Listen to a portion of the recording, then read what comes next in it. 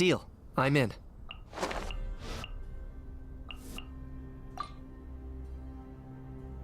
There are still so many places for us to explore.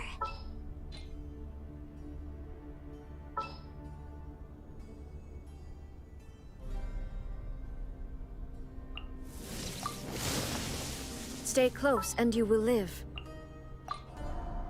What shall we do?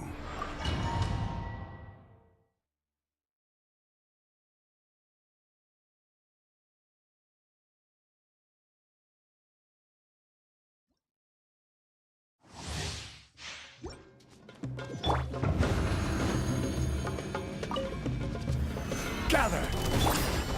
Illusion Locked on!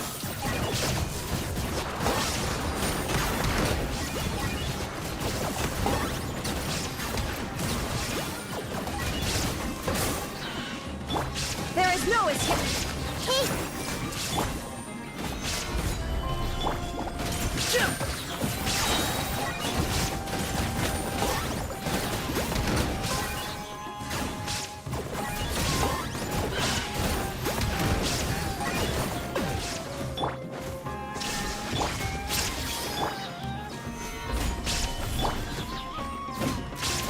Target acquired.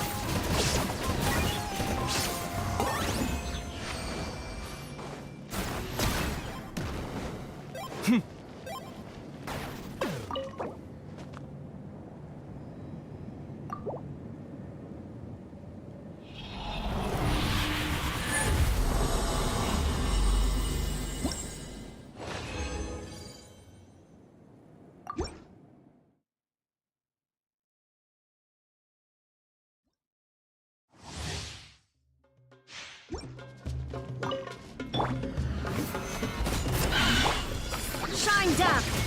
Everyone hold hands! I got him cornered.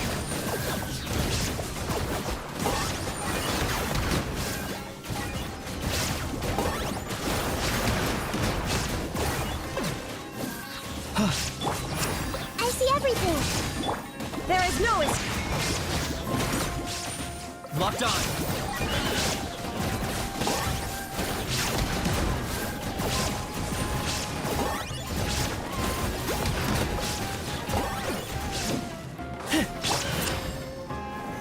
Solidify!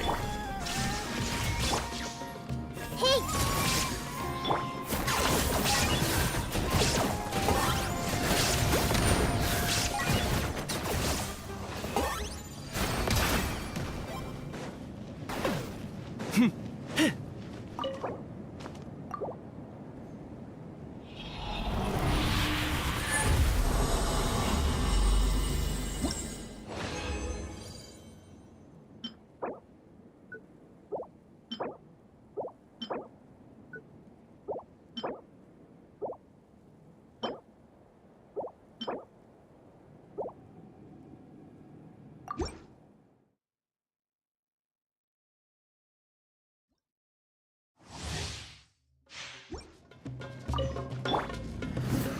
Stabilize!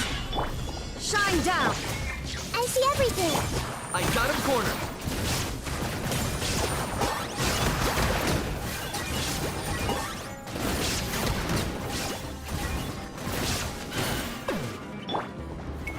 Solidify!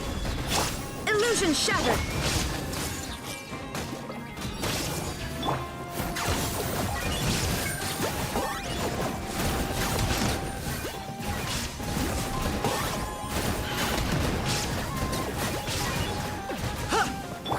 Shine down.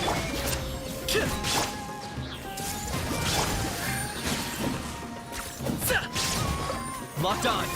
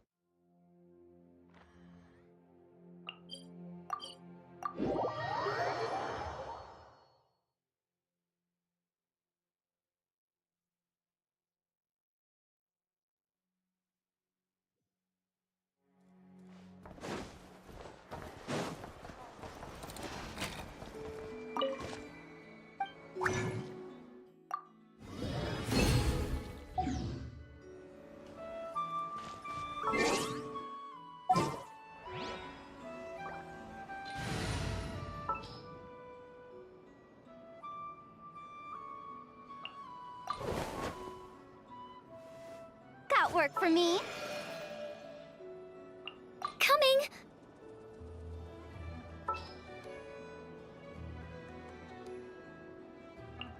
Company, fall in!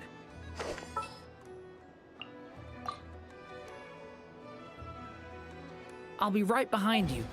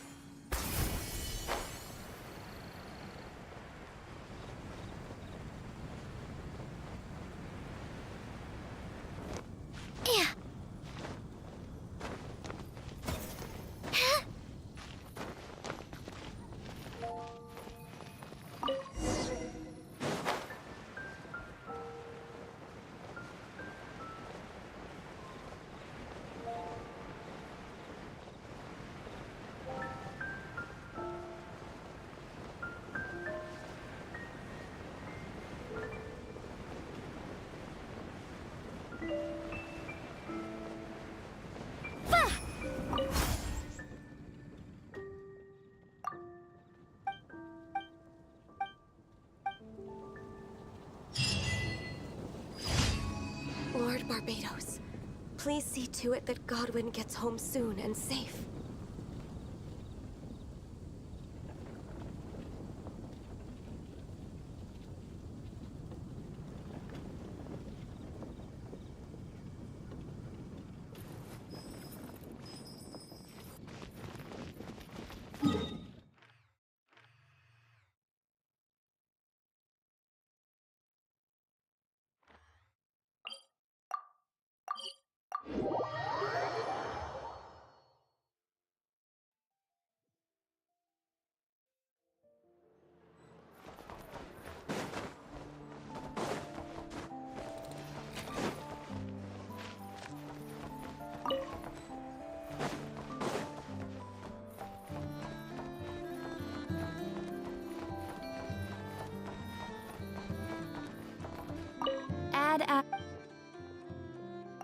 Thank you for Add Astra.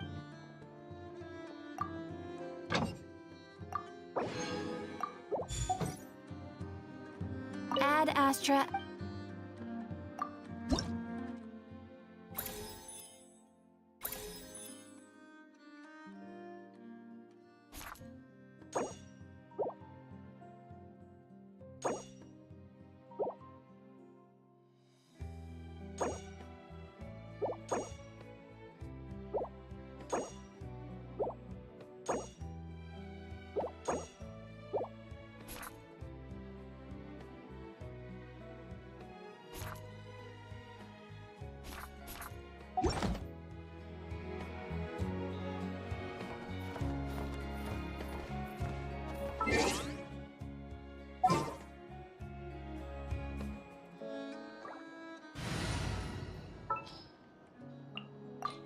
Just what will we come across this time? This had better be important. Everything's ready. Let's go. What's our objective?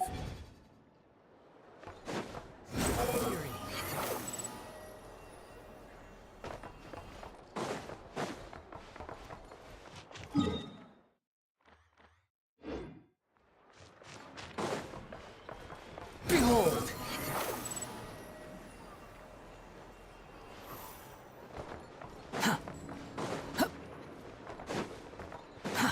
Too slow.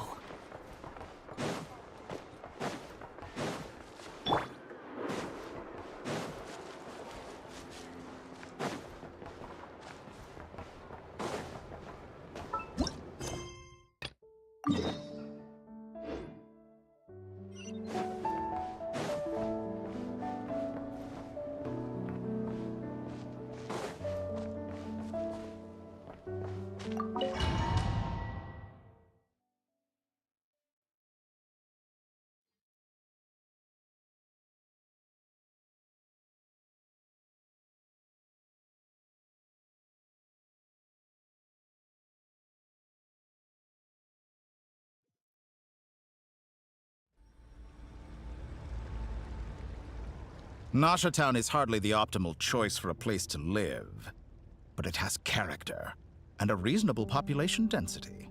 What are you trying to say? Oh, don't be nervous. I was just thinking where might make a good starting point for your journey. Perhaps I should send you further afield. Conria, perhaps. Conria ceased to exist long ago. Once again, you fail to understand the possibilities that the Tri-Lune creates. Anything that has existed in the past, I can now recreate. You simply do not wish to see that happen. That might be because you miss your sibling and fear getting answers that you are not ready to learn. But this is not for me to judge. If we are to collaborate, we need to maintain an amicable relationship.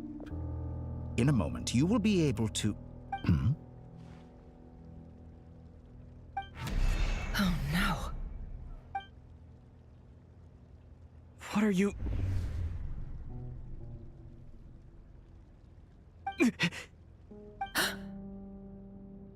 What are you gonna do? Don't move. Something unwanted has crept into... Oh? Gone as quickly as it came.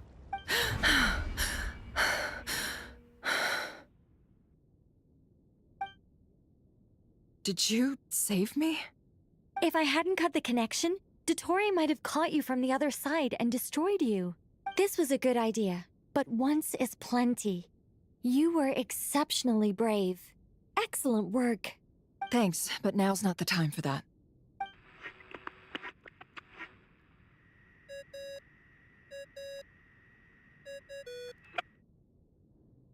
Albedo speaking. I think I know where he is. What is this endless darkness? I can't see anything, even though my eyes are wide open. But why? What happened?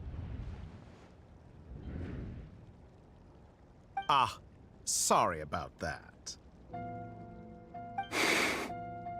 I take it you didn't notice. Just now, a friend of yours took a little peek into your mind. Could it be Nefer? How did she do it?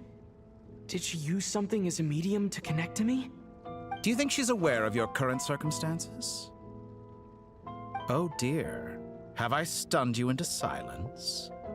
I only wanted to slow down your time a little so I could stop your intruder in her tracks. It would have been nice to capture the spy. I must say, I'm finding the ability to adjust the flow of time rather intriguing. The moment you closed your eyes, time seemed to grow impossibly viscous, didn't it? A whole month passed before you opened your eyes again, but only for you. No one else was affected. I dare say this is something only a god can achieve. Point taken. You've proven once again that you have god-tier powers. Oh, you misunderstand. This wasn't about proving a point. I was testing things out. I find I learn best by doing, and I have to admit, time is not the easiest dimension to control. I only wanted to make you sleep for a short while, but it ended up lasting a whole month. Clearly some finesse is required to wield the authority over time as I wish. I hope you're not angry with me. It was only a month's discrepancy, nothing too serious. Had I been off by a year, a decade, or even a century, that would have been quite a different story. You could have frozen me for millions of years. So much for collaboration. You aren't showing much sincerity. Millions of years? To what end? I wonder if you don't understand humans all that well. They are very pragmatic creatures who understand only that which they can perceive with their senses. If I had you sit here for a week, I imagine people might sympathize. But if I left you here for 100, 1,000, or 10,000 years, the sheer size of that number would cause it to lose all meaning to them. They would not have the capacity to comprehend your suffering, and thus they could not empathize. Unfortunately, while gods do exist in Teyvat, it is ordinary humans that account for most of the population. Their lifespans are so limited, their bodies so fragile.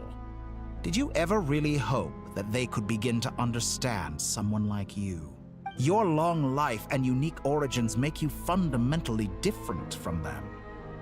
How long will it be before they start to treat you like the alien you are? Before you are ostracized, outcast? Alien?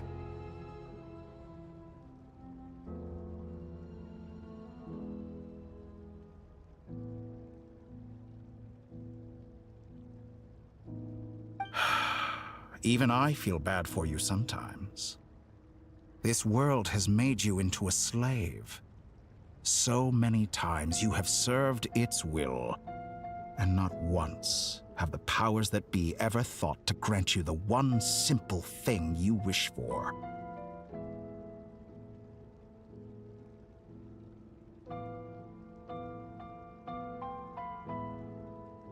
You have been treated most unfairly.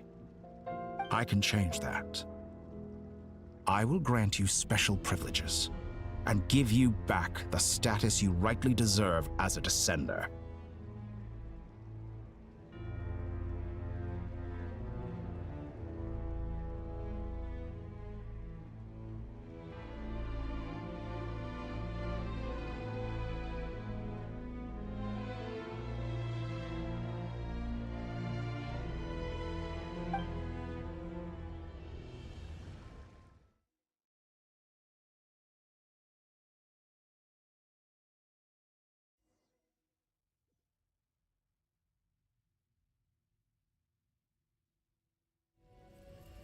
I've entered the past 3 times at this point, but I still have so many questions.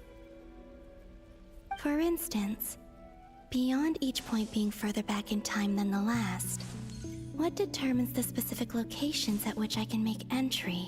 So far, the common thread linking all 3 scenarios is that the Traveler has been present, but it's more than that.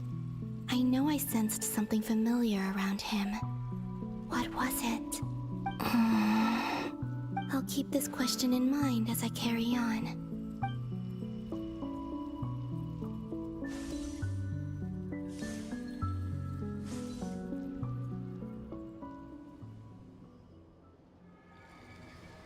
Humans, you never change. Always trying to use powers you neither comprehend nor control.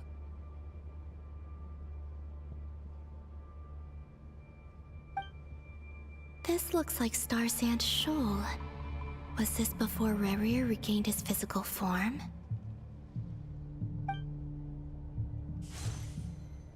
You've messed with the cannon again, huh? Sorry, but this round's not gonna go your way. The cannon. That's right. I was at Silvermoon Hall and I sensed an abnormal Kuvagi fluctuation coming from Nasha Town. And right after that, came an ominous power emanating from Star Sand Shoal.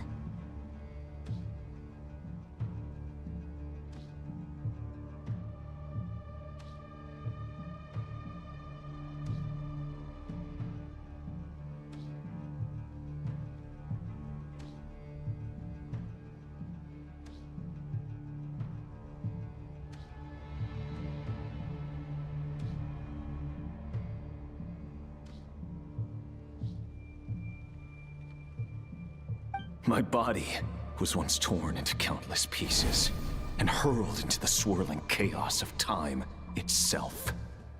But even so, my life and will were not extinguished. I wonder if I could try to prevent his resurrection. But how would I do it? What can I do, here and now? Traveler! Behind you! Look at that light! No, I won't make it in time. He's using the Kuvaki shield, like I taught him. Is he going to use it to block the cannon's beam? He's strong. I'm sure he can manage. But the force released when the beam impacts the shield might lead to collateral damage. EC Island. The Frost Moon Scions will be exposed to lethal levels of Kuvaki.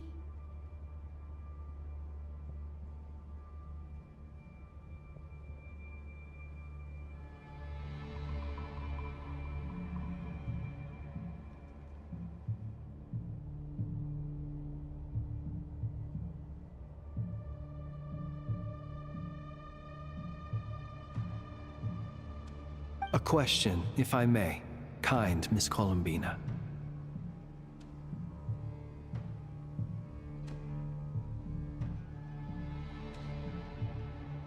When the cannon's Kuvaki beam was deflected earlier, I saw several bolts of energy streak toward Hisi Island, only to be blocked.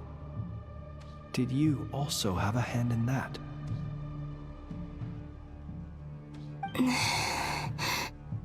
Maybe that really was me after all. Well, future me.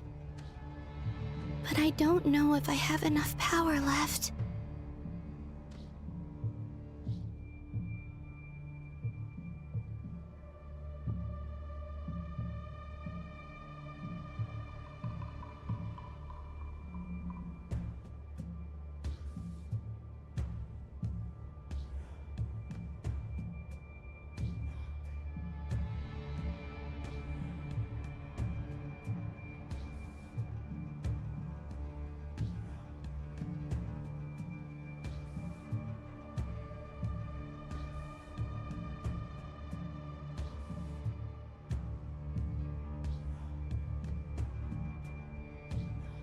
Sigi sato pasa sais, niti ipotovtos. There's no time. Osestikos paratin tirantur risuiku, topirto aithion veraton. I have to make it. Oh, Frost Moon. Oh, great land. Oh, slumbering moonlight of Nodcry. If you can hear me, if you can sense my call, then please, heed me once more!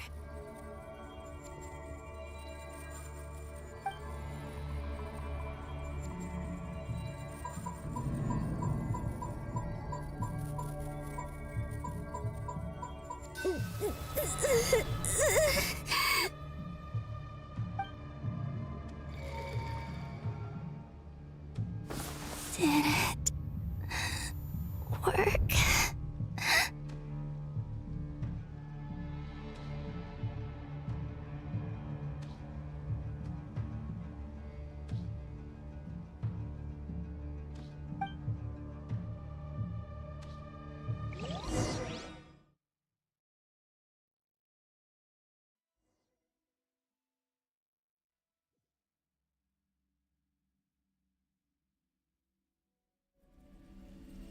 Hey, wake up. Hey, did you hear me? Columbina, I said wake up, now!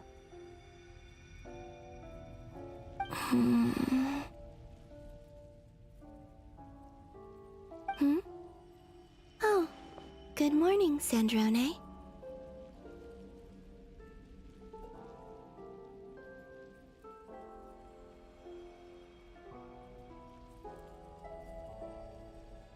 It's 3 in the afternoon, actually.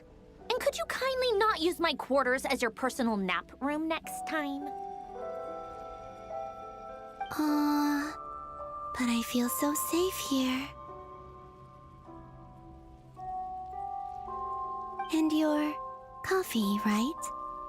It's so bitter, but it smells lovely. It's like you were raised by wolves in a forest or something. What did you drink growing up? Grass tea? The Frost Moon Scions certainly led a more frugal existence than the Fatui.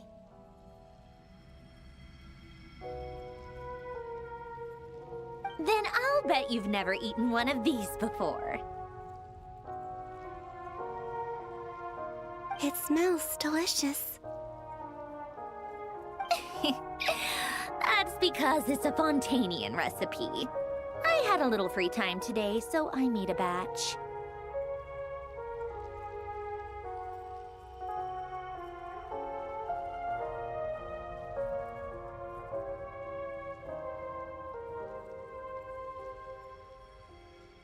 Rosaline will be here shortly, but if you really can't wait, I guess you can go ahead and...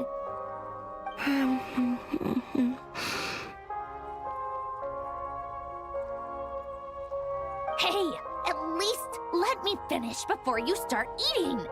Did the Frost Moon Scions not teach you basic table manners?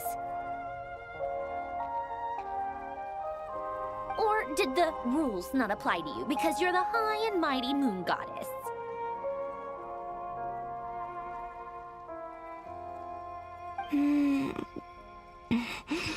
These are so tasty. Of course they are. I made them. I was worried they might contain traces of machine oil. What?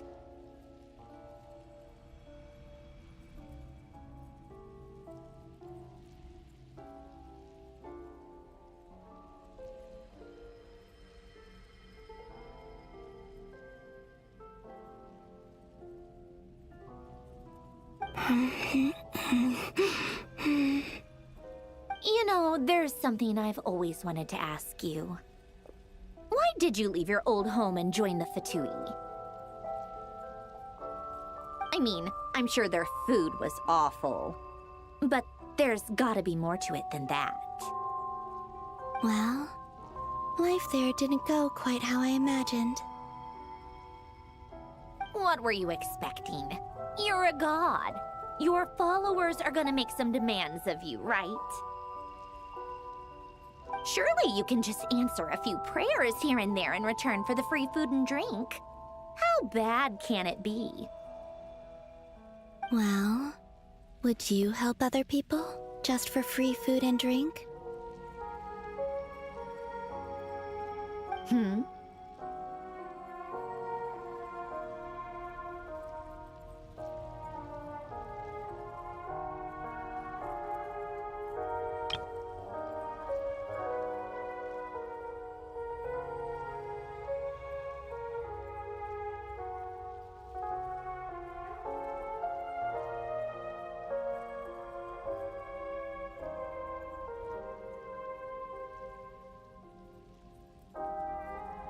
The doctor told me that you were created by a great mechanic, Lord something Fisher.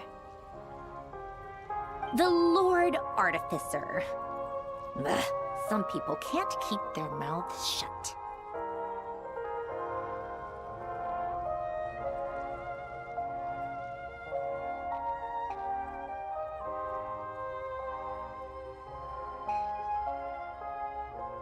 Oh, Lord Artificer. And didn't he have something to do with the, narcissist? Narzissenkreuz Ordo.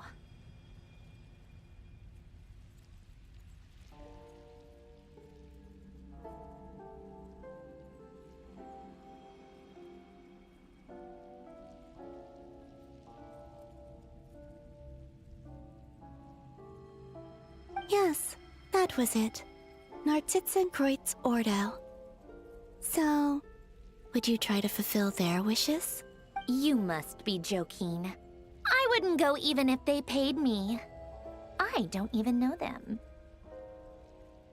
Exactly. Well, I felt the same way. I did not know the people who made demands of me. What do you know? We're on the same page for once.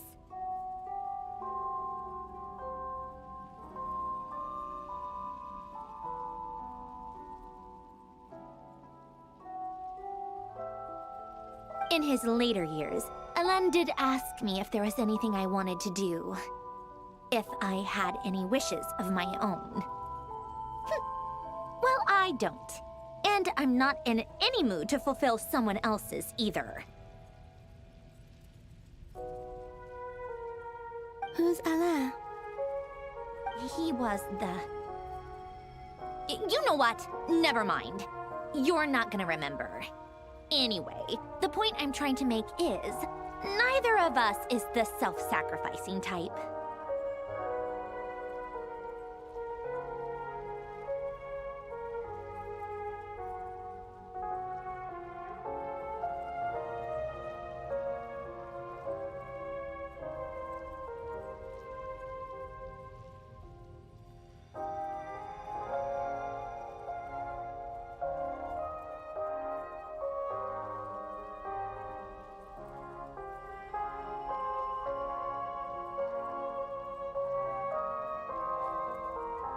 Let me ask you this. What sort of place would you like to live in, if you could choose?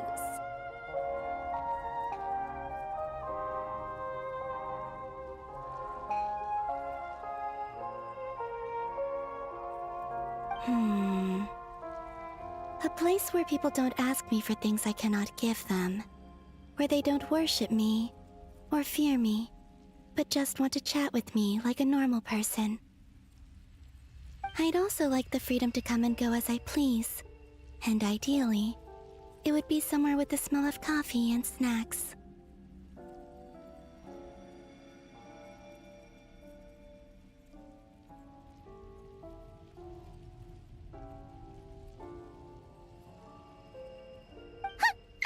Not to burst your bubble, but no such place exists in the world.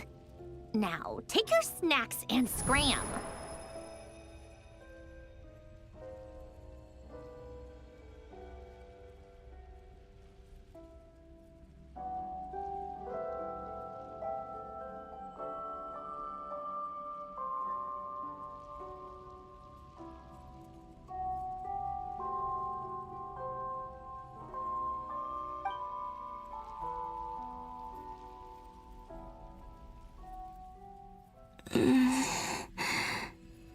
Did I pass out? Of course. I'm back here again. I dreamed of events from my past. Sandrone. Traveler. I miss you all so much.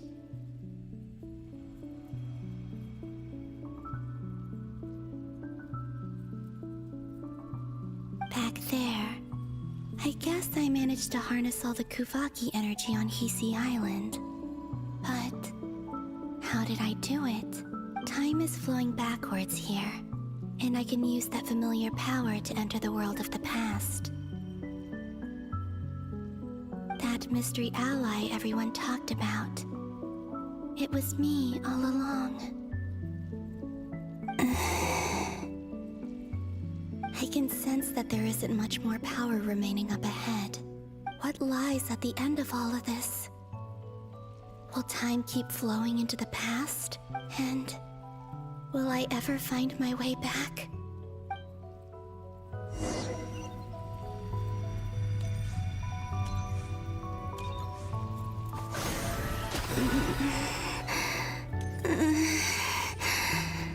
It's getting harder and harder to use my power.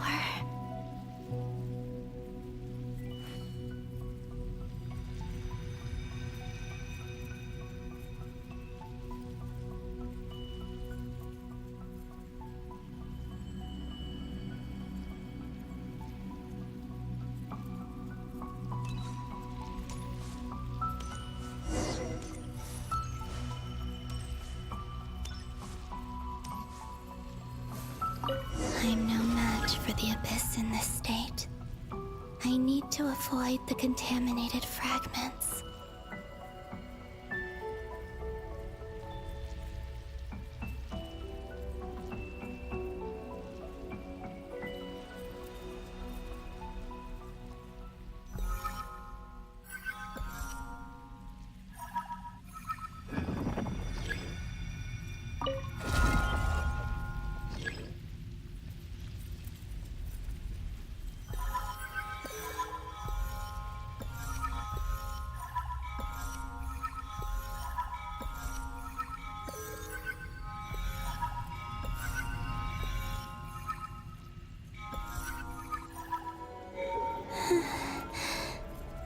Time to go.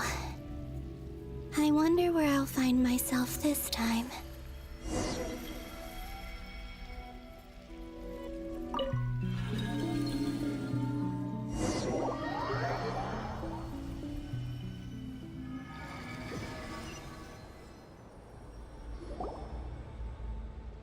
The Final Night Cemetery.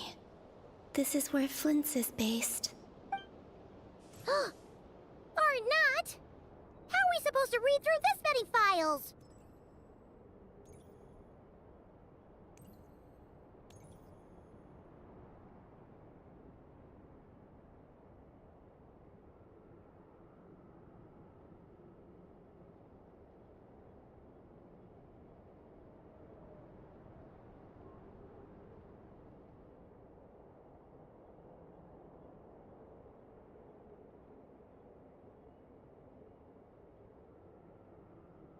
Difficult, yes, but it is also our most efficient option.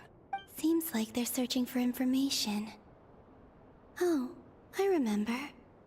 Flint and Varga talked about some files on the Wild Hunt. Was this my doing too? To expose the true intentions of this Rereer, we need to dive into Notcry's history. Are my actions changing the past? Or are they simply completing a process? Is all of this inevitable?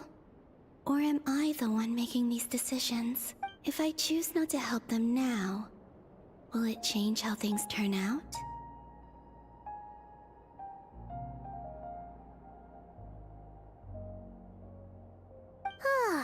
Hope we don't land on our heads then.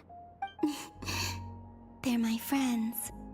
I can't not help them.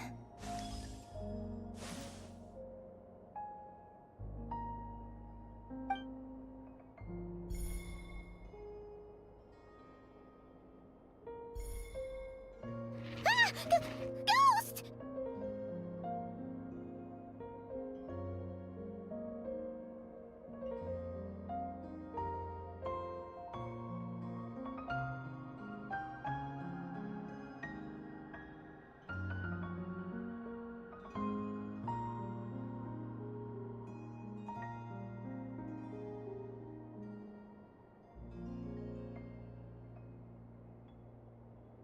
And the other one was... here. Hey! Another file's moving!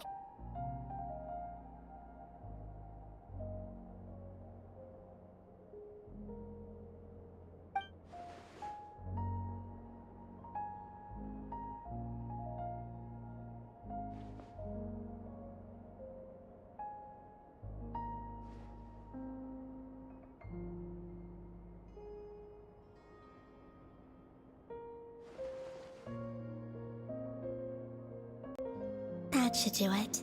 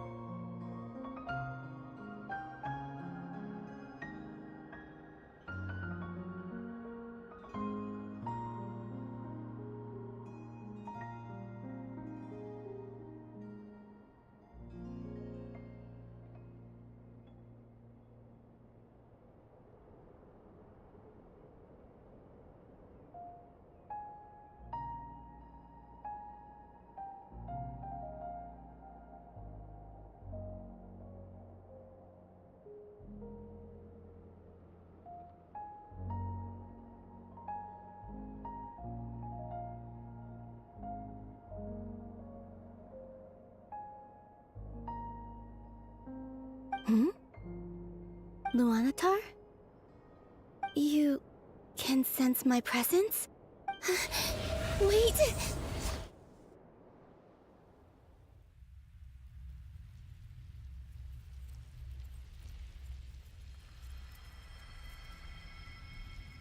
Luanatar. So she's that familiar presence I've been sensing all along.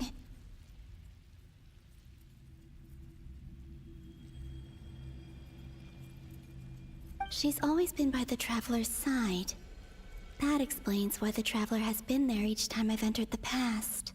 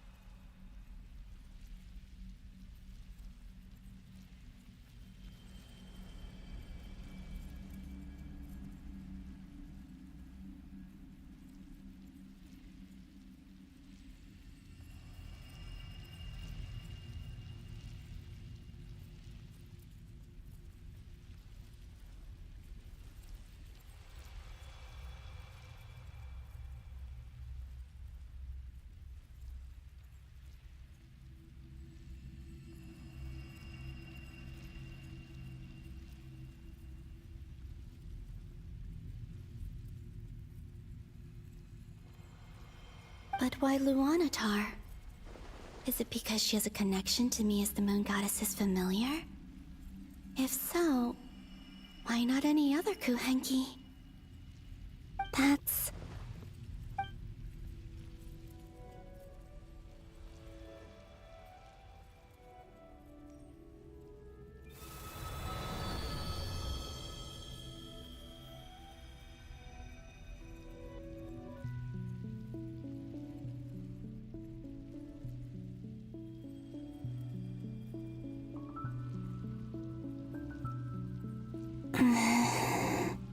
I cannot sense any power up ahead. Just a void, stretching out into infinity. This is likely my final chance to enter the past. It's now or never. I have to find a way back.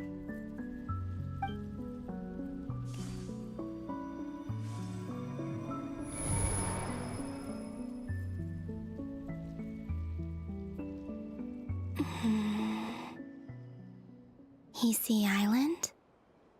How far back in time is this? Where's Luanatar? I can't sense her presence this time. Oh, seeing Anafa and Aino reunited like that sure was heartwarming.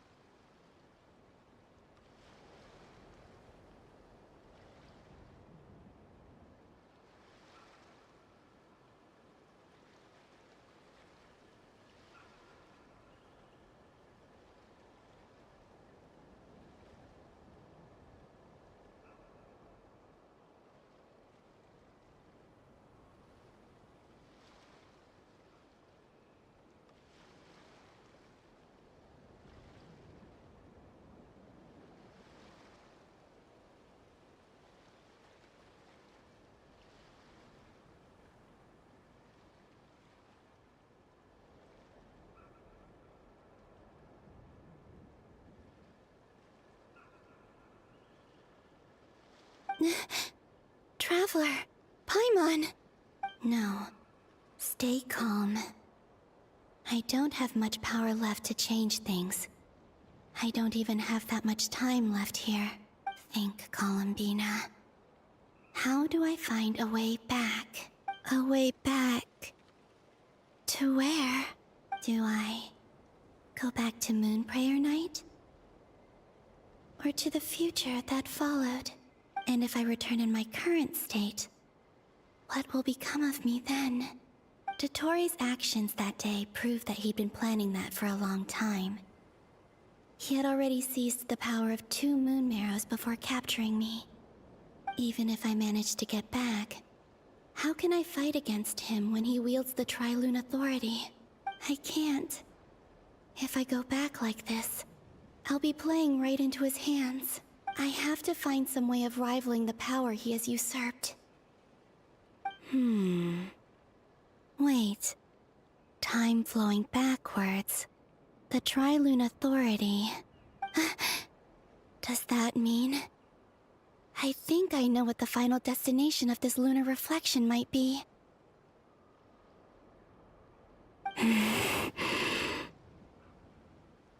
I know what I must do.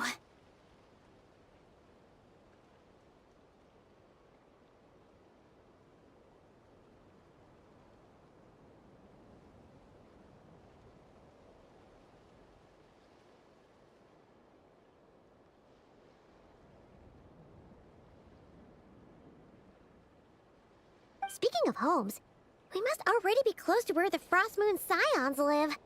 The vibe here feels different, just like the scenery. But how do I communicate my plan to my friends? Should I write it down here? No. Someone else will see it. I need something with a close connection to me. Something I can use as a medium to tell them what's happened to me in here. Now it makes sense.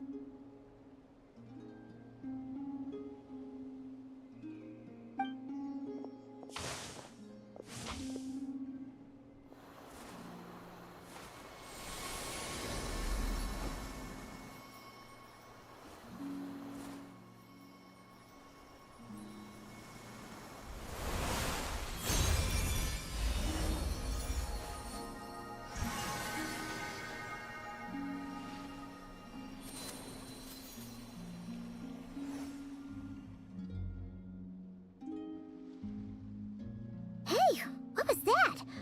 I feel like some sort of breeze blew by, and then the petals suddenly turned into... Huh?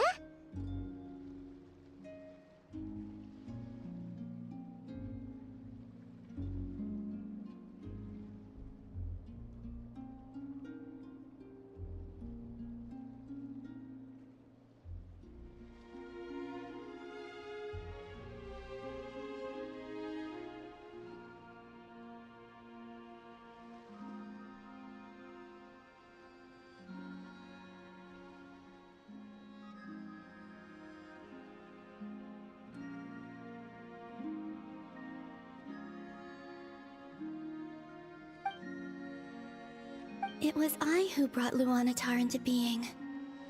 I gave up a piece of my own soul to create her. That's why I could sense a familiar power from the moment I entered this space. It also explains why she's been present in every past location that I've entered.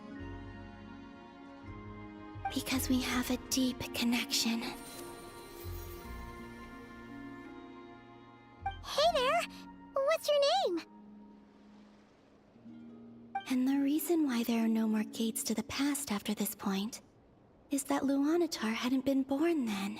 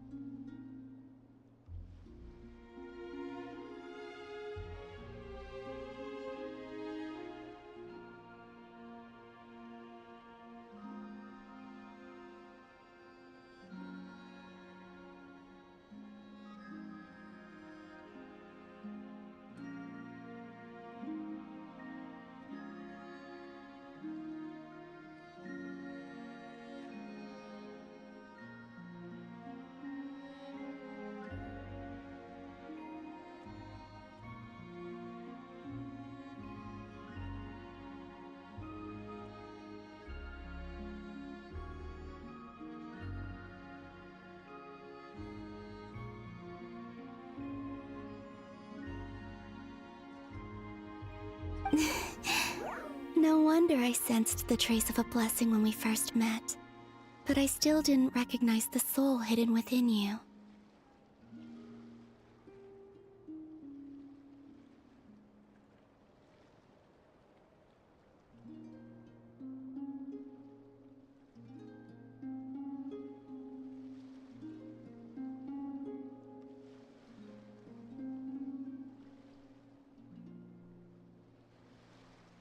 Back I was just a little lost dove.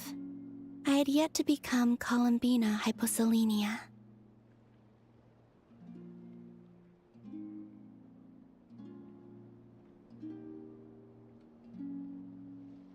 Go on now. We've got stuff to do. Best you find someone else to hang out with.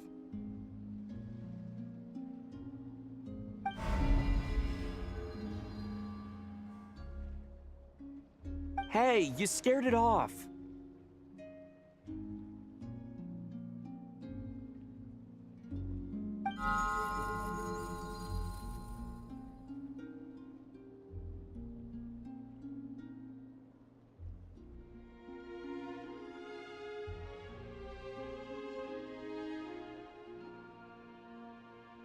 I'll be counting on you.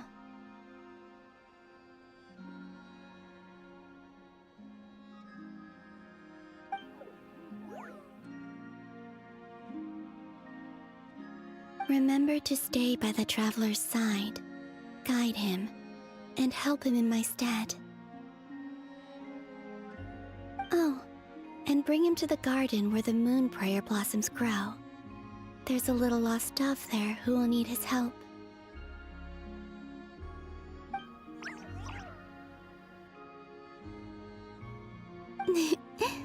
Go on.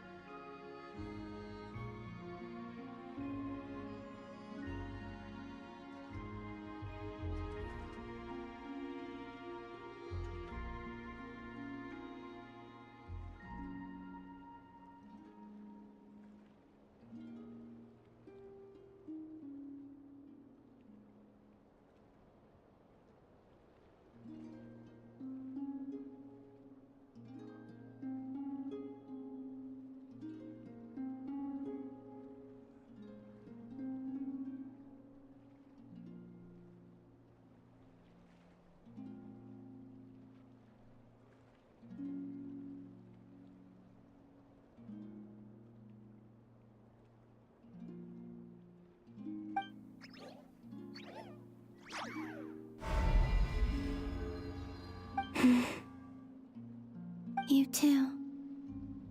Go and live your story. As for mine must go in a different direction.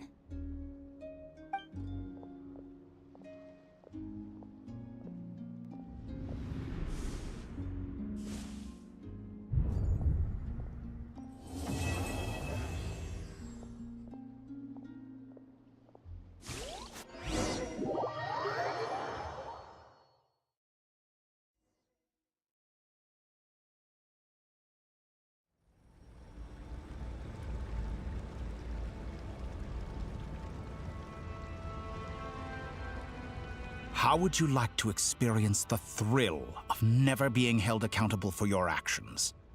You could crush people like ants without consequence, or tear off their heads or limbs as you please.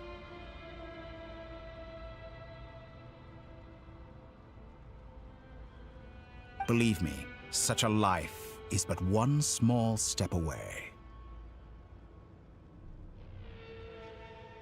What point is he trying to make? Freedom? But the freedom to kill? To do evil and get away with it?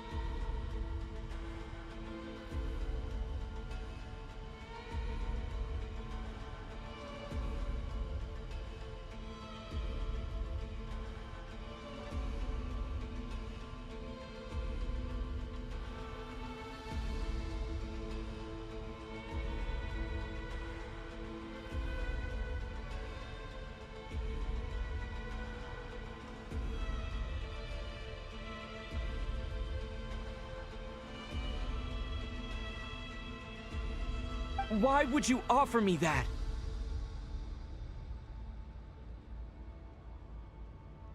The creation of a world is the ultimate scientific experiment. I have taken my research to the highest level, where I shall be not just a god, but also a servant to many sacred spirits. I shall heed the truth and perform holy deeds.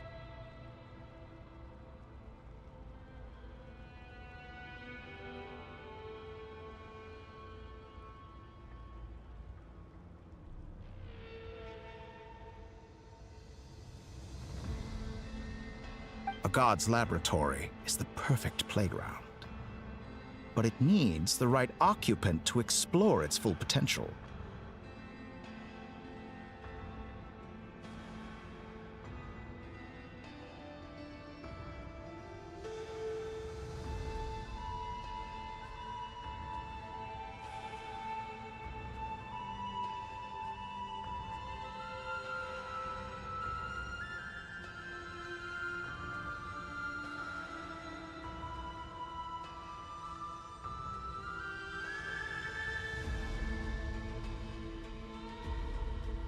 Mortals are found everywhere one looks. Not so with Descenders. I'd prefer my first guest to be a distinguished individual such as yourself. And I know you could make the most of the opportunities it offers.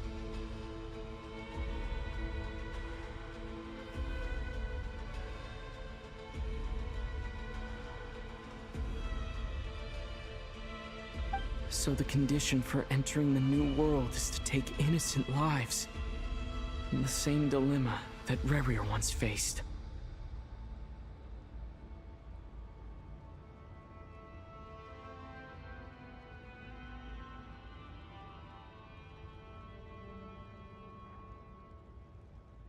Could I really bring myself to kill others for my own benefit?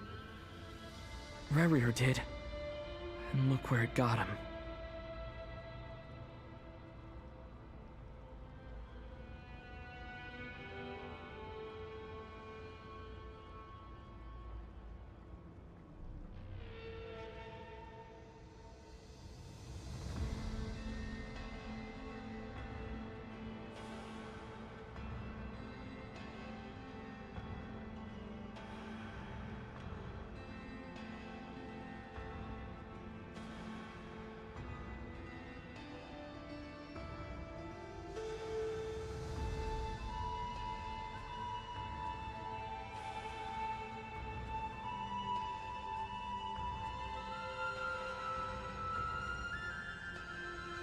Have you made up your mind?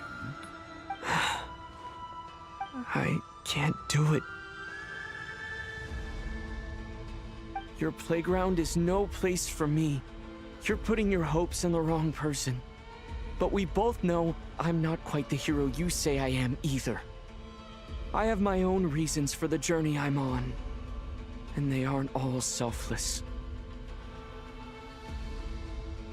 You've grown a lot since we last met. But there are still things you are unwilling to compromise on. This will only hinder you.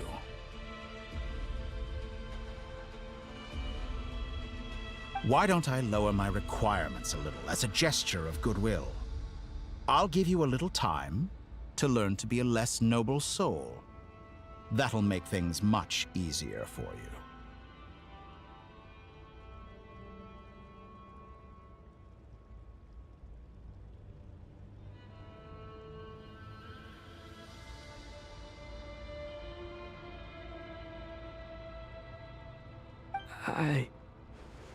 I really doubt I could live that sort of life.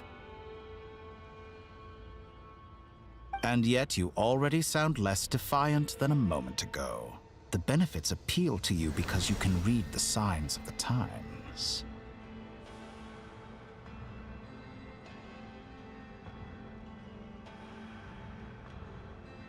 Why don't we return to my research facility? Your last visit was so rushed. There is much that I have yet to show you.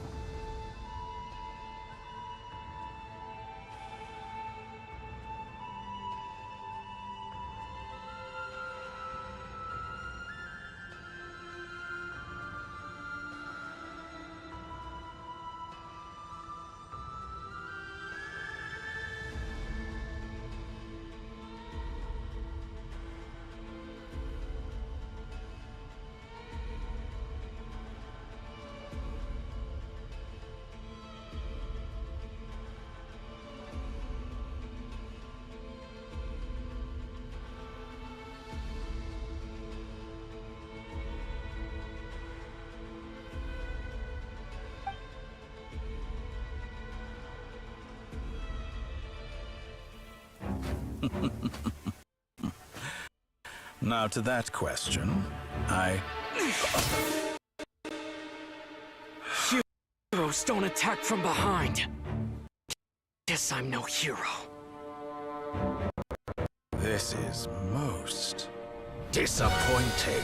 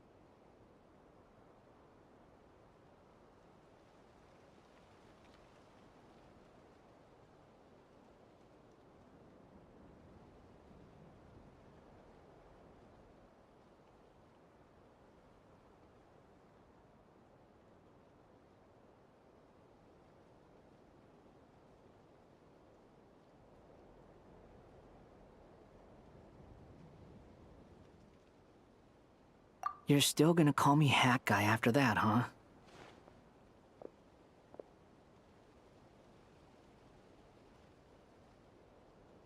I didn't see anyone else in there who needed saving.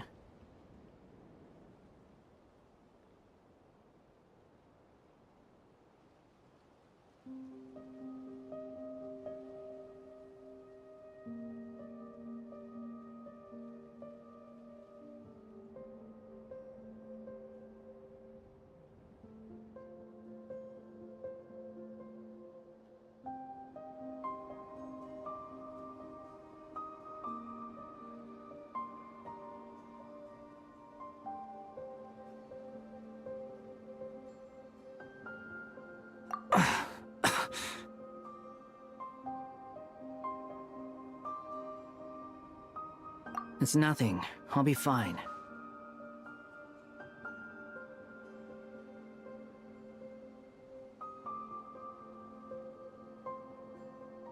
Why are you looking at me like that? Is it that shocking that I'd come to your rescue?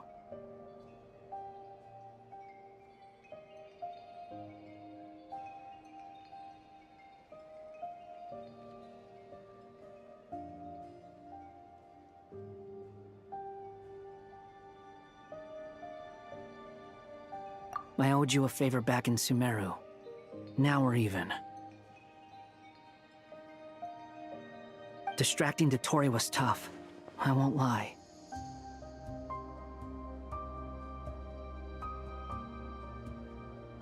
He's not gonna fall for the same trick twice.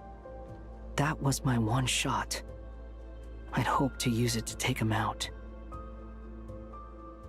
Ugh. I never wanted to obliterate someone more than I do right now.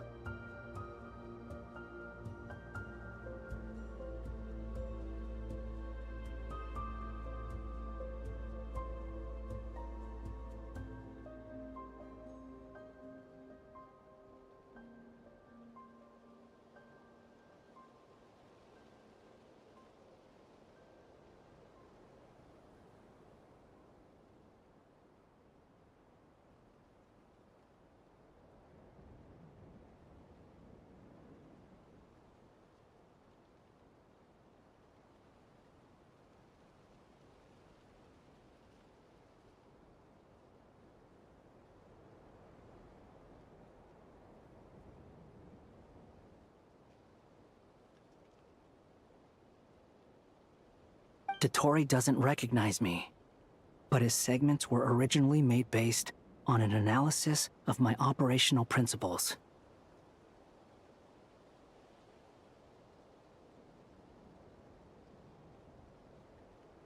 I expect it's only a matter of time before he figures out what I am.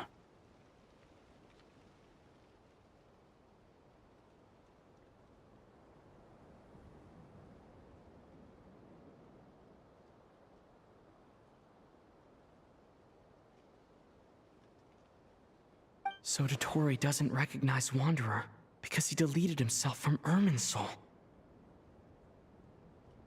Did he really miss his only chance for revenge by saving me?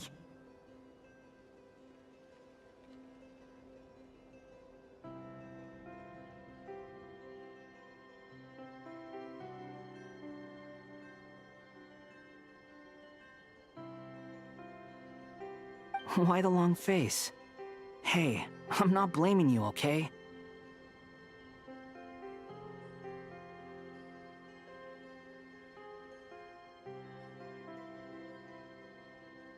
And I'm not complaining either. Rescuing you and killing Dotori are equally important goals. Everyone would be pretty stuck without you. It's best you live to fight another day.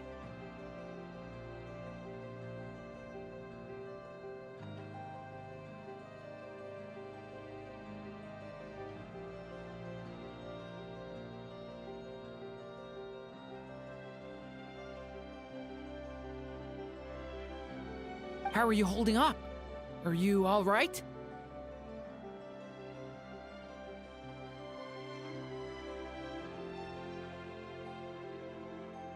Hat Guy said to put safety first, so we agreed to run as far away as we could after leaving the energy field, and only meet up once it was safe. You don't look injured. It seems that Dotori didn't do anything to you.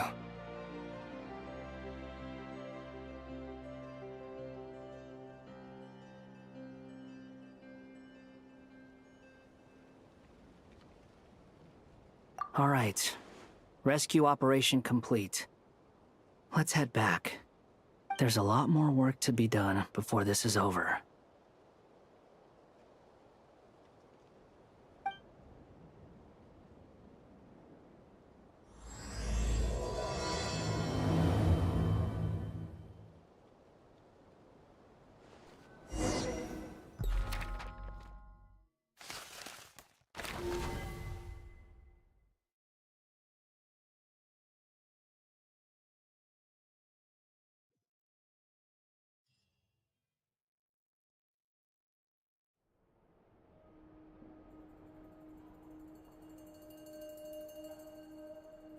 Understood.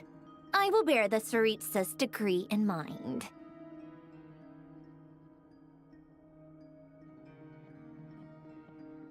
I don't see what's so awesome about it, though. Does he really think everyone else is as immature as him? I'm not stooping to Tartaglia's level.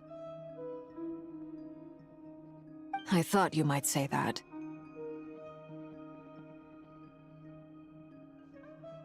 How's your progress? Quite promising, actually. That alchemist Albedo gave me a few ideas. Remember how I asked you to look up some files for me?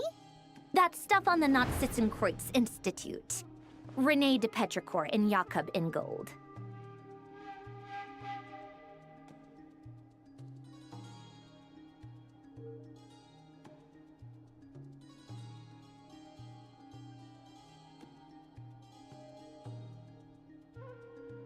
Giltan despised René's theories and methods, but he never managed to come up with better alternatives either. So I adopted some of René's ideas.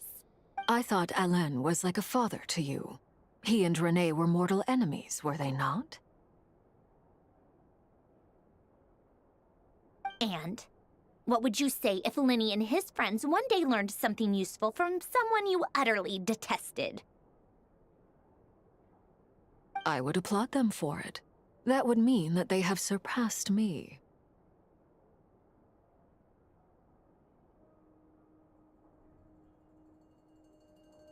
For all we know, Alain Giltan might have thought the same thing. Not that it matters, though. He's dead, and I'm alive. So it's my call to make. Once you die, it doesn't matter how great you were in life. Only the living get to decide what happens next. Hey, come on out. They're back.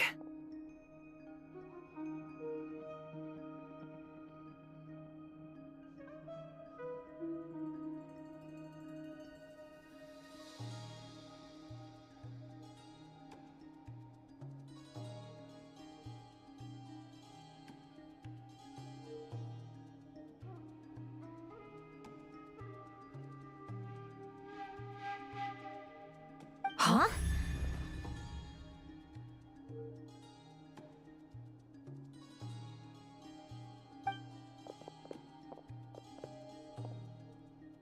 You're back? And your head's still screwed on? And you still have all your limbs?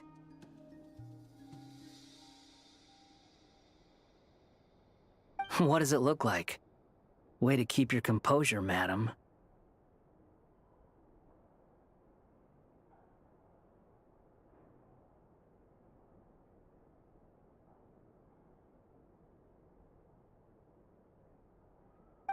Excuse you. I am perfectly composed.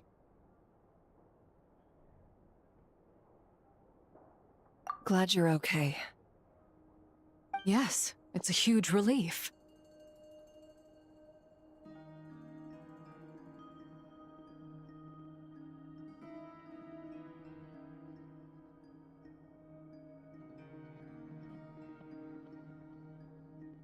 Worry?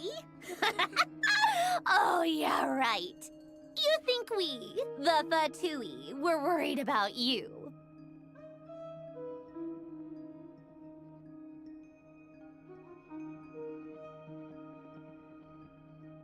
We were worried sick.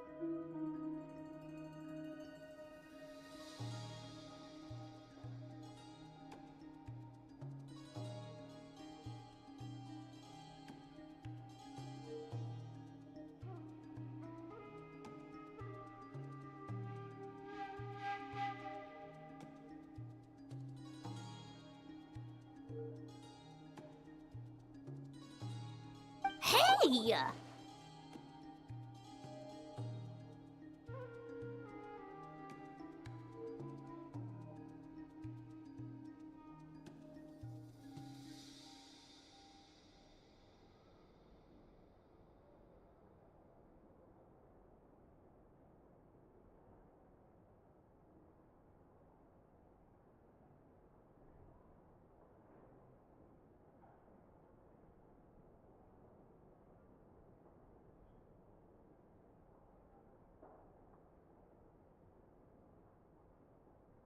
The Traveler and I were already friends.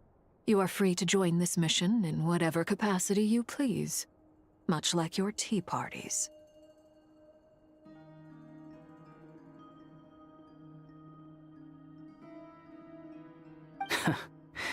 It's a laugh a minute with you guys. I must say, I was quite surprised when Mr. Albedo told me he would need no additional aid.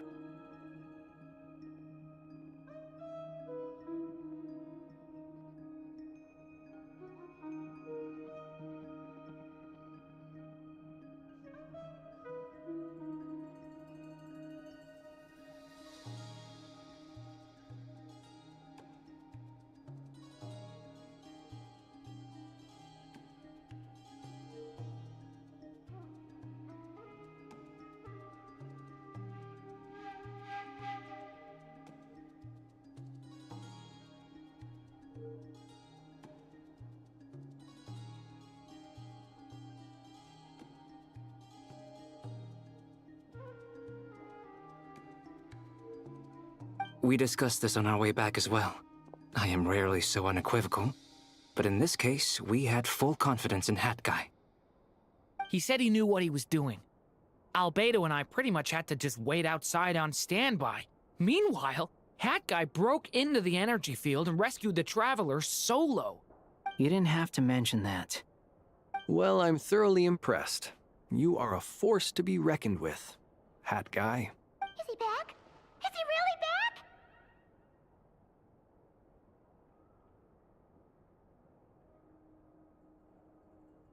Traveler! It's really you!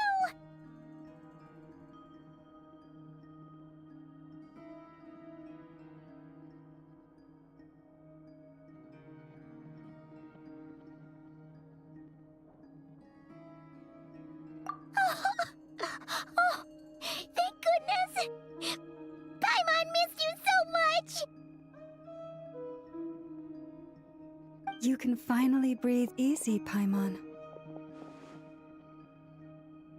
It's great to have you back in one piece!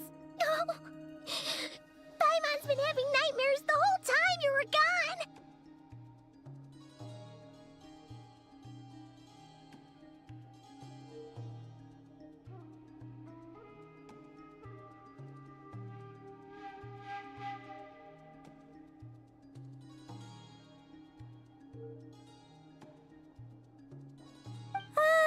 Look at them. You know, once you reach my age, there's nothing better than watching a misty-eyed reunion between friends.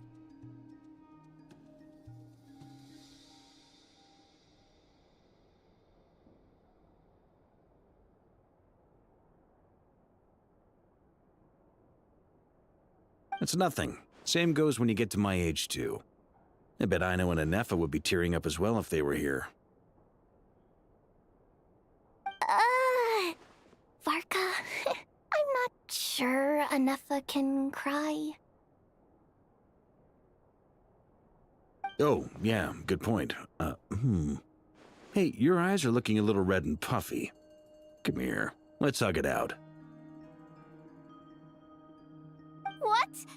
Ew, no! No, thank you. You're not my dad, okay? Knock it off! Everyone, I'm sorry for all the trouble I caused you. But the silver lining is, I didn't come away from this ordeal empty-handed.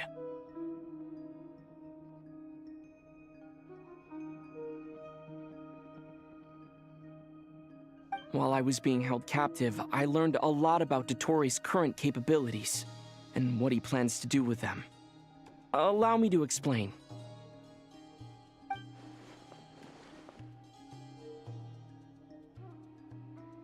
The three moon goddesses were even more powerful than we imagined.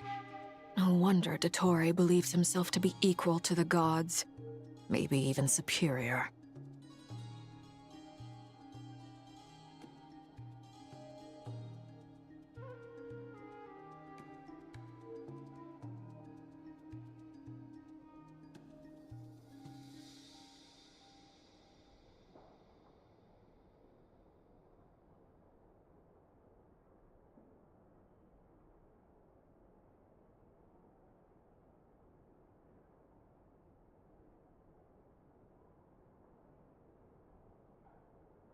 Utter blasphemy. While everyone was gone, Nefer and I made an interesting discovery, and I believe Miss Sandrone has something to share too. Ma'am, perhaps you could do the honors?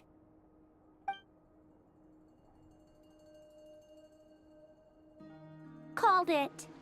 Getting rid of a pesky troublemaker like her is like trying to clean up after a crumbly cake. It always comes back to haunt you.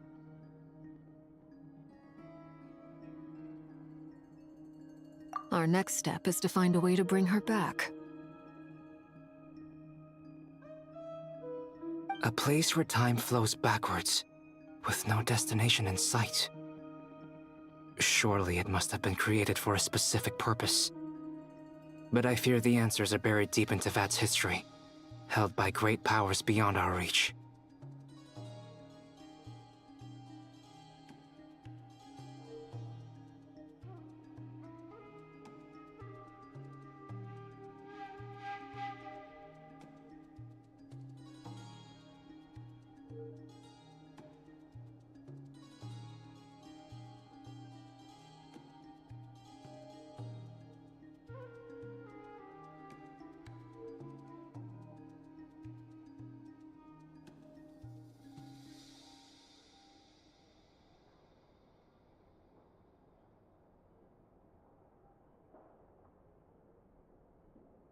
It sounds like she's on a specific path through time, just traveling in the opposite direction to us.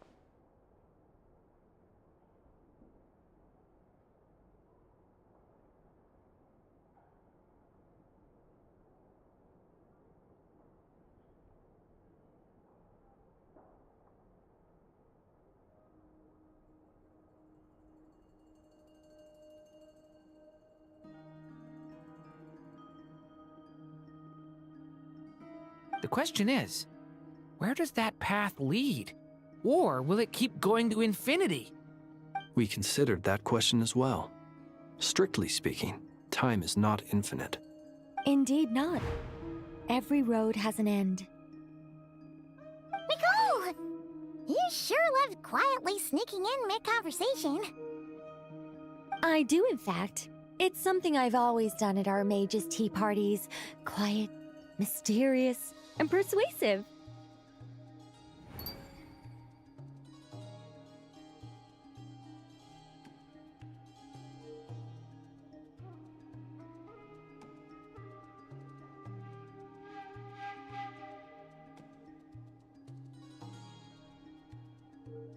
You wonder what lies at the end of her road.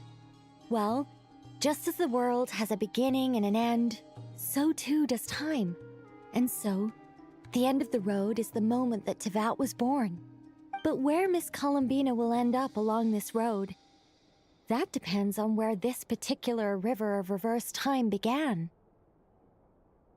What about the original moons and the moon goddesses?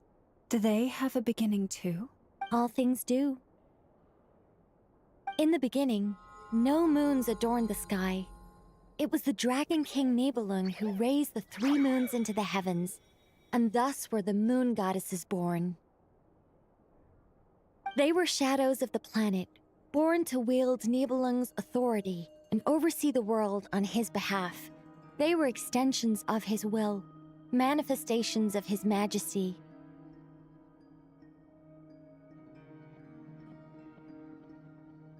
But then one day, they disappeared just as suddenly as they had once been brought into being.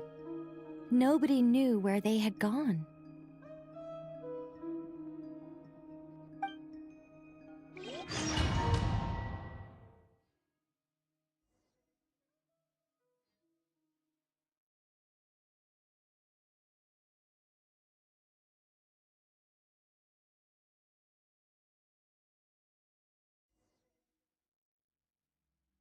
Like I thought, no more paths back to reality have emerged since. But how can I be sure that I'm going the right way without scenes from reality to keep me on track? I can't even be sure of how long I've been walking for. The further I travel, the less stable this space becomes. There are even moments where I can sense something that feels like abyssal energy.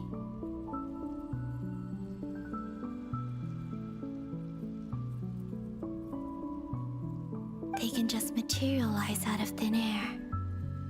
I have to keep my wits about me.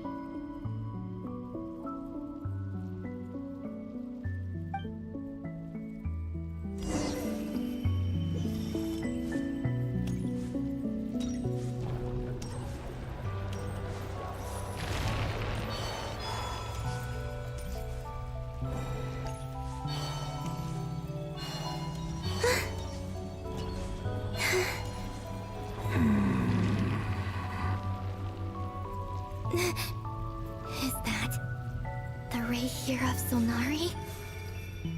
I can't believe he survived. How did he do it?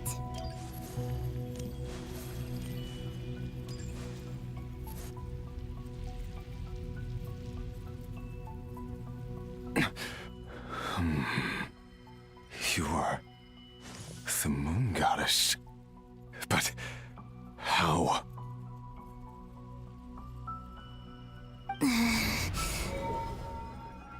Please, there's no need. I'm not interested in fighting anymore.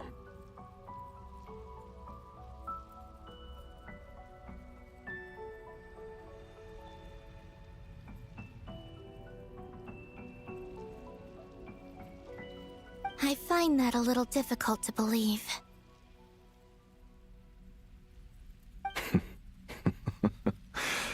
Yeah. Honestly, so do I. The way you used my own power against me was... it was a brilliant strategy.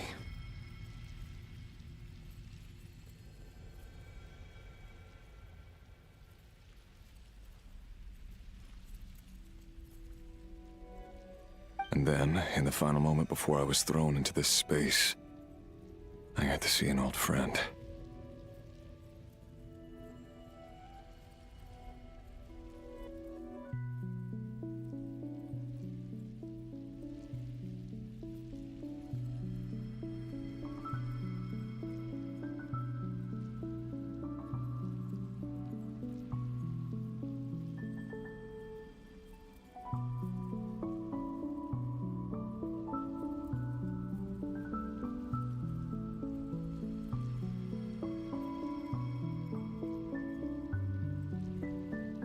Mr. Dainsleif.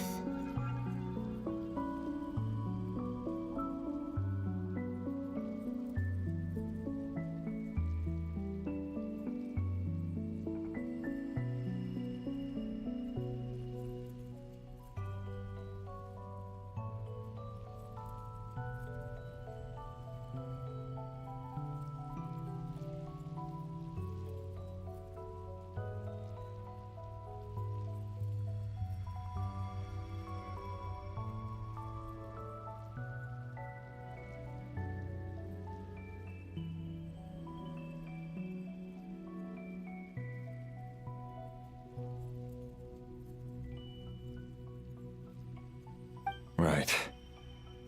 It was so long ago now. But we were friends once. When I first got here, I was filled with hatred, remorse, and rage. How I cursed and devoured. I tore everything here apart. I was consumed by the desire to leave this place and have my vengeance.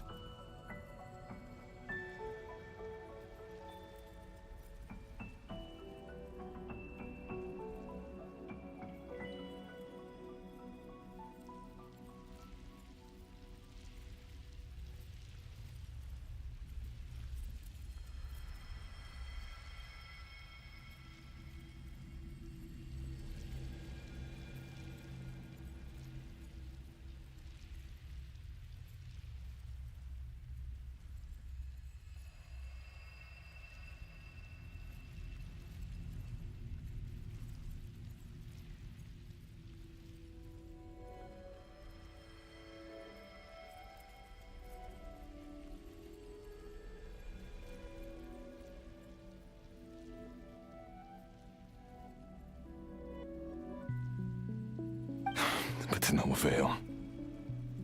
This is a place with no exit.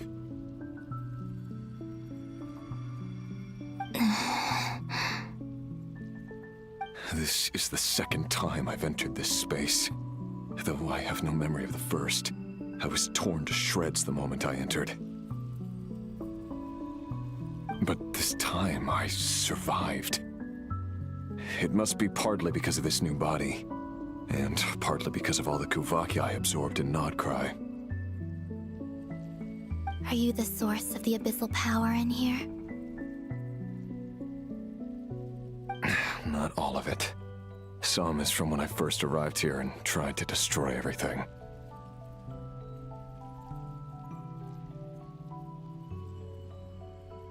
But there was already a degree of abyssal power here before I entered.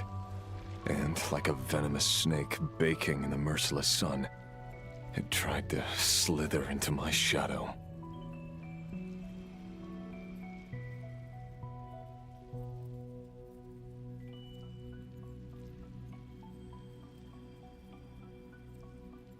Tried to. So, you rejected it? Yes. Because after that, the world suddenly became silent for a moment.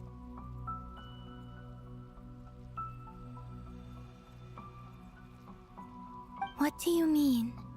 The voices in my head, they were gone.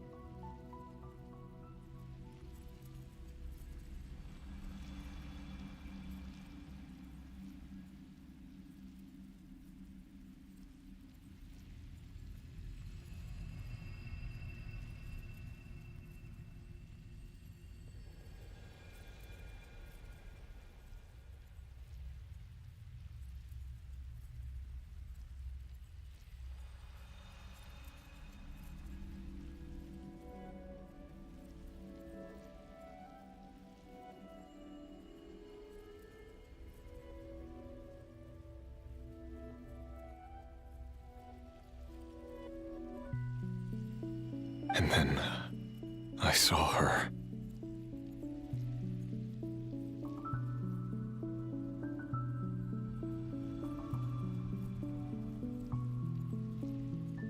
Her? Thelindis. My former lover.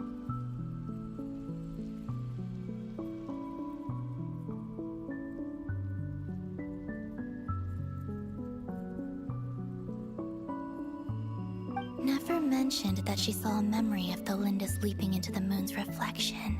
More precisely, I saw her afterimage. I'm sure the real her is long gone. She was just an ordinary Conrian. She couldn't have survived here for very long.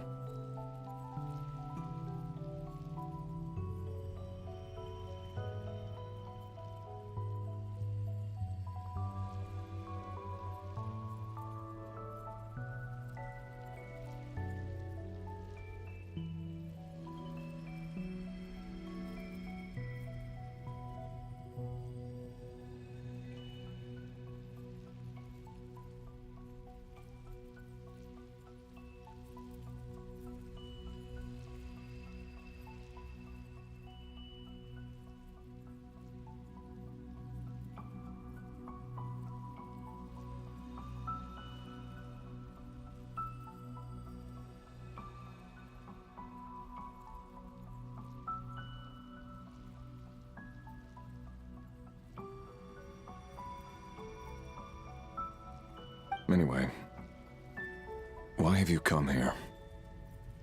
Didn't you know it was a dead end?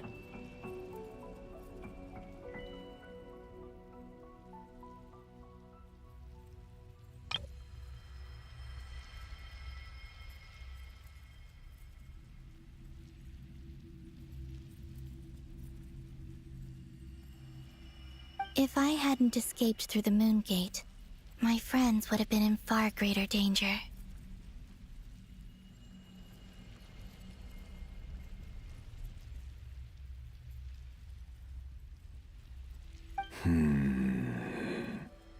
Oh, I see.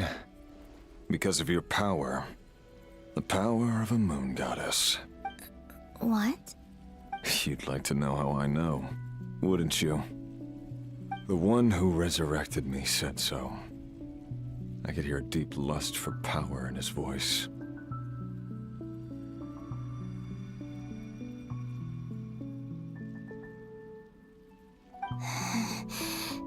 Do you mean... Dottore?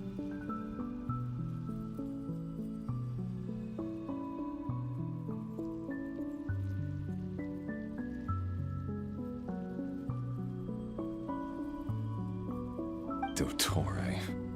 So that's what he's called. He'd been collecting fragments of my body for a long time. All so that he could resurrect me at the moment of his choosing.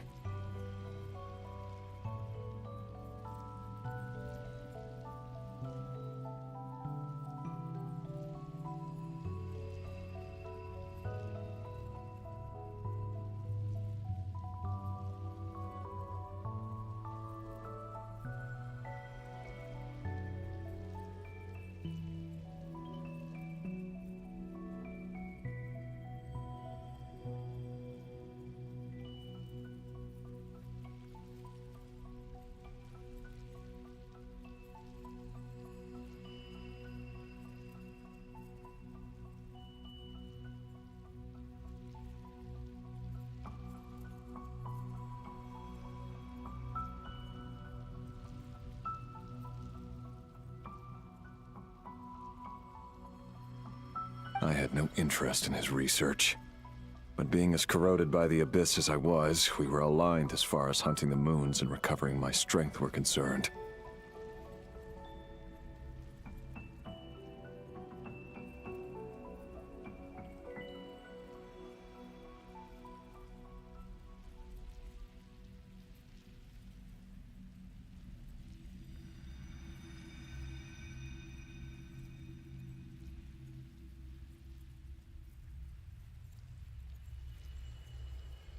So that's why the Wild Hunt suddenly became so active in Nodcry. When I left the Fatui in my weakened state, Dottore must have felt that his time had come.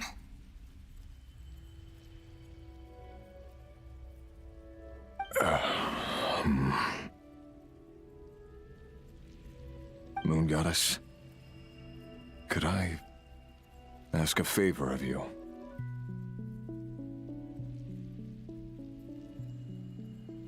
What? I know this is a lot to ask, especially from someone who tried to kill you. If you refuse, I won't fight it. But this is the only thing I desire now. Nothing else matters. What do you want? I'd like you to take a message to Thelindis for me.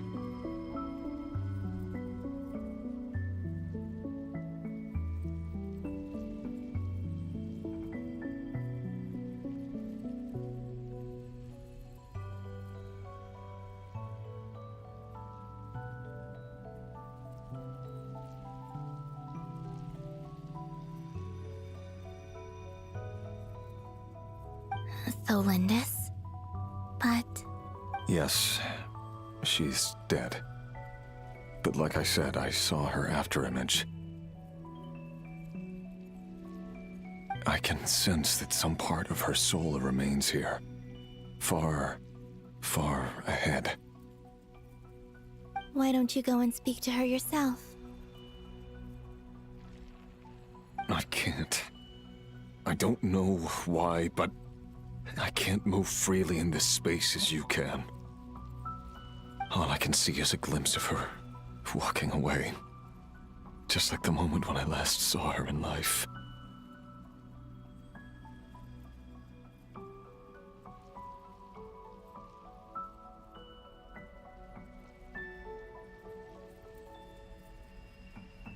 In return, I will clear these abyssal obstacles for you.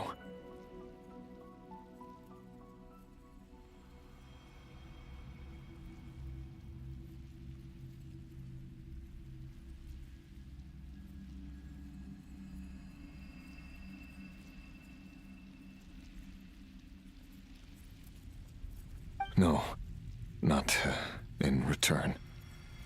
I'll clear them for you. Whether you want to help me or not. It feels like something I ought to do.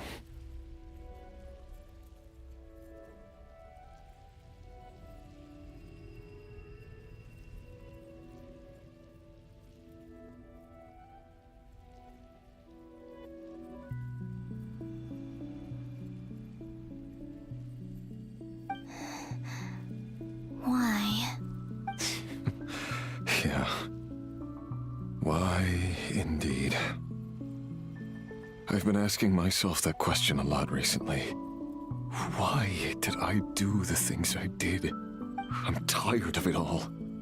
Tired of the person I became. People used me. And then I turned around and started using others.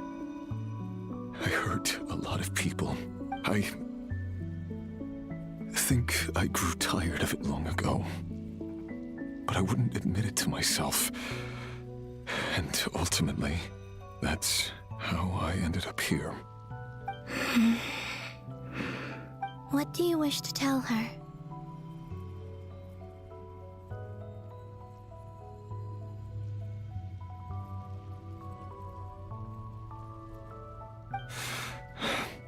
All of it. My past. My mistakes. Everything that happened after we were separated. Is it okay if I give her the abridged version?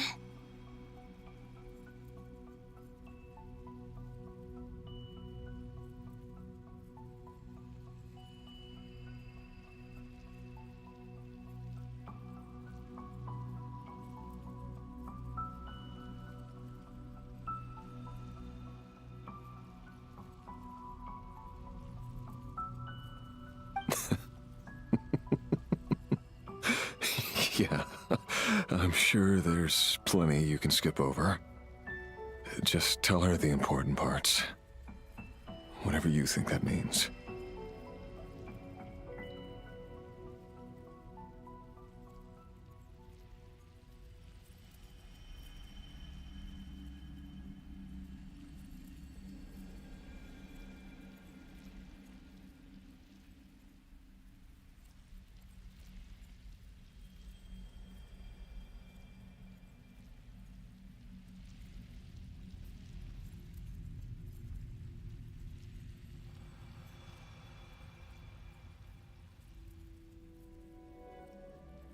Like the part where you relentlessly tried to kill us?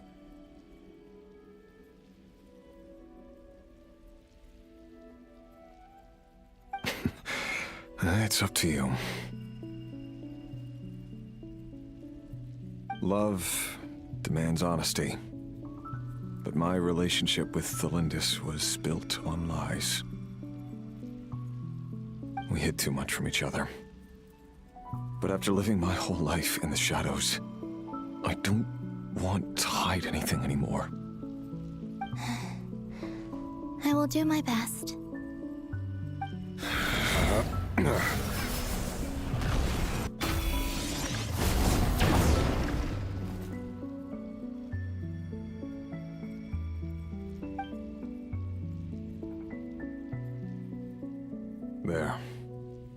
The Abyss will no longer stand in your way.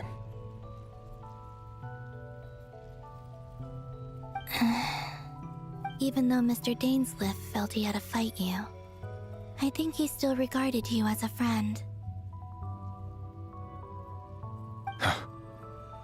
Dane?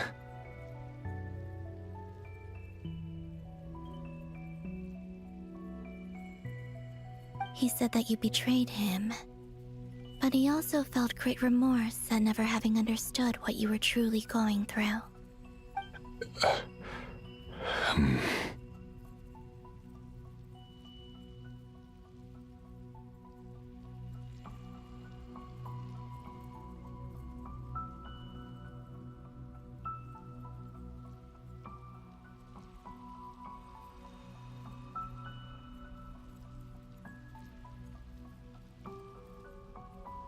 Why tell me this?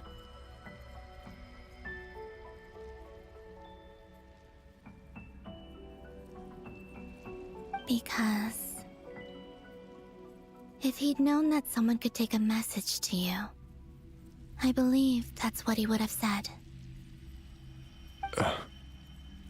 Thank you. It means a lot.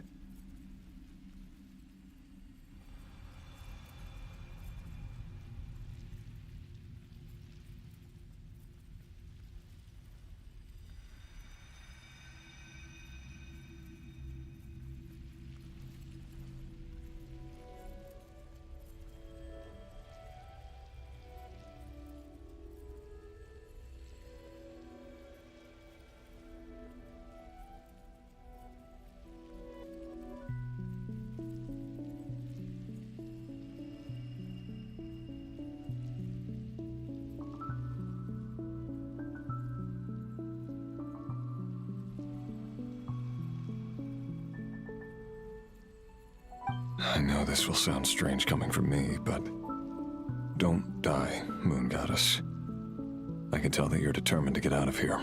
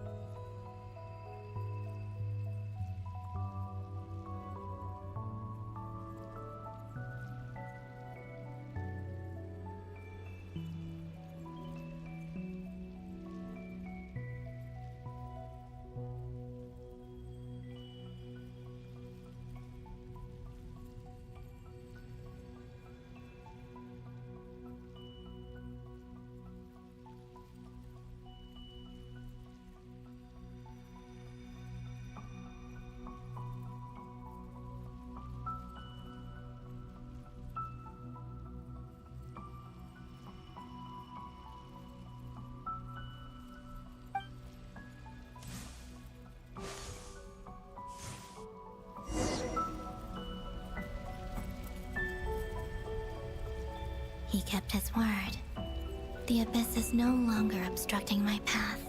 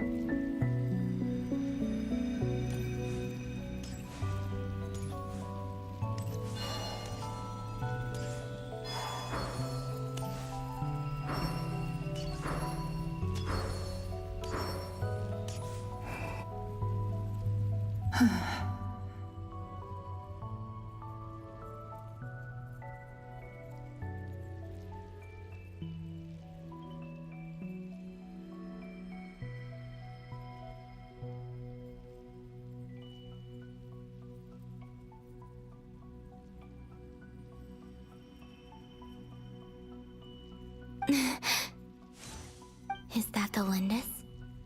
She wasn't far off at all. And yet, they can never meet.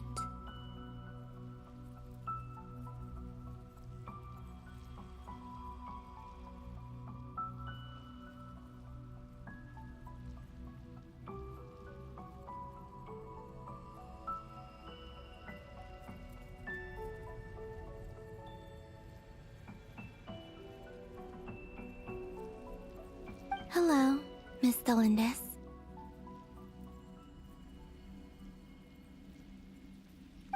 Who are you? How do you know my name? I've never seen anyone else here before. You can call me Columbina. I promised Rerir that I'd bring a message to you. Rerir? My Rerir? Is he well?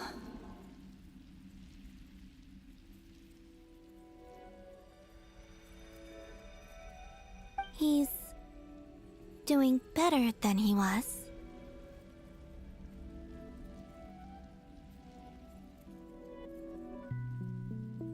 Better than he was, huh? Sounds like he's had a pretty rough time. Others have had a rough time on his account too. In many cases, their time ran out because of him.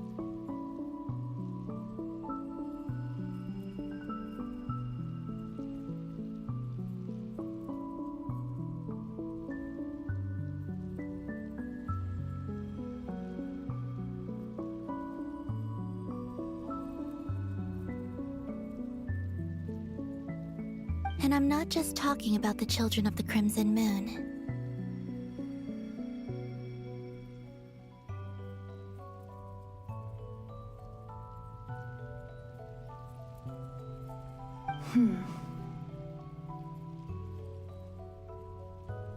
So, things got worse before they got better.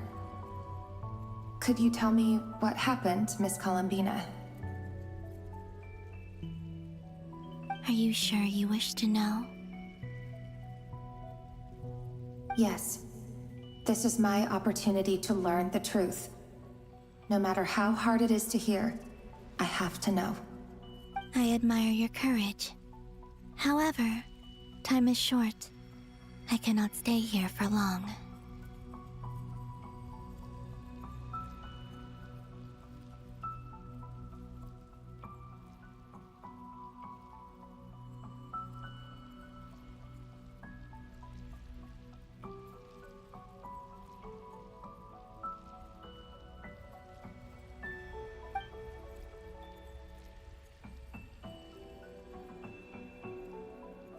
Rerir had seeds of hatred in his heart, and many people nursed them for their own ends. On some level, everything he did was to try and find a way to see you again. But in the end, he came to regret his mistakes. He wanted to apologize for hiding his past from you. Beyond that, he did not say specifically what it was he wished to convey to you. But I'm sure that you've always been on his mind. You are what has kept him going over all these years.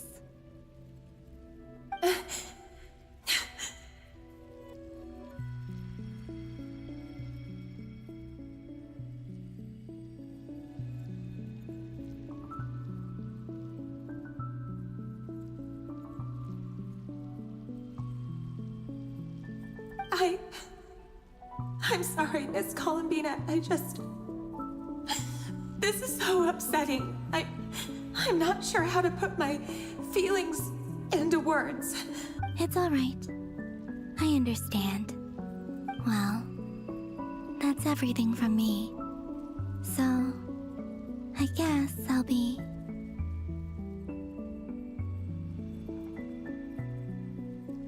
Wait. One moment.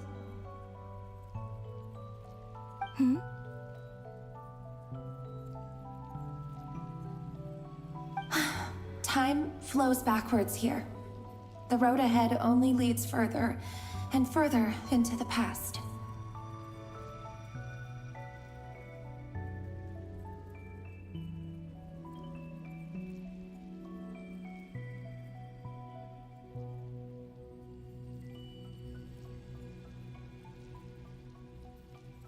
I know. I intend to reach the end of that road.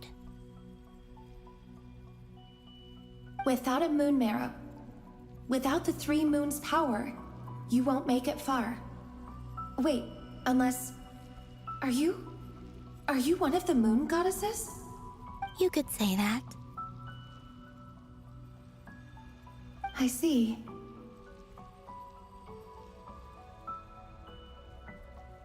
I often think to myself, if life is like a train ride, why haven't I reached the terminus? Where am I even going?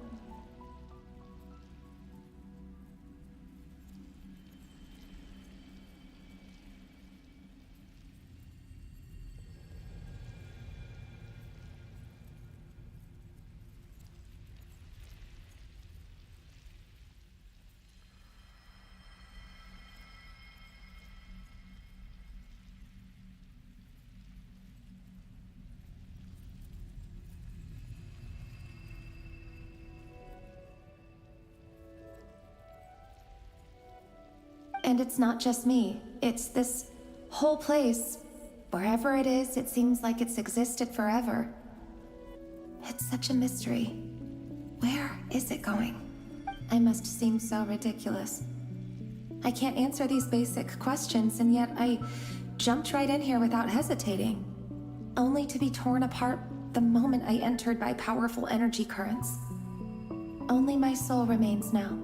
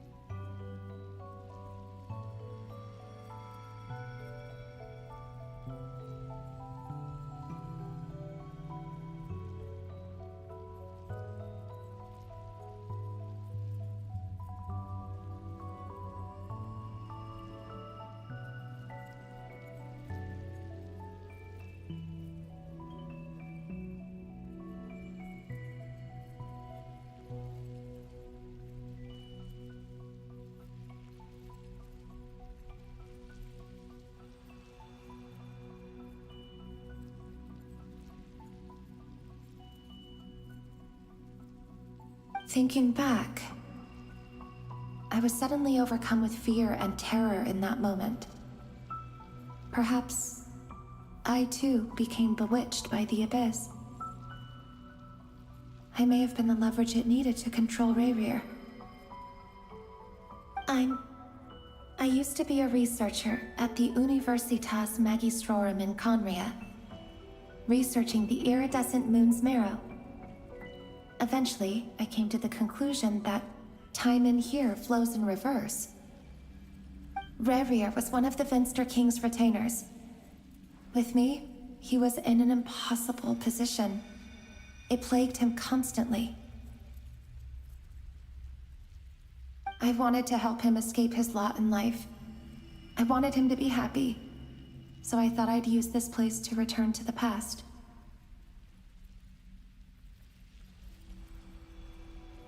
At the time, I thought I could just go back to the day that the Finster King first found the princess.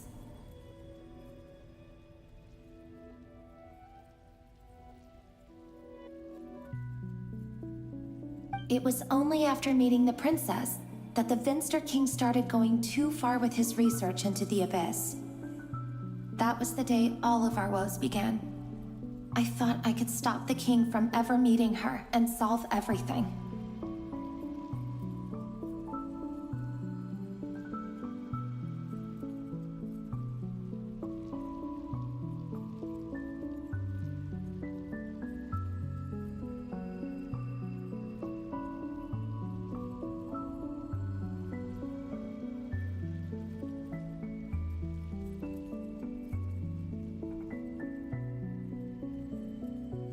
I couldn't kill the Vinster King himself, so I had to find another way to save Rayrir. That's why I wanted to go back, to kill the person who had brought new possibilities to our realm. I'm sure it was a futile endeavor, but the Abyss probably enhances the basest human desires. So I naively hoped I could change everything. But I was simply too weak. Like a speck of dust against the whole universe. Look at me. I didn't even survive the journey here. Not physically, at least. I know I'm never getting out of here. But you're different. You can make it, and I want to help you. I owe you that much. How do you plan to help me? Have you noticed the golden energy that exists here?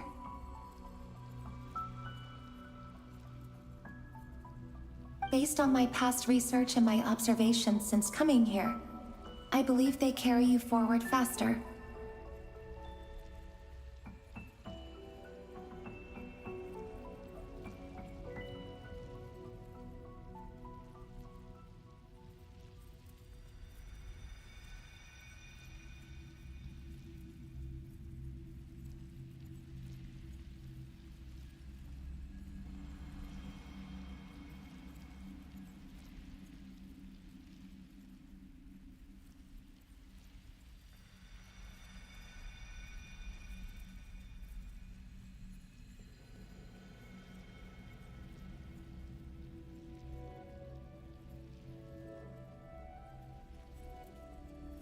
I can share what I've learned, and help you understand the pattern in which this energy appears.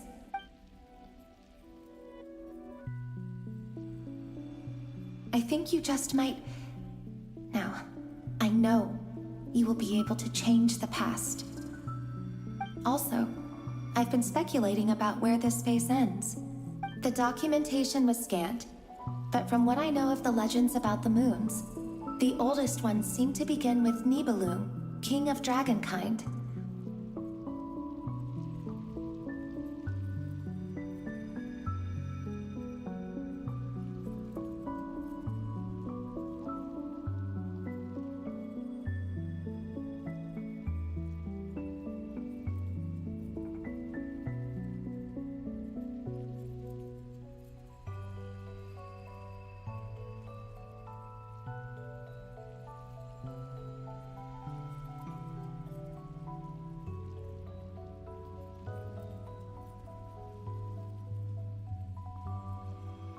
I have no way of verifying any of it by this point. But if it's true, you might be able to reach that era if you keep walking.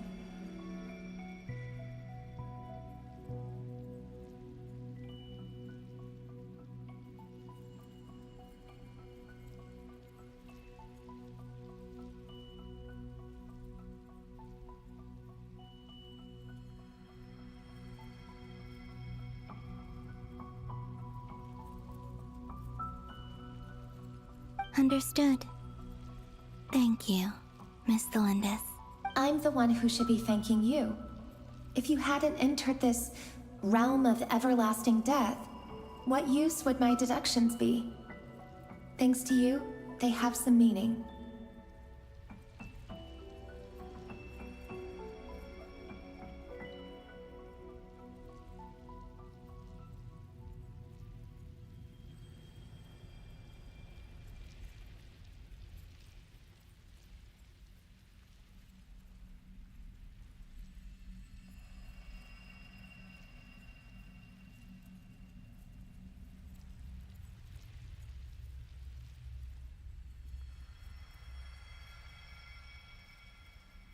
About Rayrir, I'm so sorry. For everything. It wasn't your fault. That's not true. Because we both feared bringing trouble upon each other, neither of us ever told the truth. And that dishonesty sealed our fates. But enough about that. I wish you a safe journey, Miss Columbina.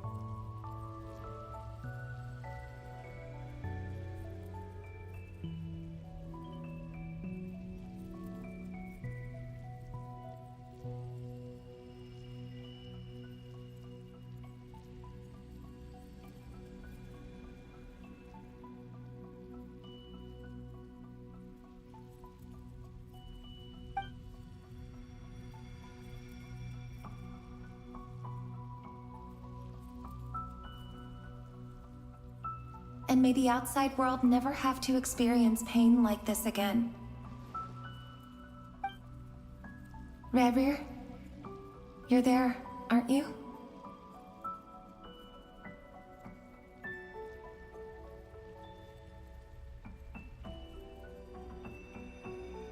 I cannot see you, because you exist in the future.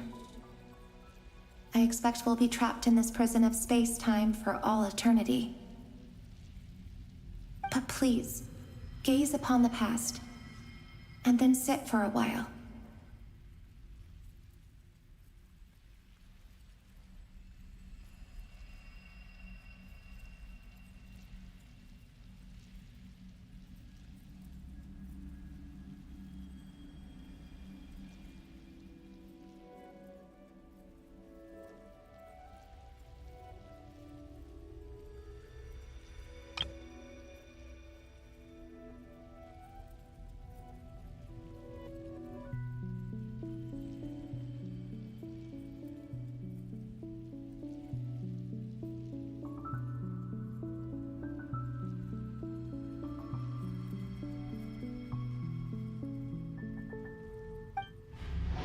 Let's find a place to sit down together, just like we did when we first met.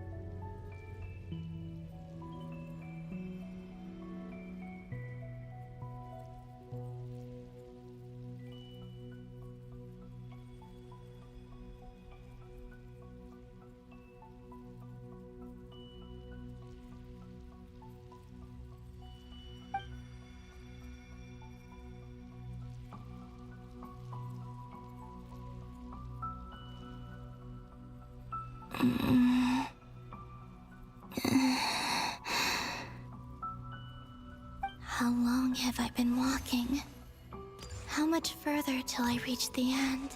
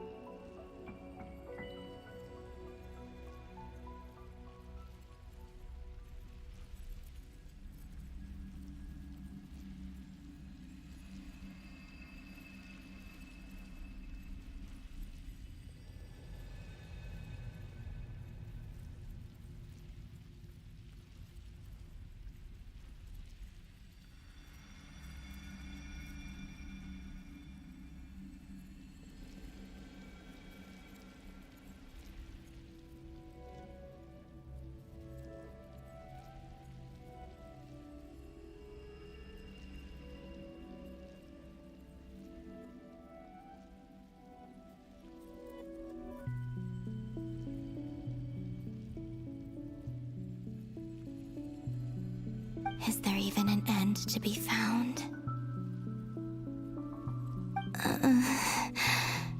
Everything's getting blurry.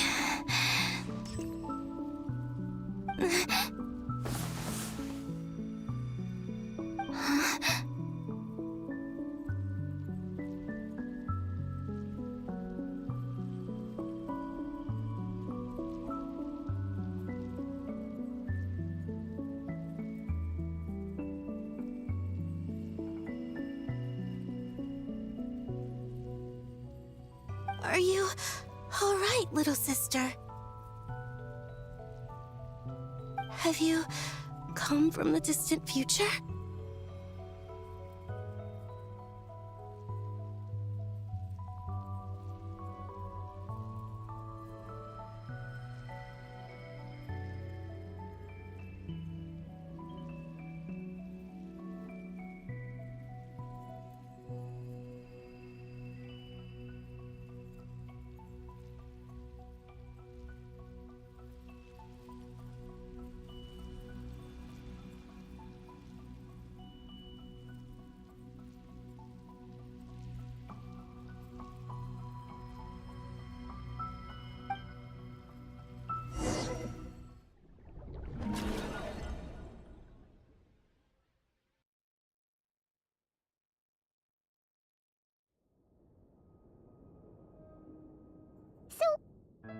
exactly did the moons just disappear? Shouldn't it be a little harder to get rid of major creations like moons?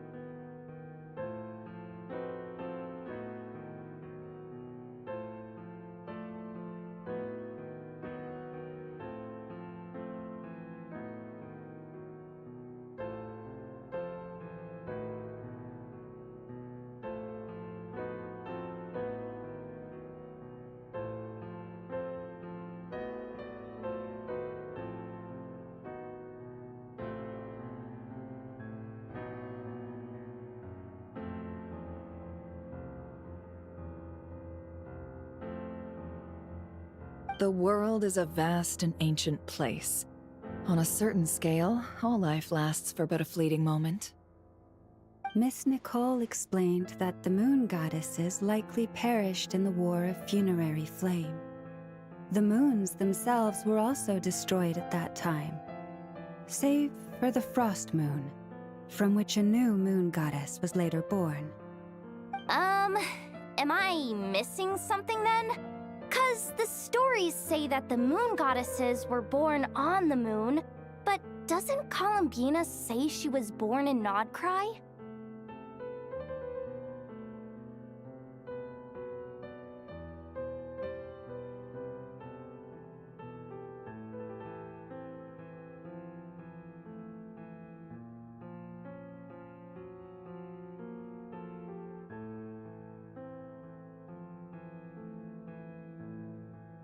Huh.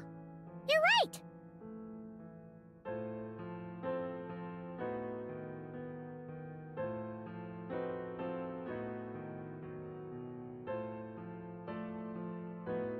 Why do their birthplaces differ?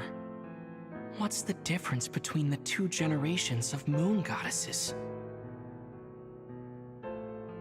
Also, remember what Sandrone said? Her scans detected 4 moons. In other words, 4 moon marrows.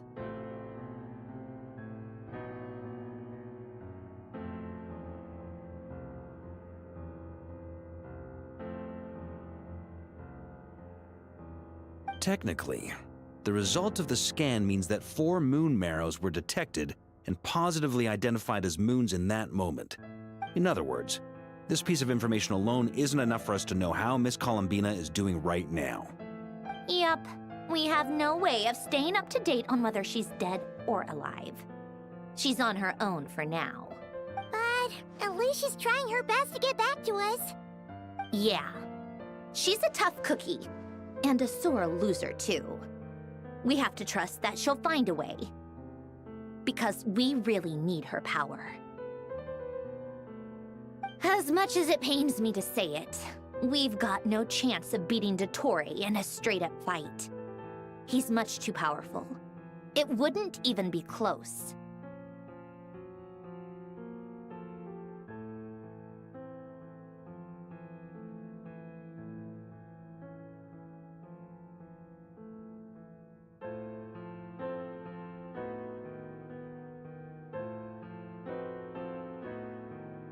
That maniac is going to devour everything in his path until he reaches us.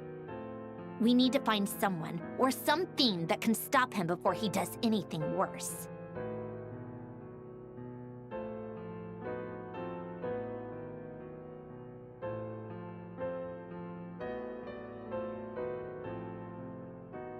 I'll be frank. Our only hope of defeating this false god is with a real moon goddess on our side. I'm not just saying this because Columbina's a friend and I want her back safe and sound. It's just the truth.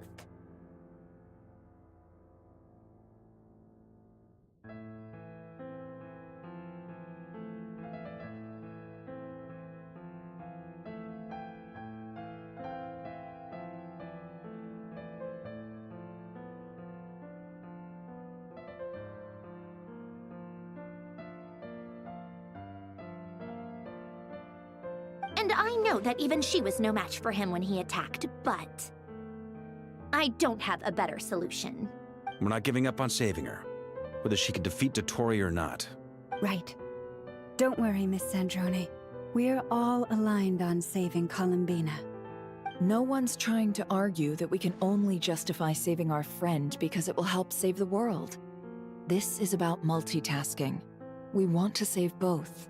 So, she's more than just a moon goddess to you guys. Absolutely. Duh! She's part of the gang! And you are too, you know. Yes, I know. You don't need to labor the point. I knew that the moment I came running over with my documents that I was part of the in-group. I mean, if Arlecchino can fit in, I certainly can. Anyway, as for how we get Columbina back, I've been working on it constantly. But I think I'm still lacking certain information about the moon.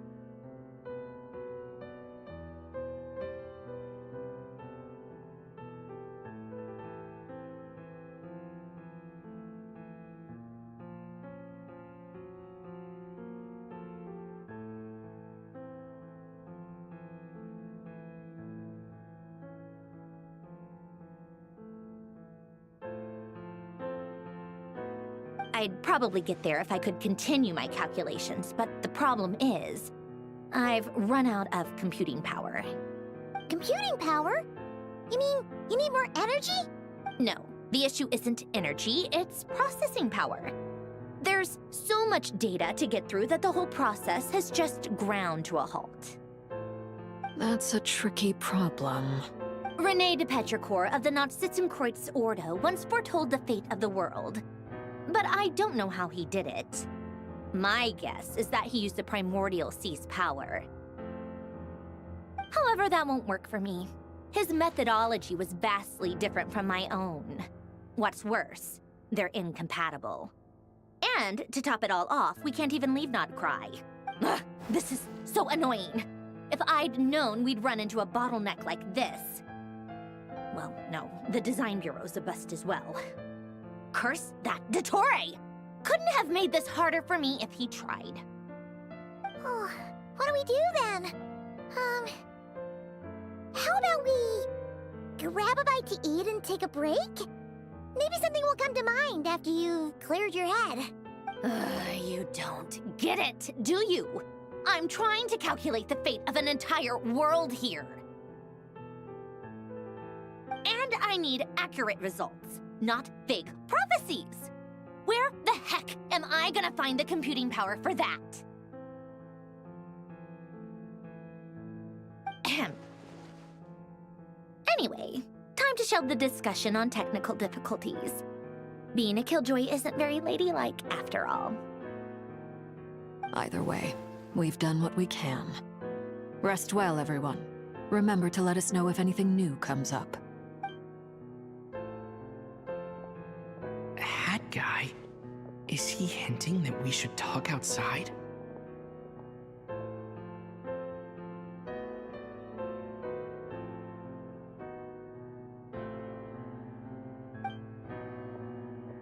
Let's go somewhere a little more private.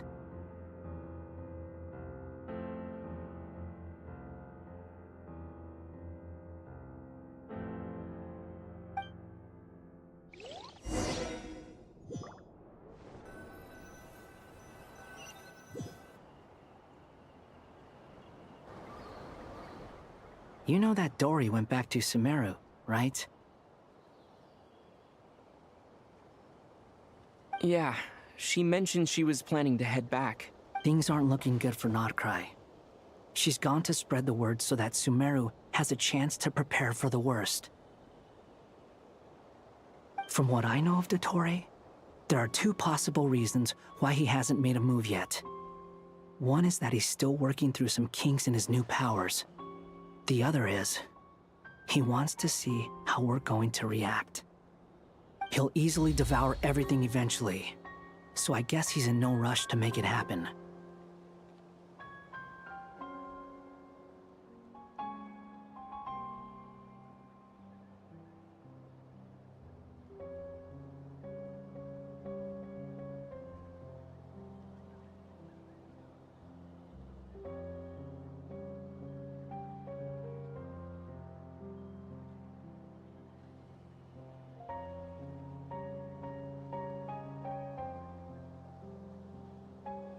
The first false god he made was me.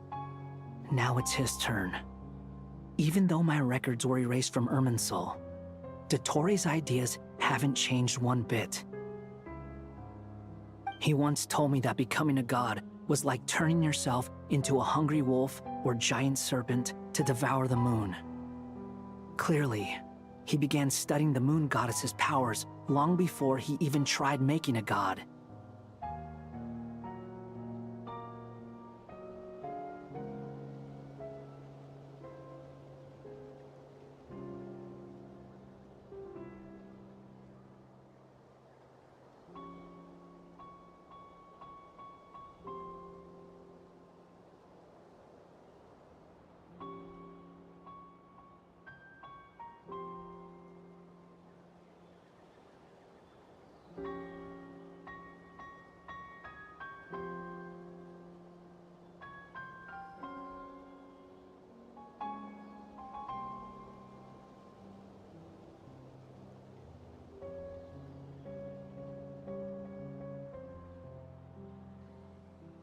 He's always wanted to get his greedy hands on divine authority one way or another.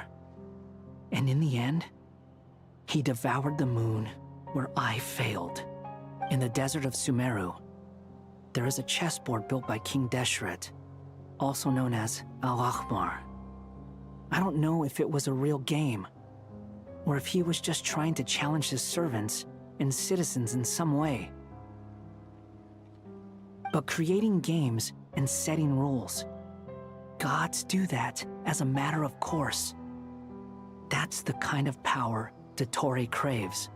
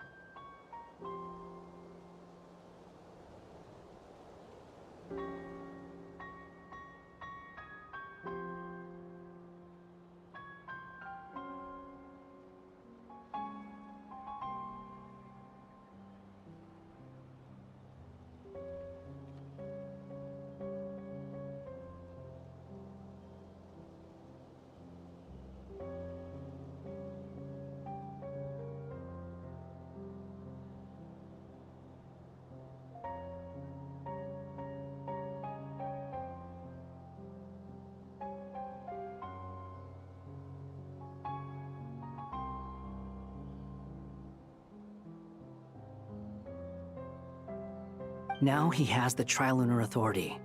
His power is leagues beyond the common people. I don't think there's any point in other nations rushing to the front line. They're better off focusing on defense and hoping they can fend off any threats that spill out from Nodcry. Either way, Dori will inform Lesser Lord Kusanali, and she will contact the other gods in turn.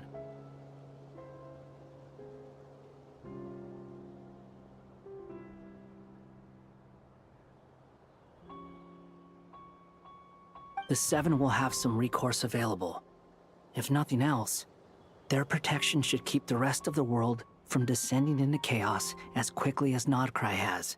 So on the bright side, even if Nodcry is doomed, your friends in other nations won't be in any immediate peril.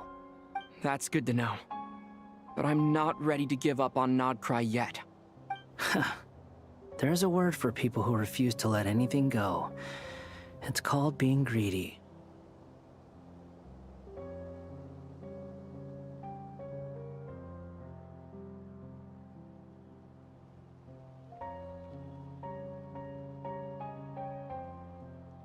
Maybe it sounds greedy to you, and probably naive too. But whatever you call it, that's what gives me the determination to keep fighting.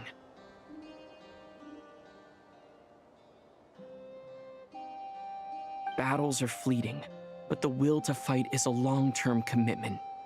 Give up for even a moment, and your resolve will shatter. Why do you always feel the need to do the right thing? No one is born to be a savior. I mean, who's gonna criticize you if you fail or give up? Don't take this the wrong way, but Dottore said something similar to me. I guess the Fatui attracts people who don't believe in saviors.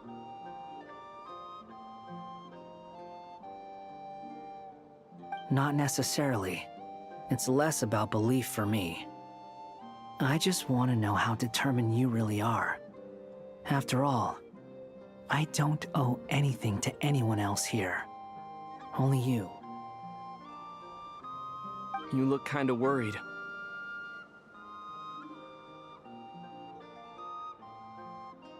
If your arch-nemesis was about to achieve their ultimate goal, I think you might feel a little worried too.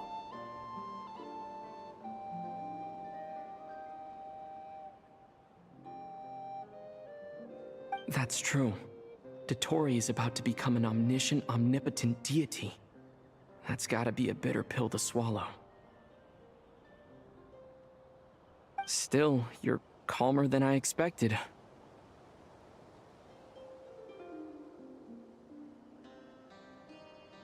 Obviously.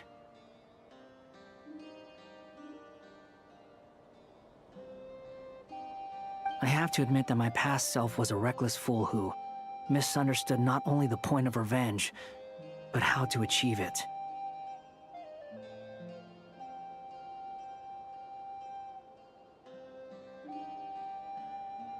And as much as I want my vengeance, I know I'm not gonna get it by acting alone. If the world's taught me anything, it's to think before I act.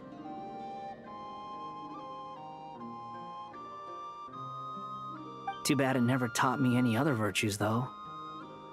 So, I am going to destroy Dottore, no matter what it takes.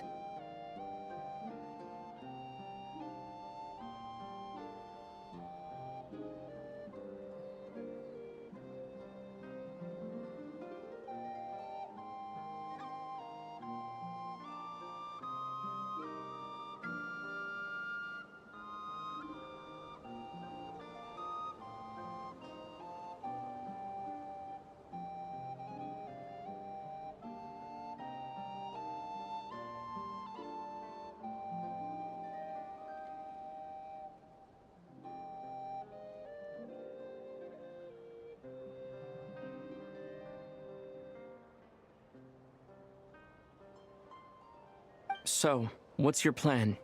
I'll get to that. First, tell me, what do you think of Sandrone?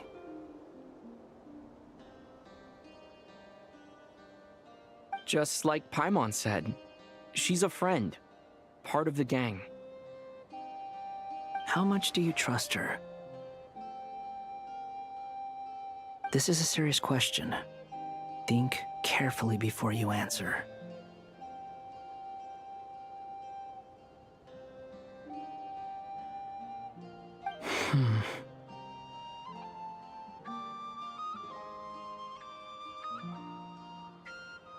Although she's with the Fatui, she has her own values, and she's helped us a lot. If nothing else, she's clearly going the extra mile for Columbina. I see no reason not to trust her. If you say so.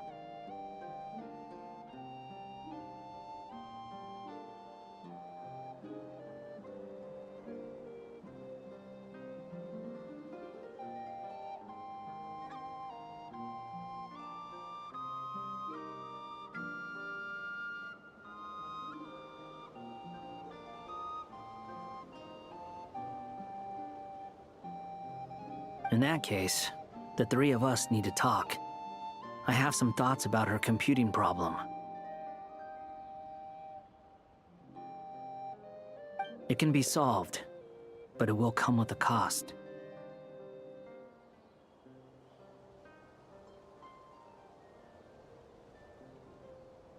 How much? If I can afford it, I'll cover it.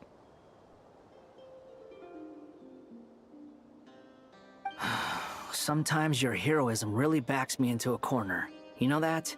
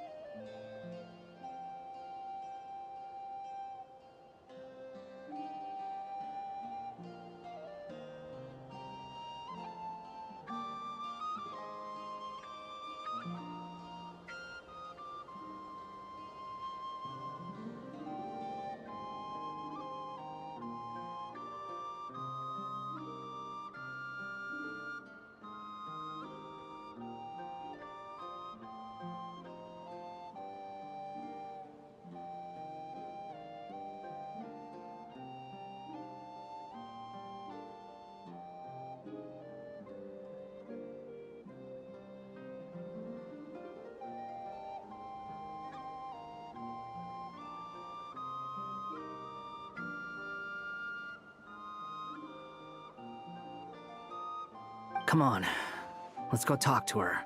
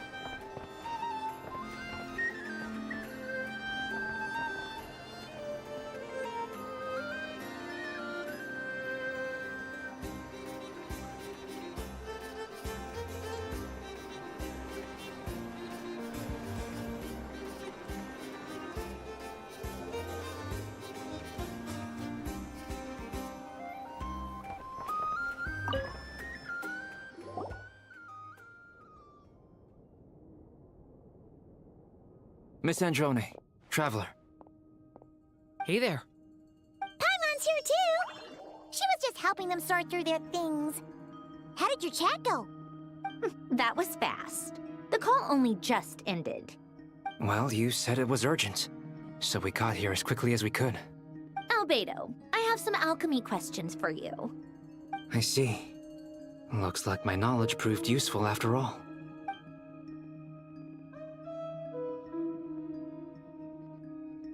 If I might ask, what is the end goal for the modified formula you'll be using? I needed to predict the future of the entire world. But I've run into some teething issues since trying to implement Renee's theory of the 4 Orthants.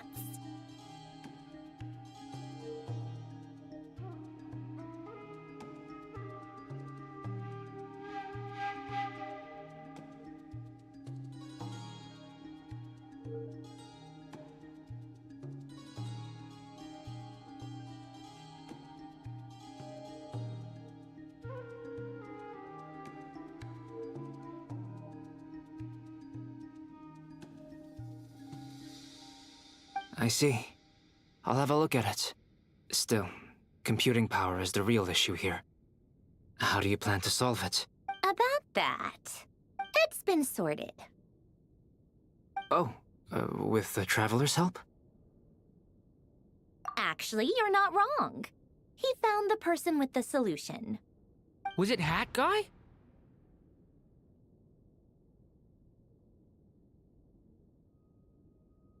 Yeah, it was him.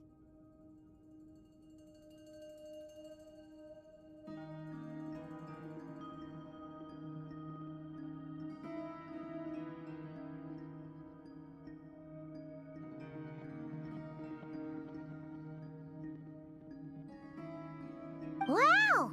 Go Hat Guy!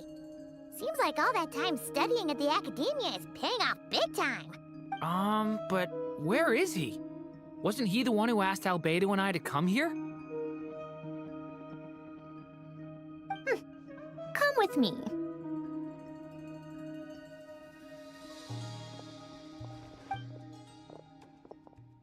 Hat Guy? What's happened to him?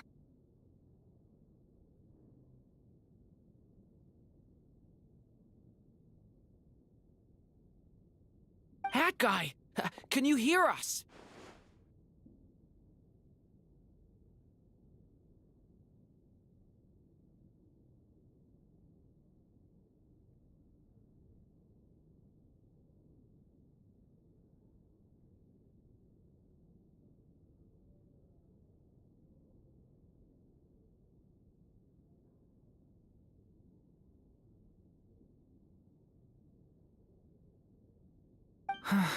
No response. I guess he's in hibernation. Hat Guy mentioned that he was a puppet. It seems that his functions are currently shut down.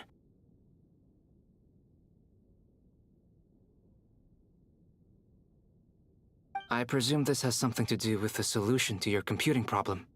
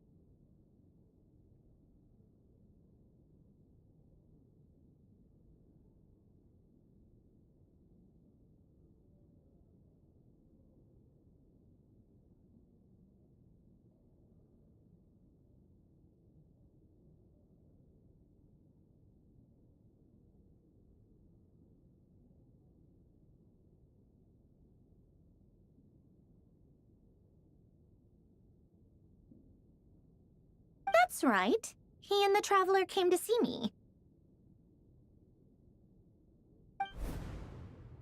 Wait, what? You have a solution? Would you calm down? Why do you always react so hysterically to everything? Excuse me? How would you know? You shouldn't be so quick to judge complete strangers. It's very bad manners.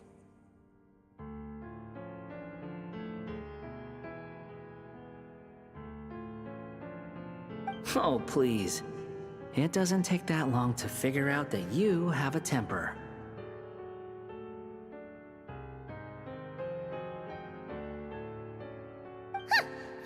Where does a mere student get that kind of confidence?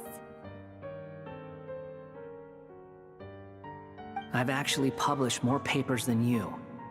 Not that status counts for much.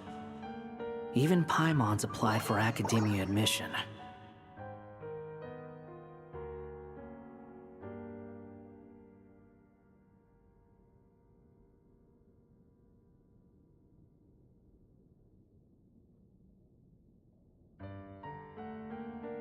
Huh? Are you serious?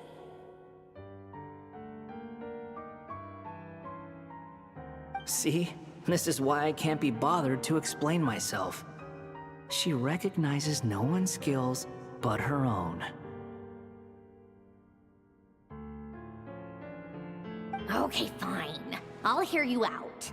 So, tell me, how do you propose to solve my computing power problem?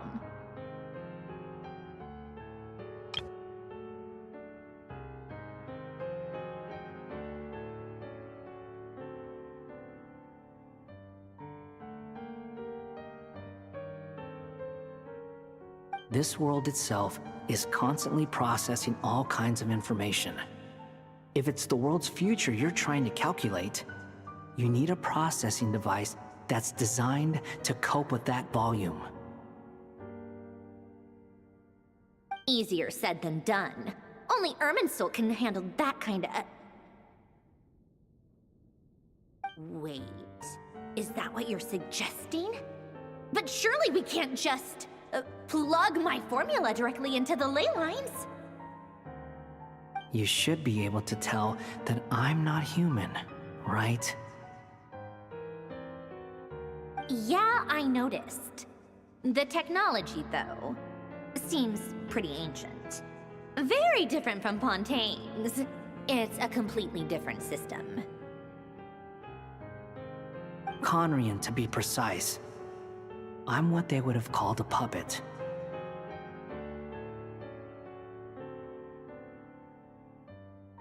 Puppets need an energy source and processing power. The artisans who built them sought out the materials most suited for that purpose. You? Do you mean... The Traveler and I have talked it over. He's willing to vouch for you. So, I'll allow you to borrow my core for your calculations.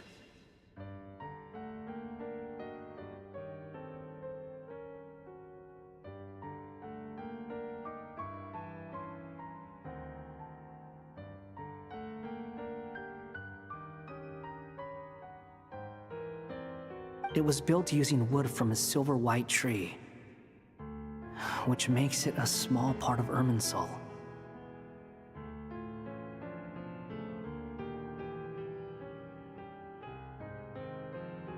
Conrian technology and Irminsul wood. Who in the world could have built you? Are you sure about this? A puppet without its core will cease functioning completely. And if it's left in that state for too long, it might not recover. You could die if you do this. You do realize that, don't you?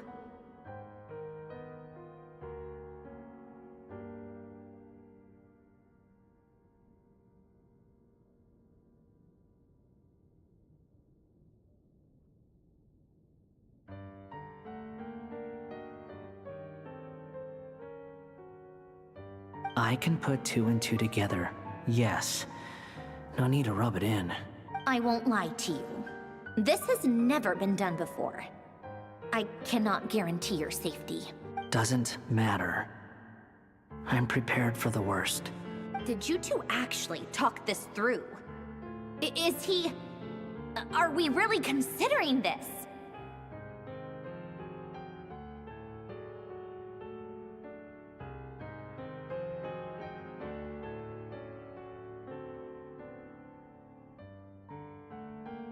Yes, we discussed it. The bottom line is, he trusts me, and I trust you.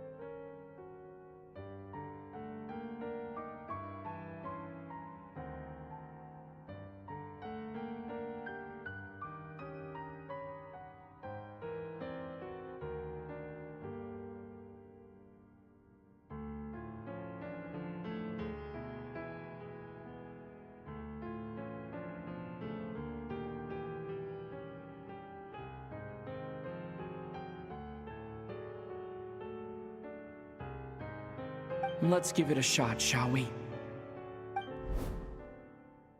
Honestly, I have no clue where this kid even came from. But for whatever reason, he lent me his core to use in my formula. I'm very close to finishing my calculations now, and the core is currently in use. So I'm sorry, but I can only show you a sketch right now. This is what the core looks like.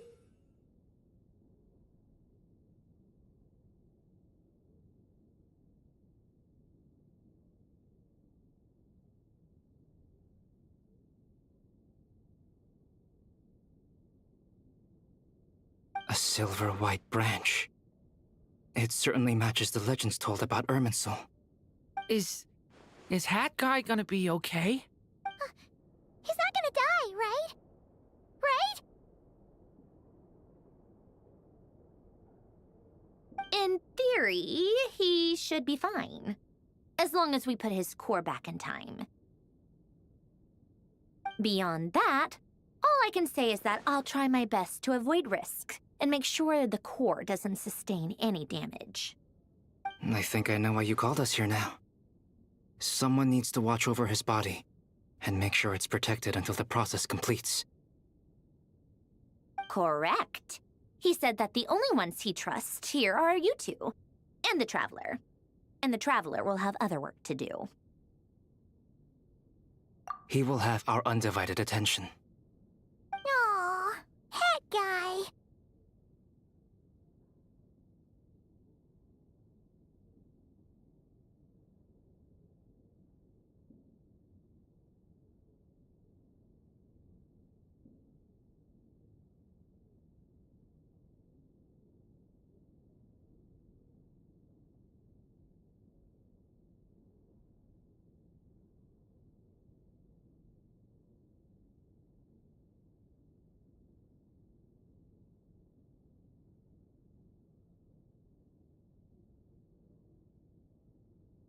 On a more positive note, things are progressing steadily on my end. I'll call everyone in for a meeting once the results are out.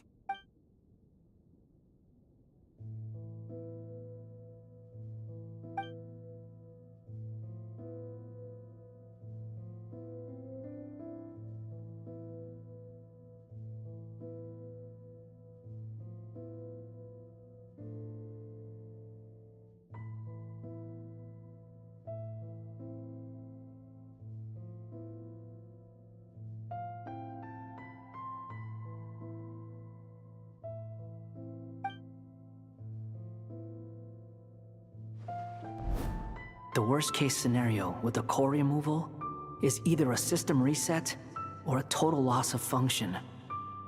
But I'm not afraid. A quiet death should have been my fate long ago.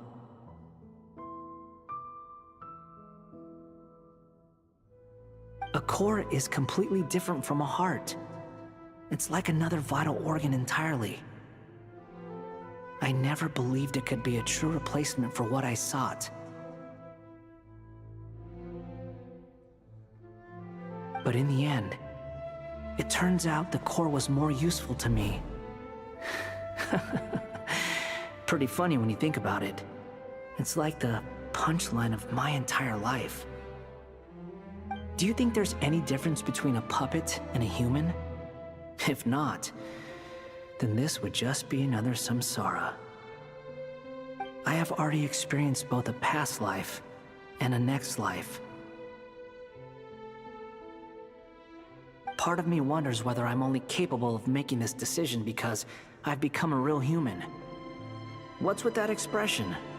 Isn't this a good thing?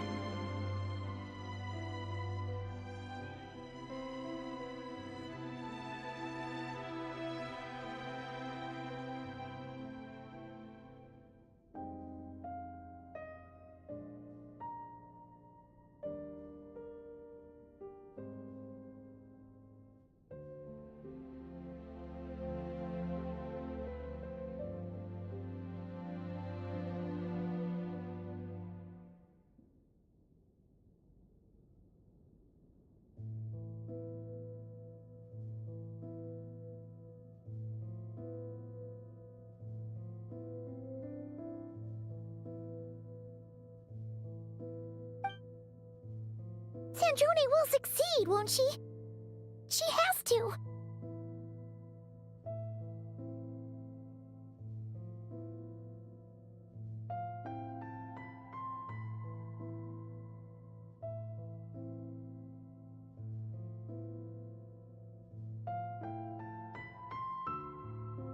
She will. We all have to persevere until this is over. That's right. And I'll protect you all until a moment of victory arrives.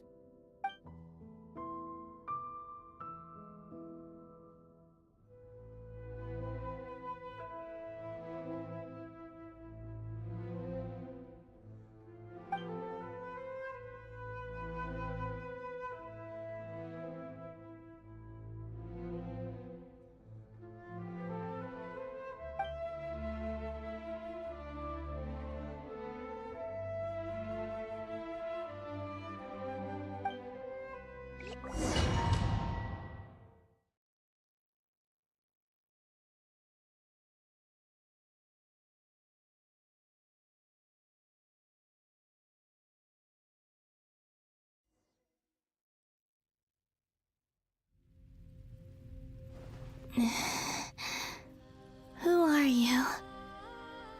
Call me Sonnet. You have the same power as Canon.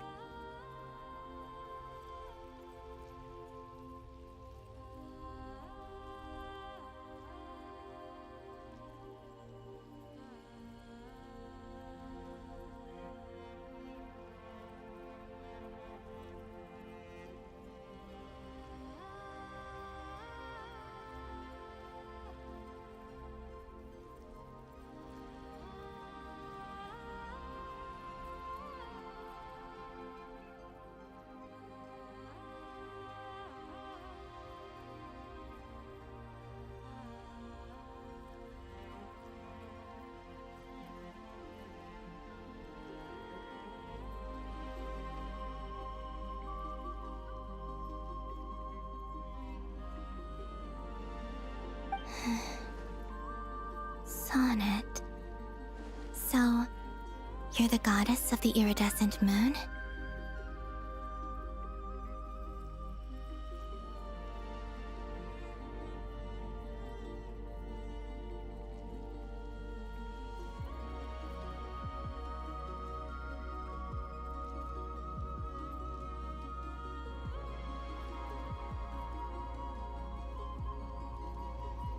Oh, goodness! You recognize me? Well then, what's your name? Columbina. Columbina hyposelenia.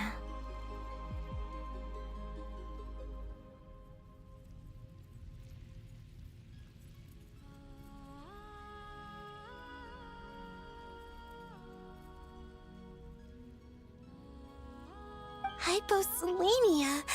What a lovely name. Did you choose it yourself?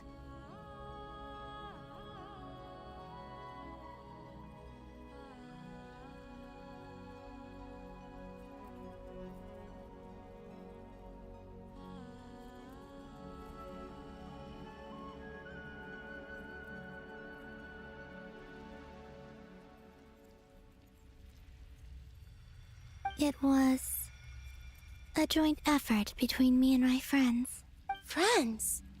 You mean your friends in the heavens? Huh? Oh, sorry. You must be exhausted. I apologize. Hang in there. Let me introduce you to my older sisters.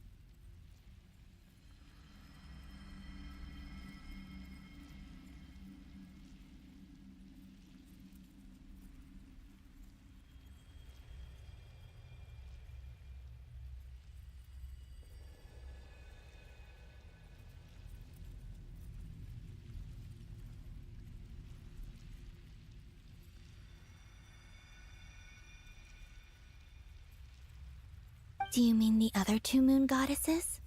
Arya and Canon? Wow, you sure know a lot. Hey, does that mean that our story goes on into the future? Oh, I guess that wasn't the best question to ask. It's alright. We were prepared for that possibility. You could say we were too prepared. I can't even remember how long my sisters and I have been here by this point. When did you get here? How long has it been? I can't say for sure, but it feels like it's been forever. I see. Are you feeling alright? You look a little unwell. I can hold out a while longer.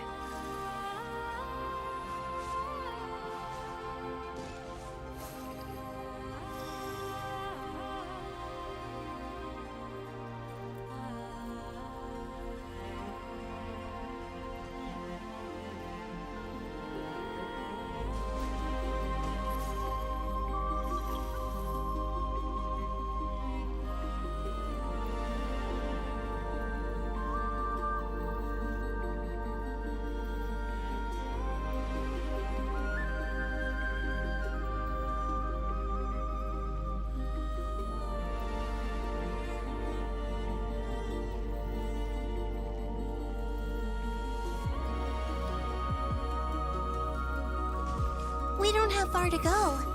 The place where my sisters and I are based is just up ahead. Don't worry, they're both really nice. I'll introduce you.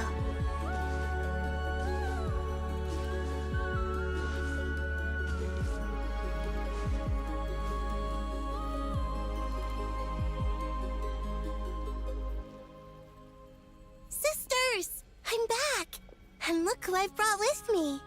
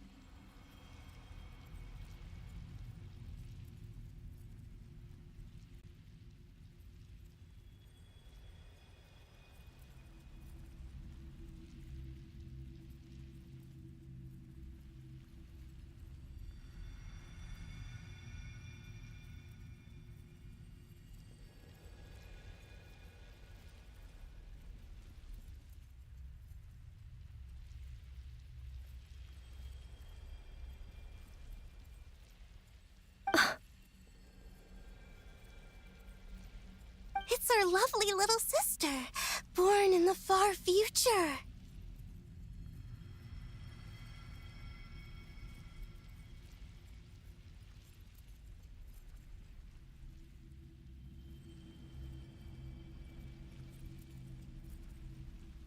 The pleasure is all mine. Allow me to introduce you to Columbina Hyposelenia. This is Arya, the goddess of the eternal moon. And this is Canon, goddess of the frost moon. Canon, don't you think Hyposelenia's power is similar to yours? Hello, Columbina. I apologize for our startled reaction just now. And please, forgive our little sister if she's been annoying you. She tends to talk a lot. It's fine. You seem shy. Don't worry, Columbina Hyposelenia. No one can hurt you here.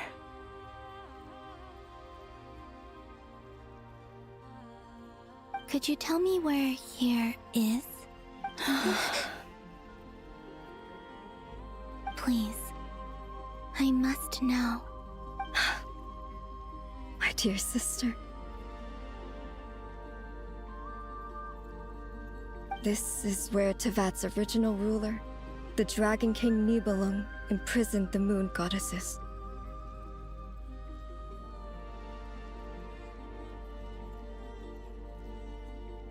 What? You're scaring her, Canon. No, I'm fine. Please, continue. Nibelung, our original master, created us in the distant past to maintain Tevat. But he left this world and traveled into the dark universe beyond, to explore worlds vaster still.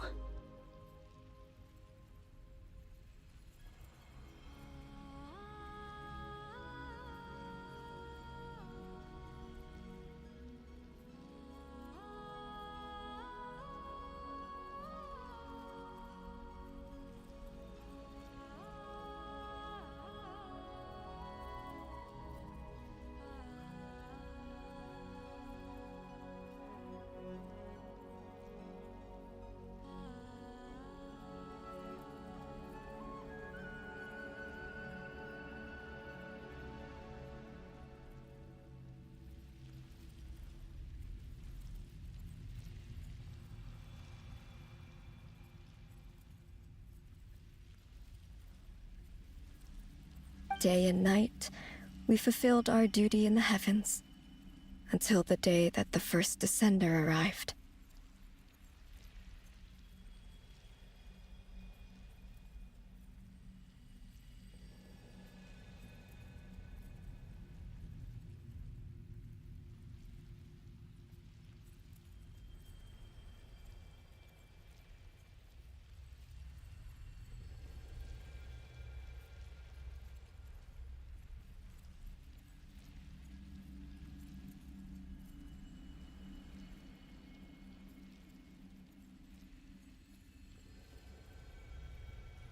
The great ruler of the firmament.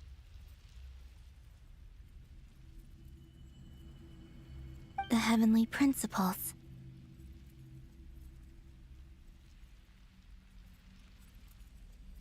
Is that what later generations call them?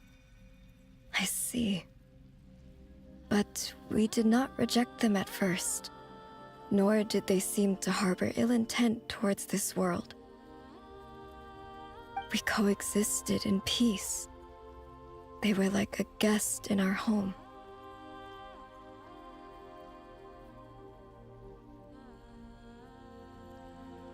Slowly, however, we came to realize that our guest had a growing desire to change and dominate the world. And you didn't stop it? No. There was an order to the rules they set up that Nibelung never taught us. We wanted to know if this order would bode good or ill for Tevat.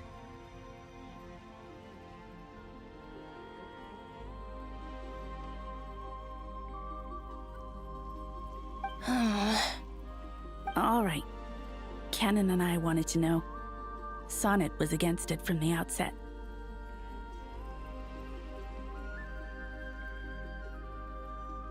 Later, we discovered that this great ruler of the firmament bore an almost paranoid hostility toward the desire of certain life forms to seek power. Or perhaps they feared them. They would even cast down celestial nails as manifestations of their power, to punish the civilizations of the world below.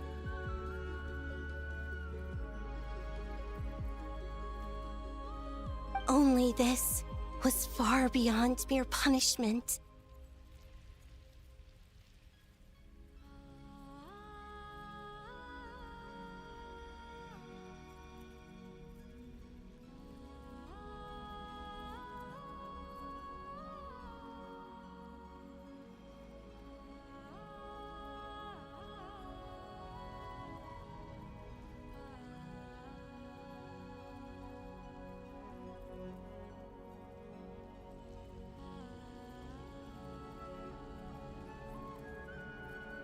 Right. Their rules brought order, but the price people paid for merely testing the limits of those rules was far too great. I did everything in my power to help the punished escape catastrophe, but still, too many lives were lost. The ancestors of the Frost Moon Scions were some of the ones you helped. But just when we had decided to take countermeasures, the Dragon King, Nibelung, returned. And so began the War of Funerary Flame. So, that's the name the world gave that war in the future. Well, who won in the end?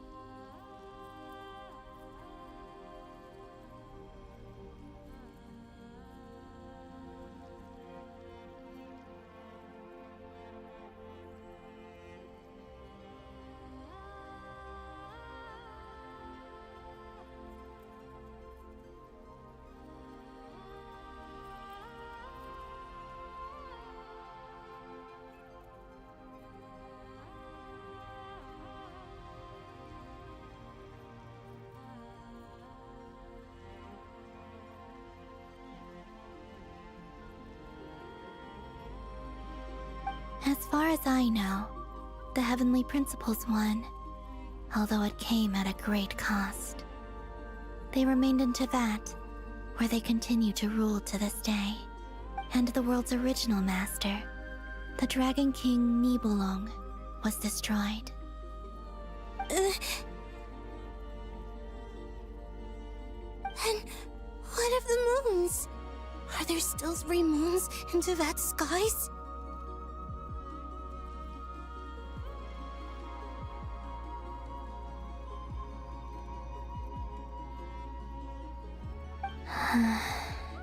You can tell us the truth, Columbina. We know we are but remnants of a bygone age. We are prepared for the answer. Only the Frost Moon remains. But it has been cast beyond the false firmament by the Heavenly Principles. The eternal and iridescent moons were both shattered during the war.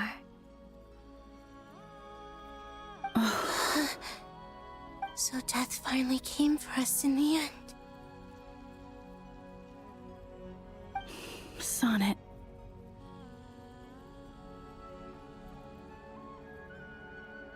But you're still here, aren't you?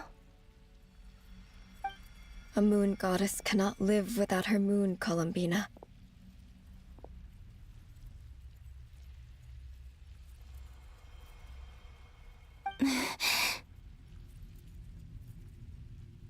She's right.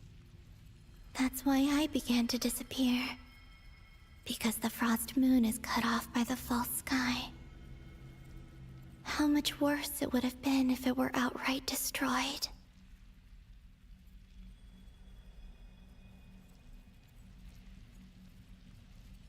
Our souls may endure within this lunar palace, but if our moons are destroyed,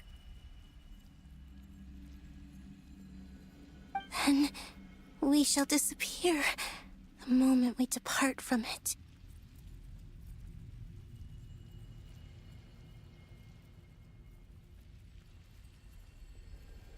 I'm sorry. There's no need to apologize to us, dear sister. If anything, we owe the world an apology. If only we'd decided to act sooner, rather than arguing amongst ourselves.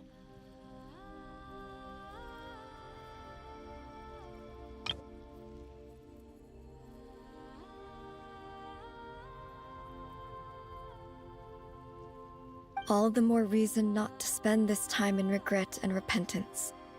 Instead, we should focus our efforts on how we might help our future sister.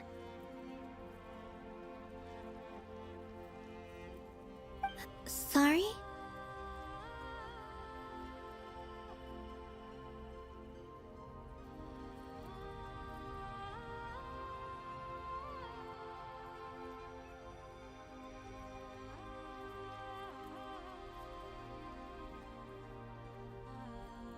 Don't you see, Columbina, your story is not yet over. Is that not why you are here?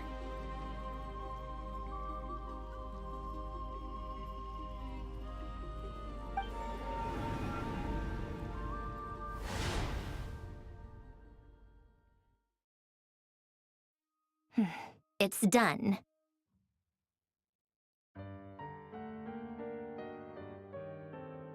Initiate numerological array. Continue running primary process. Calculate the world's fate through extrapolation. And identify nodes of potential change. Secondary process, scan for moons. Still 4. The number of moon marrows hasn't changed.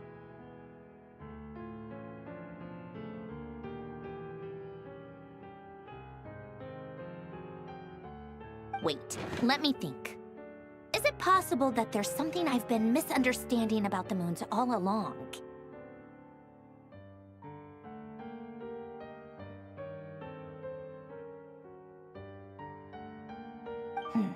Variables. Variables in the world. I know where potential variables within the world come from. So what about the moons? Are there any variables there? Like their life or death, for instance. What if being alive or dead makes no difference to a moon? But that's so strange. Even immortal gods can die. Why would the moons alone be? Wait! Wait! I've got it! I've got it! If alive or dead is considered a variable, we might have had this wrong the whole time. No one ever said that a moon marrow equals a living moon. We just made that assumption ourselves.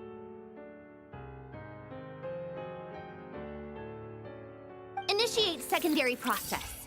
Scan again, this time filtering out interfering perimeter, moon marrow. I don't care if they're natural or artificial. Get them out of my search results!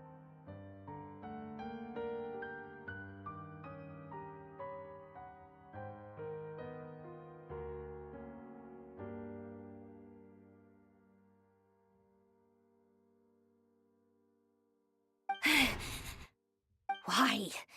It says 3 moons still exist in Teyvat, even after excluding the moon marrows. But we know for a fact that 2 of them are dead. Redo the scan. Narrow the results to living moons and real moons. No, scrap that. Narrow it down to moons that have lunar authority and remain alive.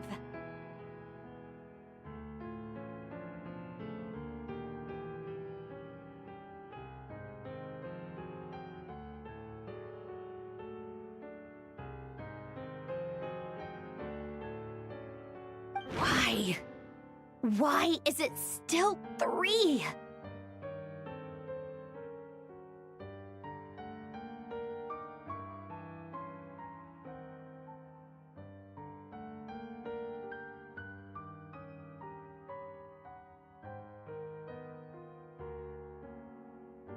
What is this, Columbina? Has the world lied to us? Or are you the one pulling the wool over our eyes?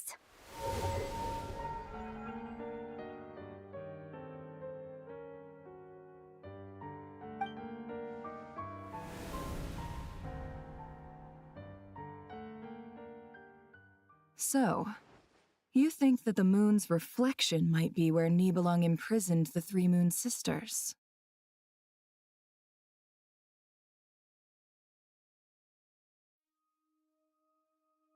Yes, it would explain a lot, such as why that space would respond to a moon goddess's power, opening the moon gate at her command. It would also explain why Miss Columbina has been unable to leave, and why time flows in reverse there. In the messages she sent, Columbina promised us she'd find a way to return, but we have no way of knowing how, when, or where this might happen. The fact that she still has yet to reappear in this world indicates that returning from that place is no easy feat. We cannot afford to simply wait for her.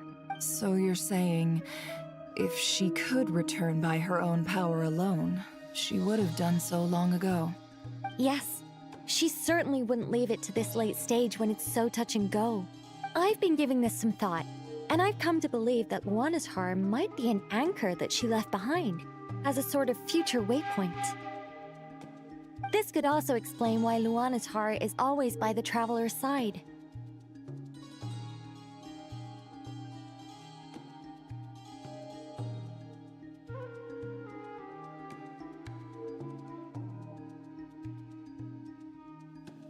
Sounds like a plausible theory. If that's the case, there must be some criteria we need to fulfill to allow Columbina to return to the present. The question is, what could they be? Hello? Listen up! This is extremely important!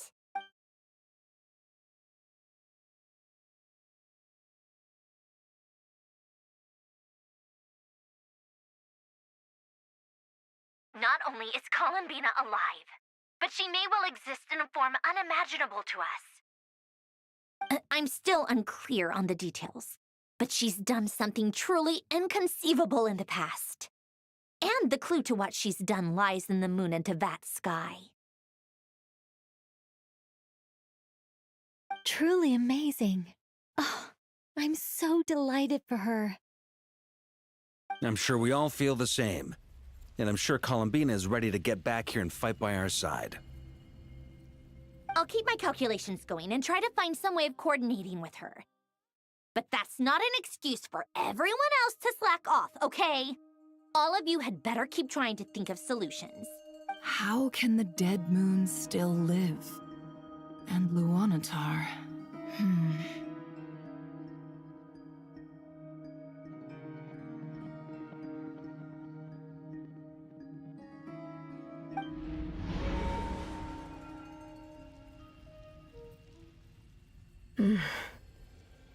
It's hard to believe that's what will happen in the distant future. Our authority is linked to the most fundamental rules of Tevat. I suppose it's no wonder that many would covet that power.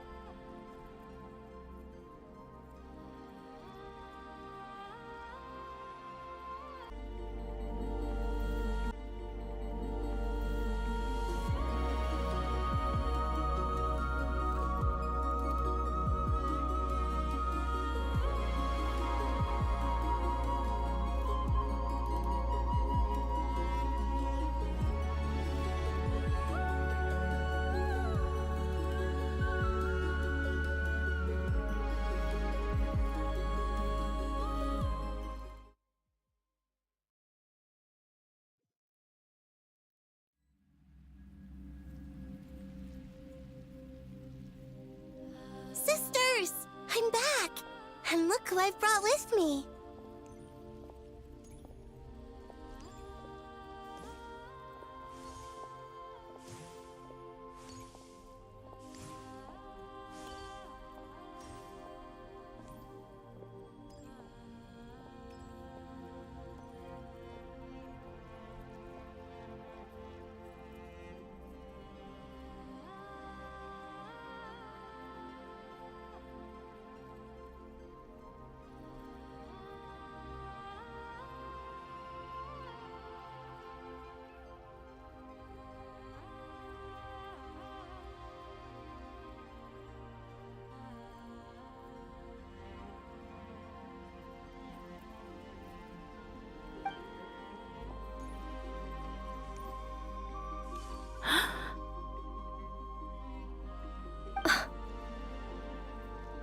It's our lovely... The pleasure is all... Allow me to This is Arya, and this... It's fine. You seem shy. Could you tell me where... Please. This is where... What? No, Please. Nibelung. Our original master. But he left day and night. The great... The Heavenly Prince. Is that what later generations call... We coexist? Slowly, however. We came to... And you didn't... No. We wanted to... All right. Later, we discovered that this great ruler of the firmament bore an almost paranoid hostility toward... They would even... Only this. Right. I did The ancestors of the... But just when we had decided to take countermeasures... And so begin... So...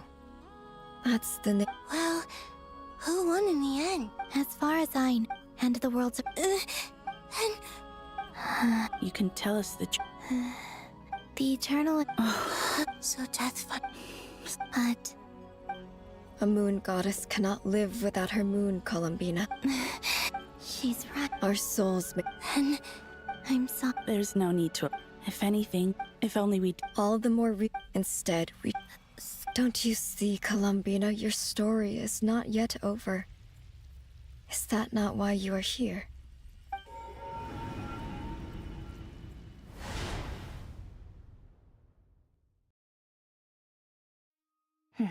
It's done. Initiate numerological array. Continue running primary process. Calculate the world's fate through secondary process. Scan. Still 4. Wait, let me think. Is it possible that there's something I've been misunderstanding? I know where potential variables within the world come from. So what about the moon? Like their life or death, for instance.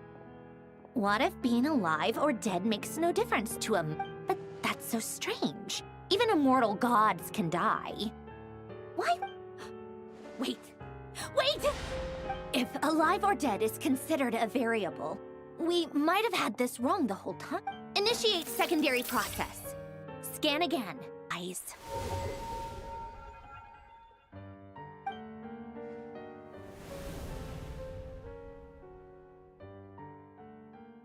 So? Yes, it would explain a lot, such as why that space would respond to a moon goddess's power, opening the moon gate at her command.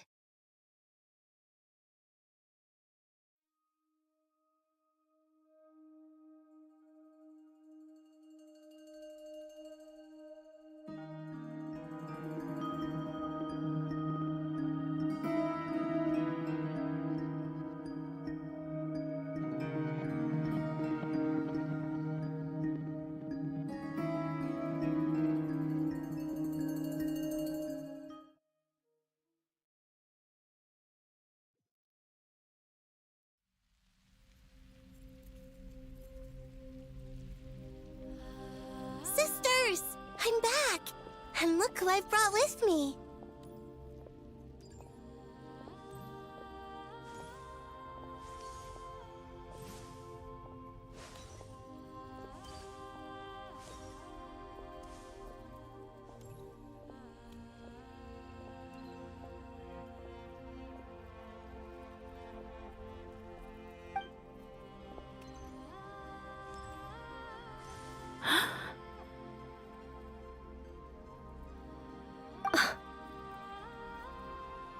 That's our lovely little sister, born in the far future. The pleasure is all mine.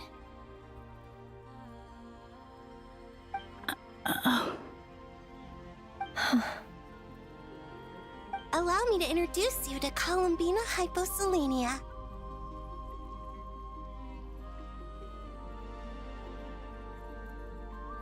This is Arya, the goddess of the eternal moon. And this is Canon, goddess of the frost moon. Canon, don't you think Hyposelenia's power is similar to yours? Hello, Columbina. I apologize for our startled reaction just now. And please, forgive our little sister if she's been annoying you. She tends to talk a lot. It's fine. You seem shy. Don't worry, Columbina Hyposelenia. No one can hurt you here. Could you tell me where here is? Please.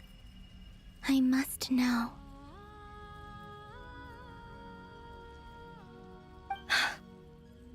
My dear sister, this is where Tevat's original ruler, the Dragon King Nibelung, imprisoned the moon goddess. What? No, please. Nibelung, our original master. But he left day and night. The great... The heavenly prince. Is that what later we coexist? Slowly, however. We came to... And you didn't stop? No. We wanted to... All right. Later, we discovered that this great ruler of the firmament bore an almost paranoid hostility to... They would even... Only that... Right. I did every... The ancestor... But just when we had decided to take countermeasures... And so began... So... That's the... Well, who won in the end? As far as I... And the world's... You can tell us the... The eternal and... So death finally... But... A moon goddess cannot live without her moon, Columbina. She's right. Our souls may...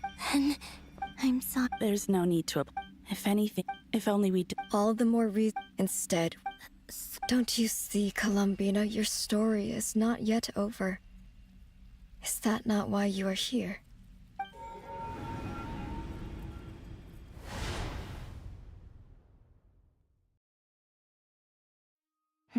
It's done.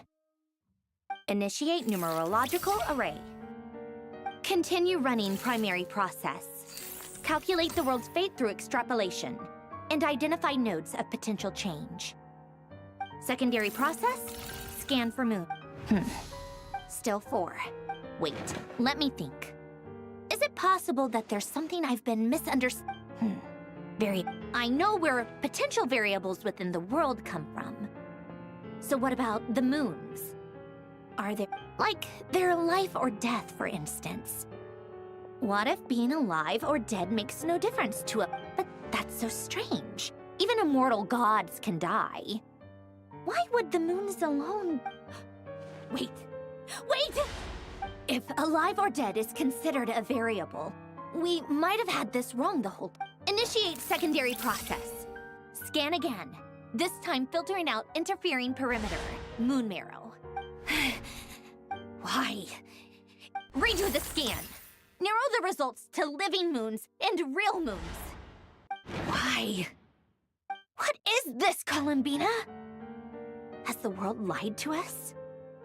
Or are you the one pulling the wool over our eyes?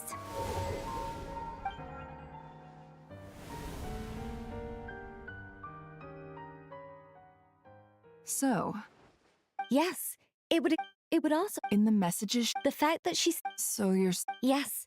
I've been giving this... This could also... Sounds like a... The question is... Hello?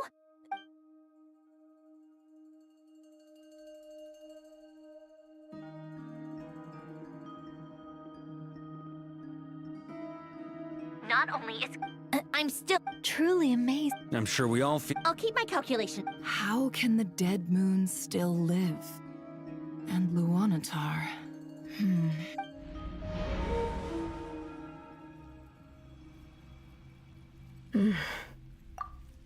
It's... Our authority is linked to the most fundamental rules of Teyvat.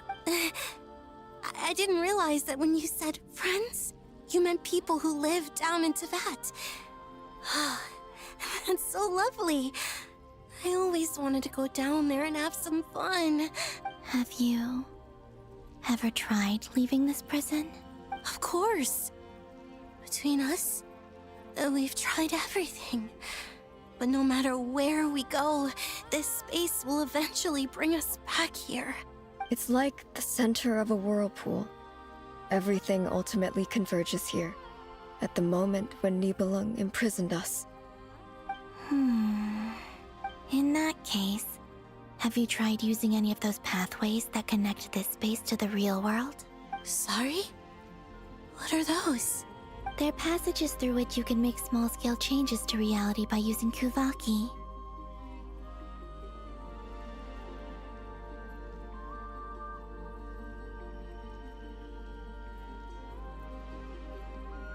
Or am I the only one who can use those passages? Because part of my soul remains in reality. Kuvaki. What is that? You don't know? It's a unique kind of elemental energy found only in Nodcry, the land from which the moons arose.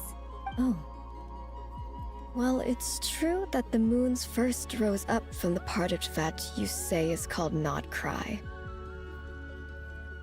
But there is no difference in the elemental energy between there and anywhere else. What?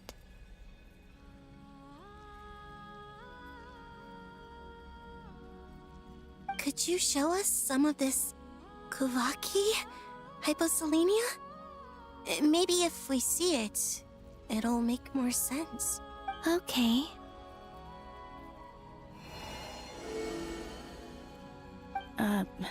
Isn't that just your power? What? But it's everywhere in Nodcry. In the air, in the land. Even the creatures who live there have adapted to its influence. How curious. This Kuvaki certainly did not exist anywhere in the world before we were imprisoned. Let alone influence living creatures. So, how exactly does it affect them anyway? Can they float in the air like us? This is so strange. Why would their reality differ so much from mine? Columbina, you're looking for more than just a way out of here, aren't you? Yes. If I am to help my friends, I will need tri-lunar authority on par with that of our foe. You mean... you'll need our power?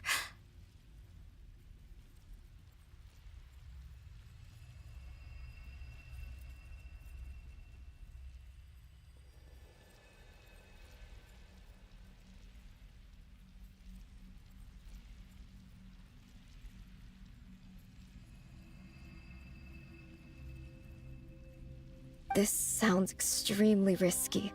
The Three Moons' powers are not mutually compatible. Concentrating them into one goddess will be a very painful process. And if anything goes wrong, it could tear you to pieces.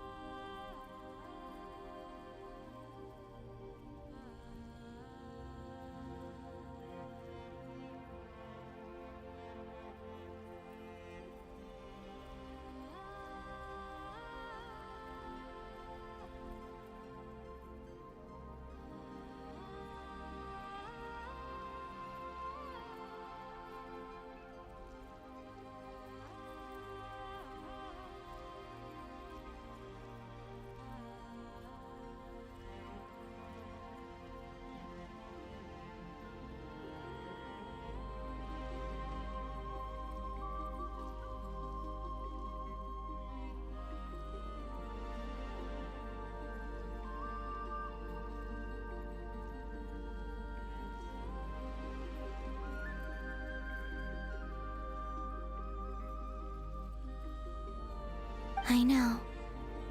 but I'm willing to take that risk.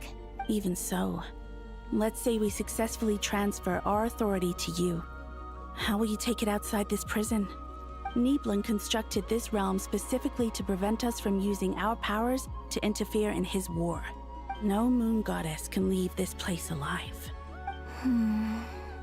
What if I don't leave alive?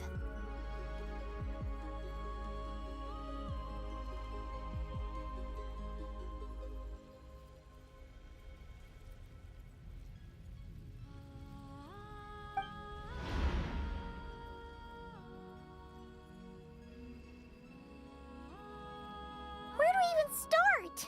How are we supposed to figure out what we're meant to do to help Columbina?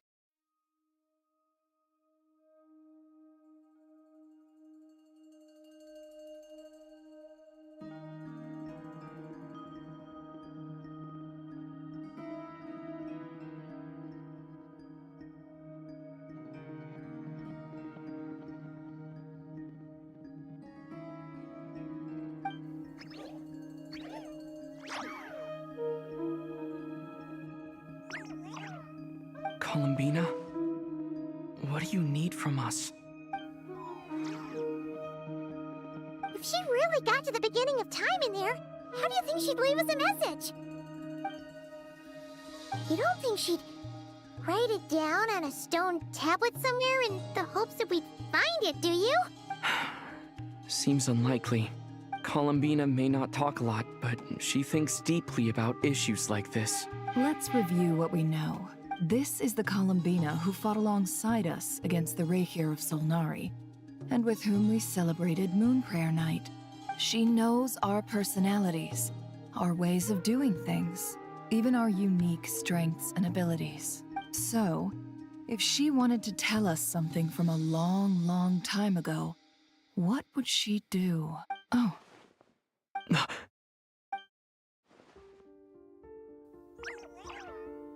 Traveler, you once said that those golden ripples also appeared when Luanatar was born. What if Columbina left Luanatar here, not just as an anchor to the real world, but for some other purpose? If she is part of Columbina, and Columbina knows that I can see past events through her,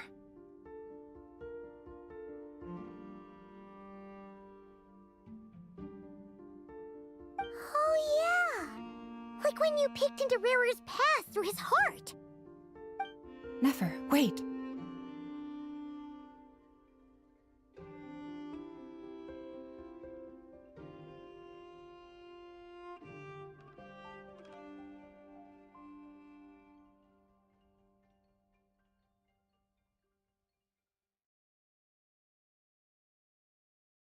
If you're right about this, and you can really see past events through Luanatar, your eyes, they'll... Oh, I know.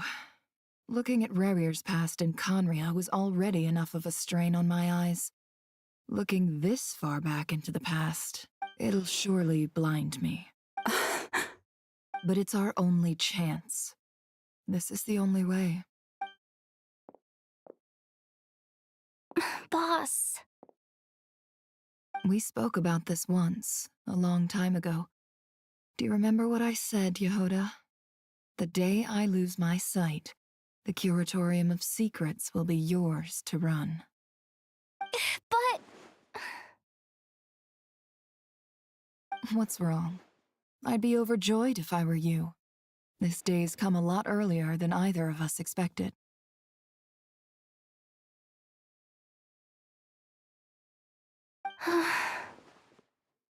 I need to know you'll honor our agreement, Yehoda. Promise me. Yes, Boss Neff. I promise. Are you sure you don't want some time to think this through? What is there to think through? I should have gone blind after our battle with Rerir. Frankly, it's almost criminal that I got away with it for this long. Then at least let me take some precautions on your behalf. And if you really do lose your sight, I'll visit your office every day and make sure you're well looked after.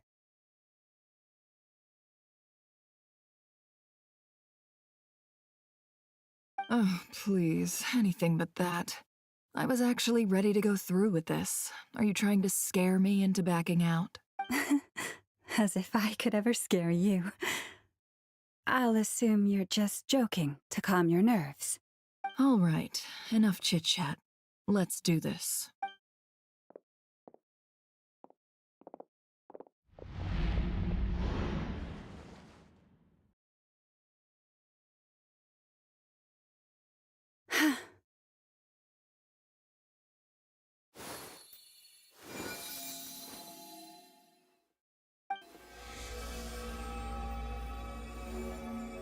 All done.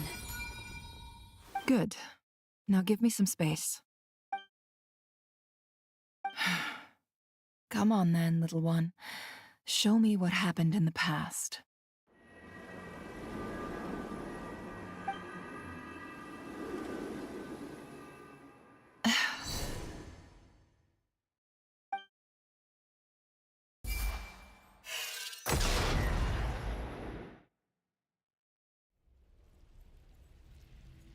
Between the Trilunar Authority, Kuvaki, and the sole surviving moon, the Frost Moon.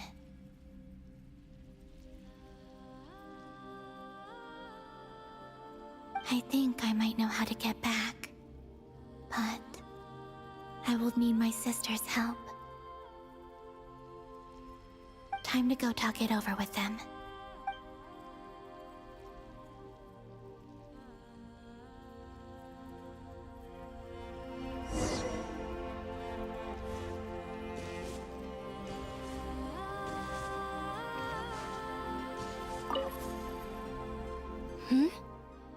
Have you decided what to do? I hope it's not too dangerous. You really scared me when you said that thing about not leaving here alive. Come on, let's go find the other two.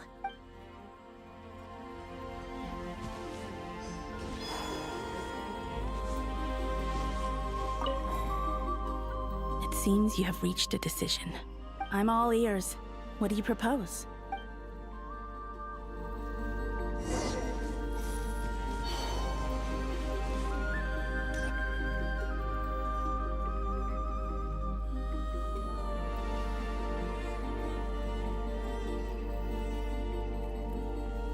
Have you figured it out, Columbina? Tell us, how do you plan to leave this place?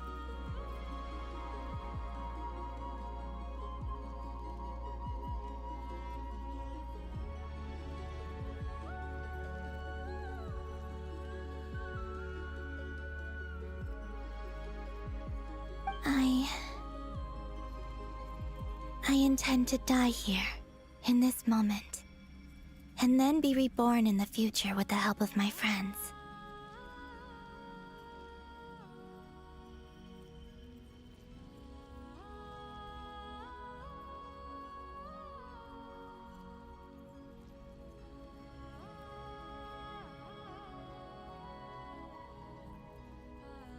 What? What are you saying? How can the dead be reborn? And how will you inform these future friends of your plans?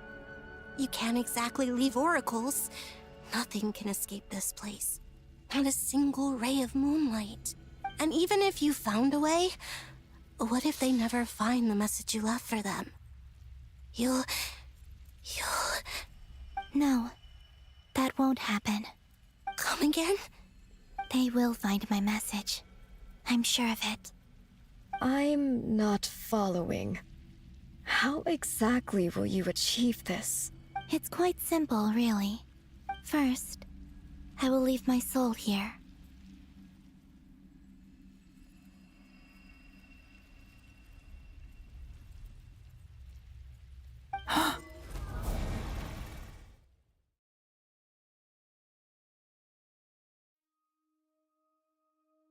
I see it.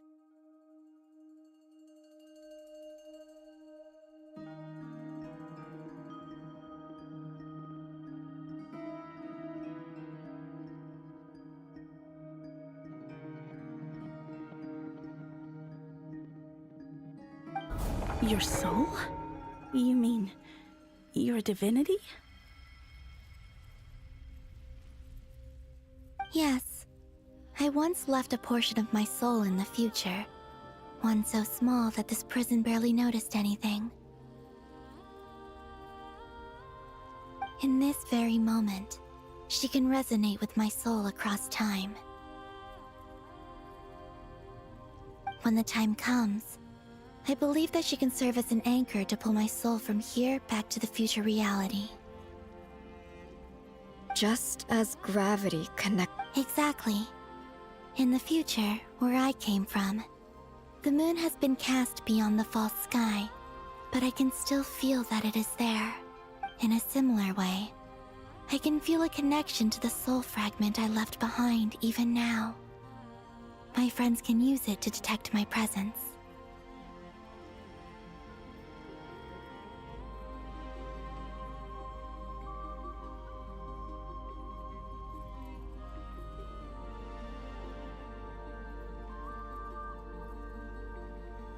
But how do you just leave your soul here?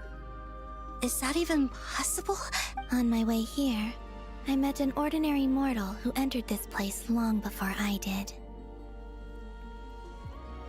Her body is long gone, but her soul remains.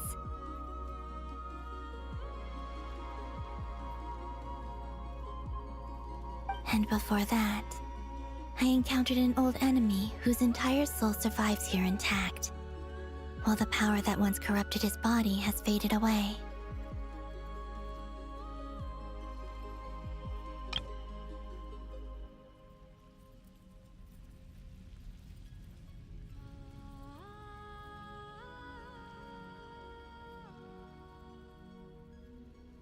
So, perhaps this space is specifically designed to imprison divinity and authority, but not the physical body.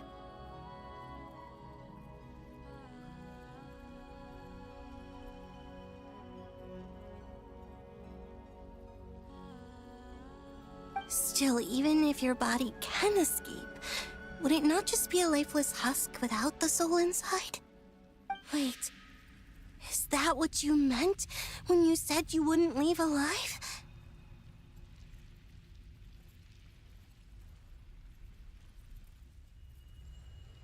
Yes, I shall turn my body into moonlight and pour it over Nodcry. That power shall protect the land and quietly blend into it, awaiting my soul's return in the future.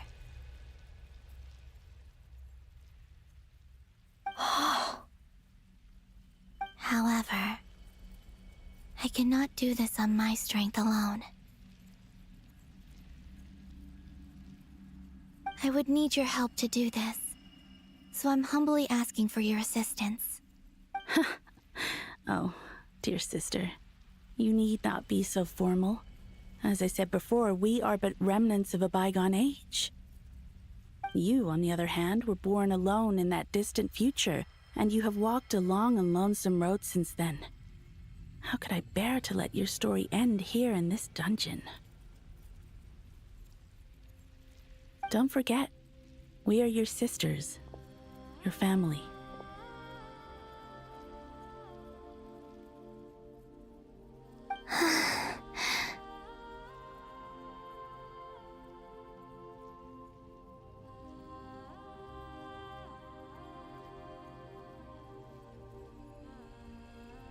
Arya's right.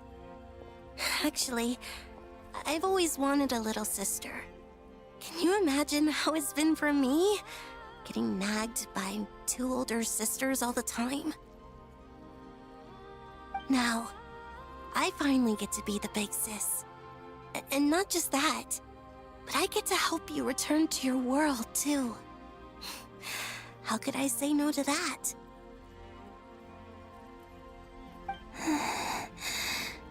Sonnet.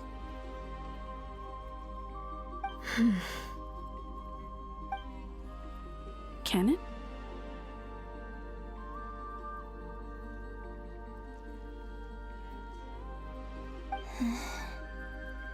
I'm sorry. I know this is a bold request. The Frost Moon is rightfully yours, and it remains intact. Oh, no, please, don't misunderstand me, Columbina. I was just thinking back on the years that the three of us once spent together. You cannot imagine how happy I am to hear of the future world you describe. The Frost Moon Scions, your lovely, kindly friends. For the three of us, whose purpose in life was to maintain the peace in Teyvat, it is a great relief to know that the people of this world live in such an abundant future. If your plan can save them, and save, not cry, I will gladly give you all that I can. Besides, the three of us have been together since the day we were born. I could never abandon them to live on alone without them.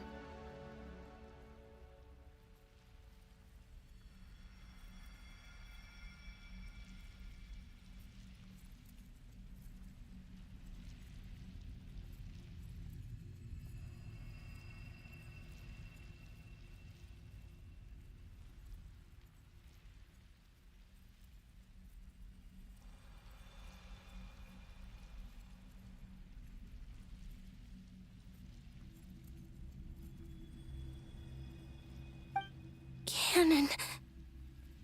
Still, I do have one question I would like to ask you before we proceed.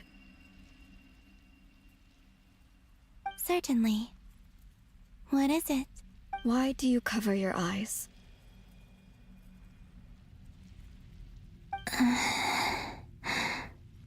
Yeah, I was curious about that too.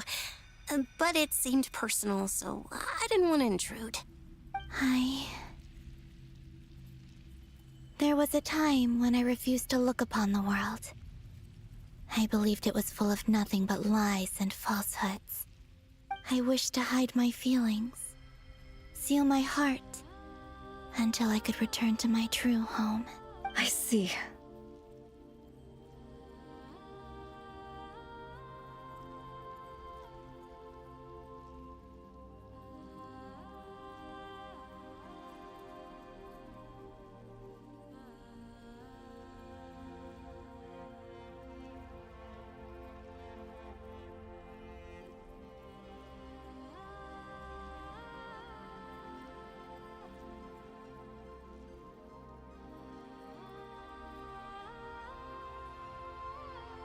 Perhaps that decision saved you from ever having to see the false sky again. But at the same time, you likely missed out on many true and precious things, like the smiles on your friends' faces. Promise me this, Columbina. When you return to the future, open your eyes, take a look at the world around you, and see your friends. I'm sure that you know this already, given that you long to return. But that is your true home.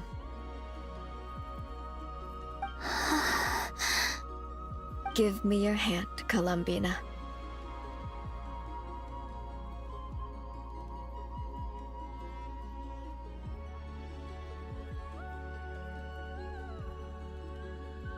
Arya, Sonnet, you too. Okay. All right.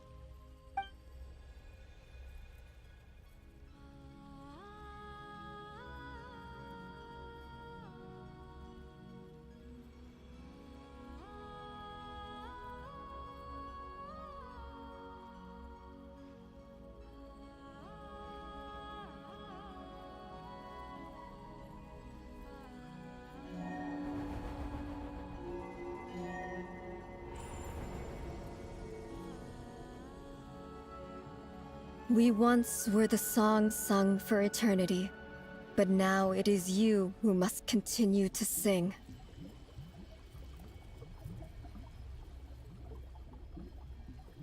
We once were the tides in the great river of time, but now we subside, and you arise. We were the messengers, of madness and inspiration. But now, the lies have faded, and your truth must endure. We are souls awaiting the sun. You must return to be with those who smile when they see your face.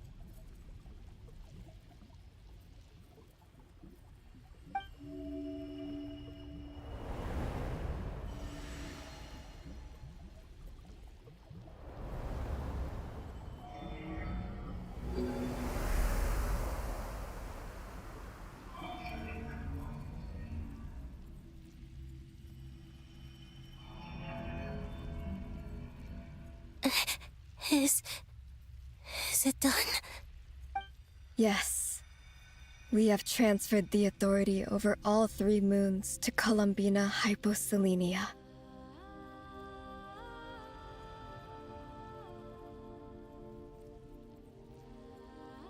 From this moment on, she is the Tri-Lune Goddess, the one and only moon goddess of this world.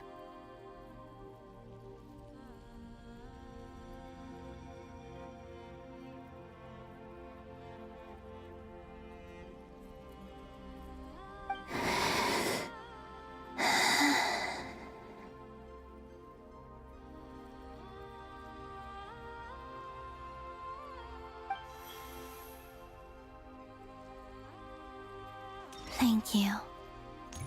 Thank you, my sisters.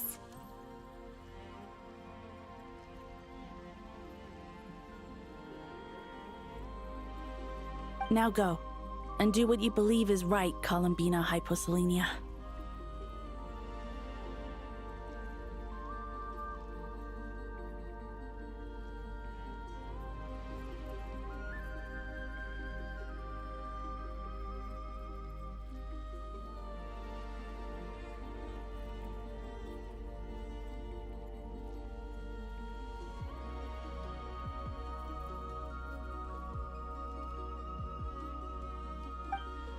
Be aware that we cannot grant you the power of the 3 moons beyond these prison walls.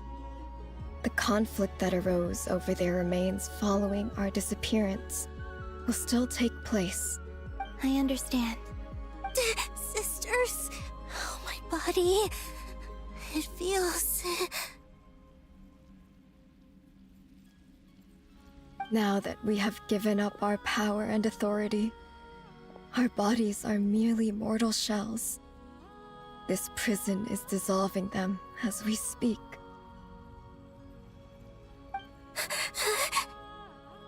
It's okay, Sonnet.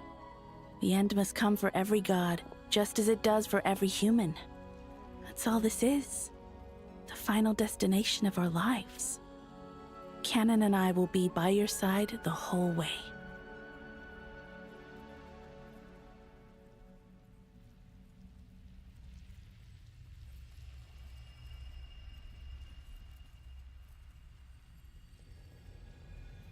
We have one final request, Columbina. Could you use the 3 moons' power to send us back into the real world?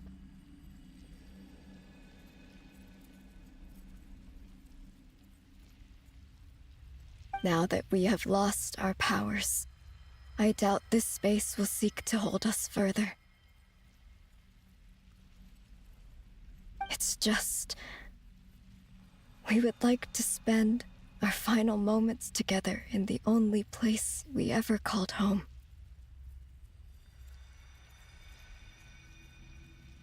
Of course. Gladly.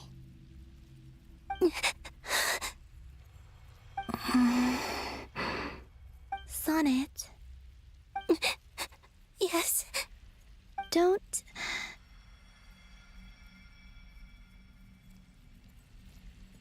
I wish I could tell her not to give in to the abyss. Not to be afraid. But is this really what I should say at this moment?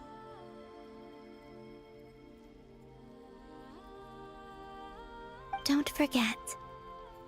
I'm so glad to have a big sister like you.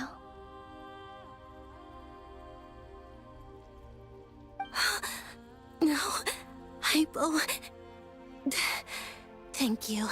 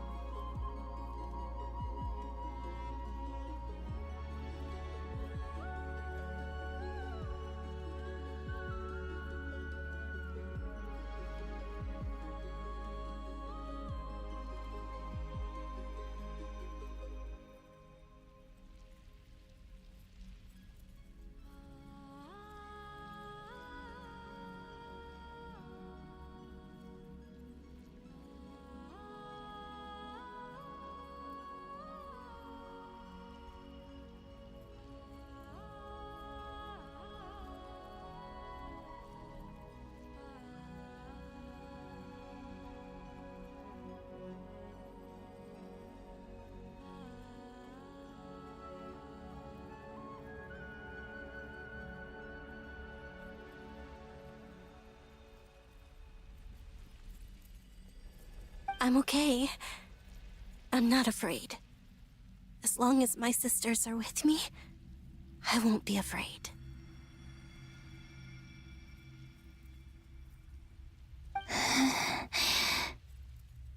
It looks like this is goodbye, sisters.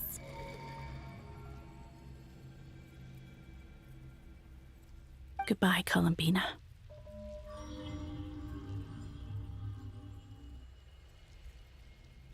Take care of this world in our stead. I will.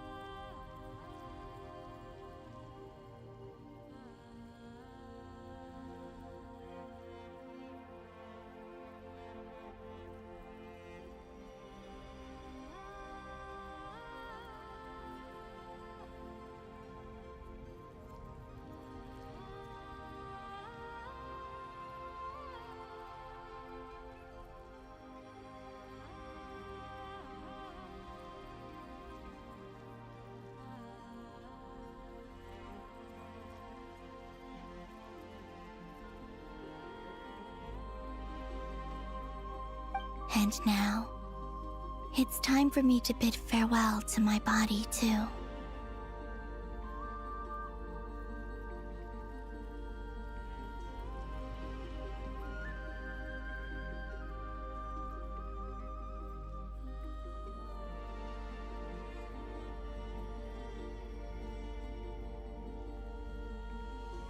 May it become the moonlight that keeps Nodcry company through the long years ahead. So this is why Nodcry was not always home to Kuvaki.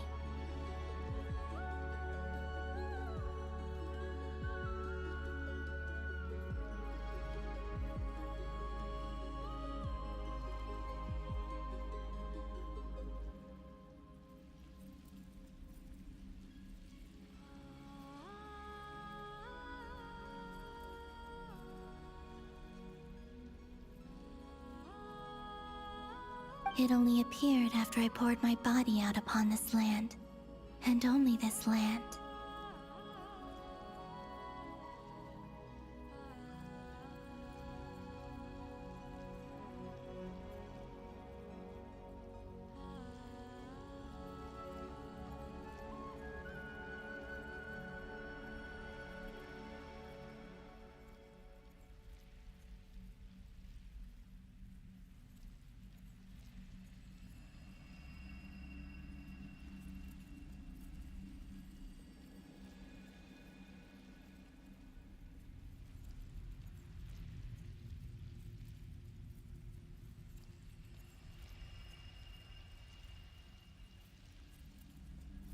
Kuvaki responds to me because it is me, my body, answering the call of my soul.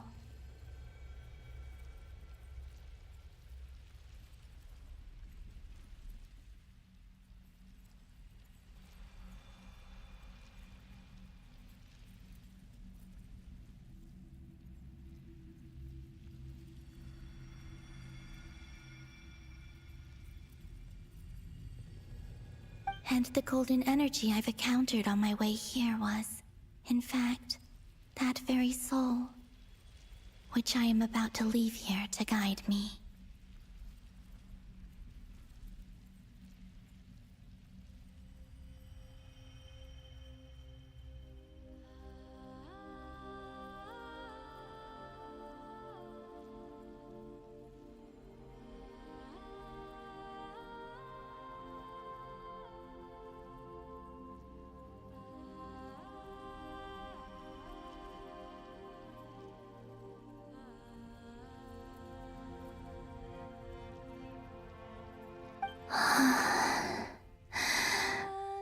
O power Triloon, eternal moonlight.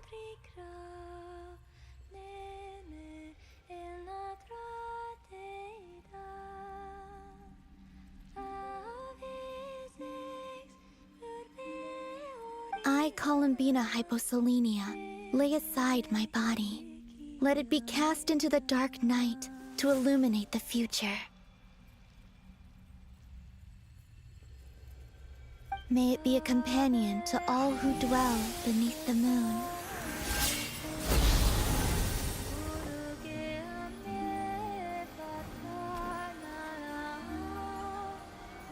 Until the time comes for me to return home.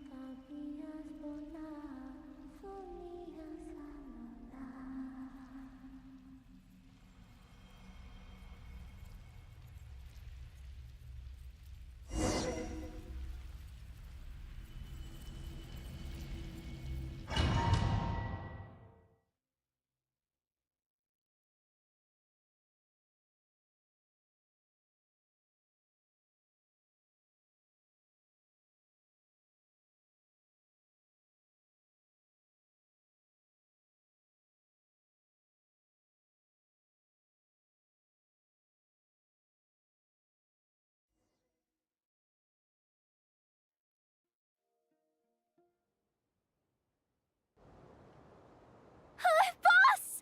That was crazy! Were we even allowed to see that? Is anyone?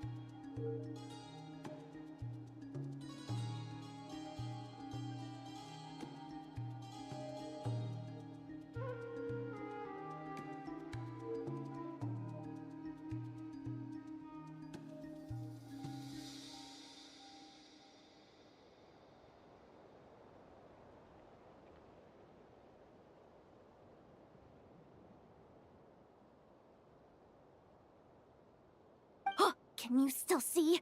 How many fingers am I holding up?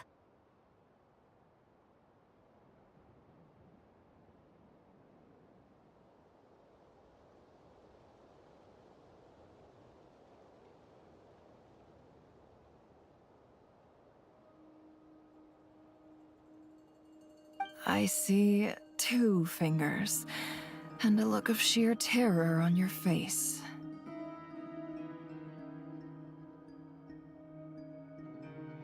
Truly astounding, Miss Nefer. Your eyes have glimpsed the very ends of the world, and yet they remain as sharp as ever. Or is the credit for this miracle due to Miss Lauma? It seems that even time itself is no match for your medical skills.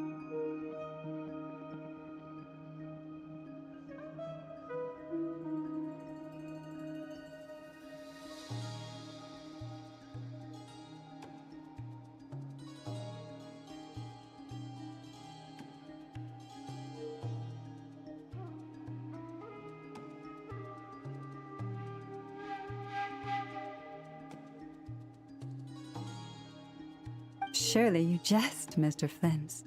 I suspect we have Columbina to thank. She must have realized the immense toll that the ritual would take and purposely set aside some of her power in the past to protect Nefer's eyes when this moment arrived.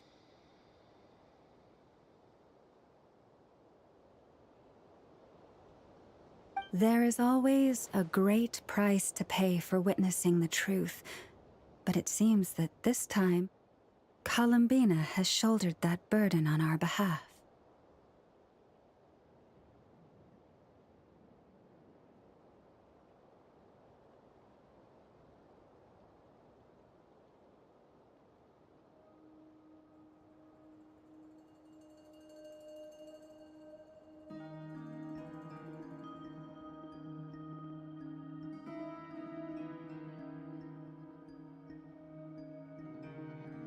She chose the perfect method of getting a message to us. Though her eyes were always shut, she was clearly so perceptive. She knows us well. She knew exactly how we would think and what we would try. Despite being separated by time and space, we're seeing the same possibilities and seizing the same opportunities.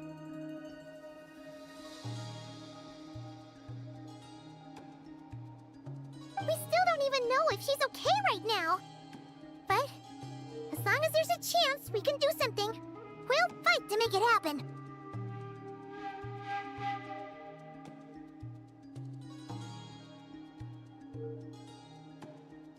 We'll get you back somehow, Columbina.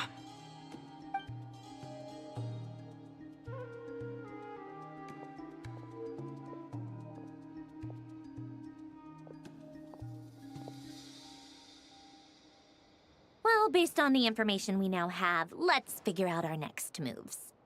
Thanks to these gentlemen, we have a much clearer picture of the situation with Dottore. The civilian population has been moved to safety, so we no longer need to hold back.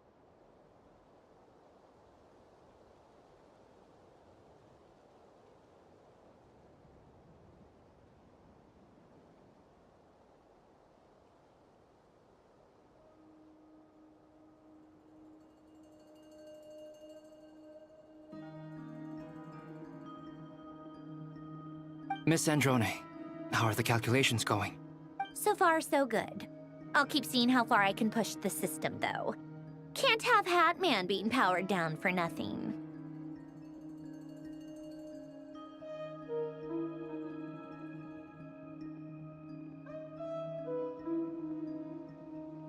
There's still a long road ahead.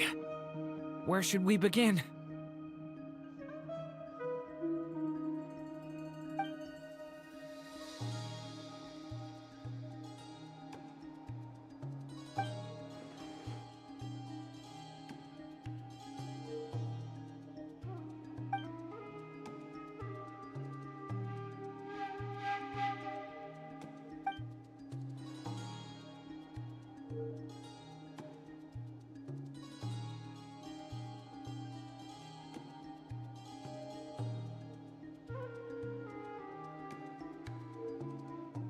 Our plan is clear. Time is short, so let's get moving.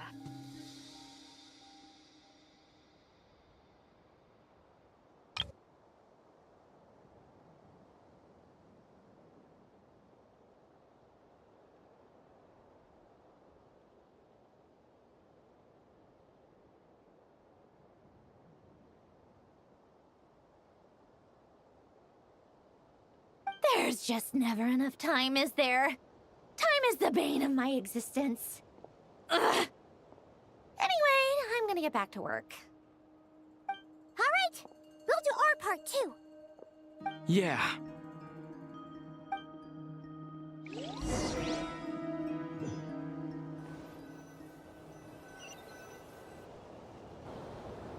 Albedo's theory says that elemental energy can dilute the light realm's power, but I'm no expert in building elemental defenses. Sounds like something out of the advanced elemental theory section of the library. Whew. You seem quite troubled. Well, yeah. I mean, who doesn't get a little flustered when they're completely out of their depth? You were the very picture of confidence back when you approached the Hexen Circle.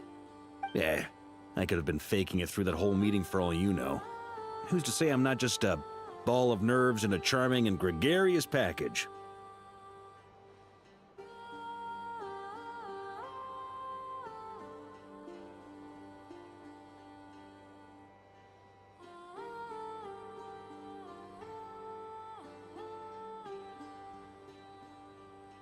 Oh gosh, really? I'm so sorry, I had no idea. Well, you're all the braver for it.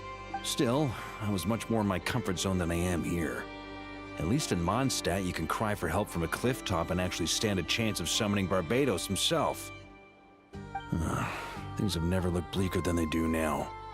If we don't pull this off, Tevat's doomed, isn't it?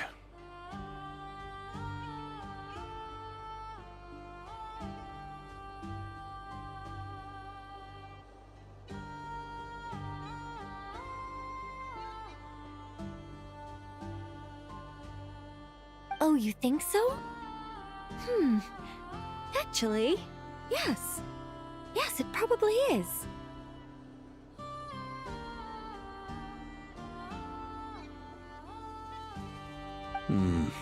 It's a shame. Don't put too much pressure on yourself. Tevat has faced annihilation many times in the past, but it also gave us you, didn't it? Hey, don't give me that. It's not like I'm anyone special. I disagree. Every human born in this world is special. We angels have always believed that. In that case, this humble human being has a big favor to ask of you. I thought you might say that. I'm sure Alice, in her great wisdom, sent you here precisely to help us in this difficult time, yes? Well, that has less to do with her wisdom, and more to do with my power. Of course, of course. Well, the thing is, these elemental defenses we're about to build, I don't think it's a question of if they'll fail, but when. Durin's findings from his patrols make it clear that Dottore is constantly expanding his territory. First it was his lab, then the design bureau, and now this. It's not realistic to completely stop him encroaching on the rest of Nagrai. Rather, our goal should be to stall him for as long as possible. If Miss Sandroni's calculations are correct, well, they're the closest thing to certainty we have in this situation, so let's assume they are. Anyway, her calculations suggest that our best hope for victory lies in Miss Columbina's return. It's up to us to slow Dottore's advance and buy time for her to make a return. Are you asking me to help you with building the defenses? No. I'd like you to prepare for what comes next. When he eventually reaches us, we will have to fight him. You were an angel once and a mage now. I'm asking you to lend us your protection.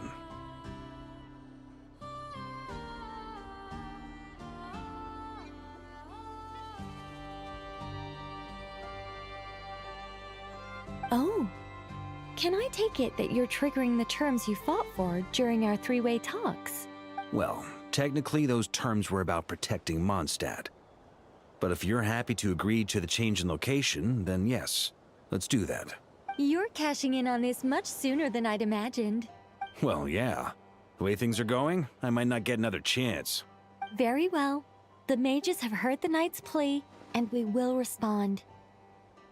To tell the truth, Alice and I had already discussed how we might help you all, so I didn't come empty-handed. I always like to be prepared. This is... wow. Yeah. This is great. Seriously, thank you. It's been many long years since I had a chance to dazzle humanity with a little divine intervention.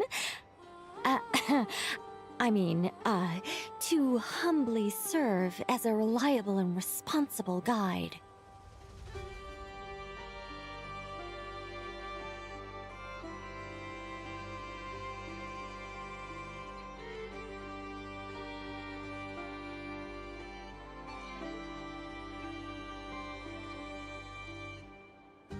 Anyway, Knight of Boreas, please accept this gift in recognition of your great virtue. Go now.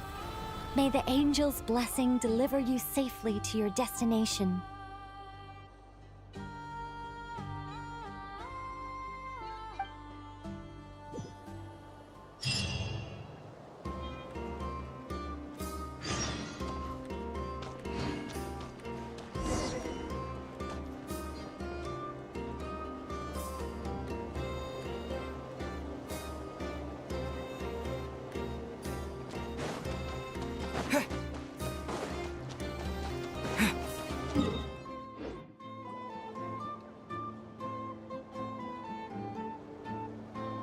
You're here.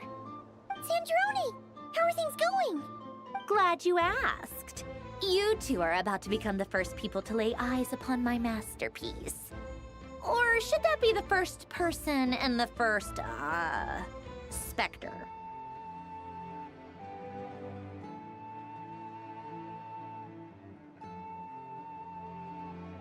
Hey!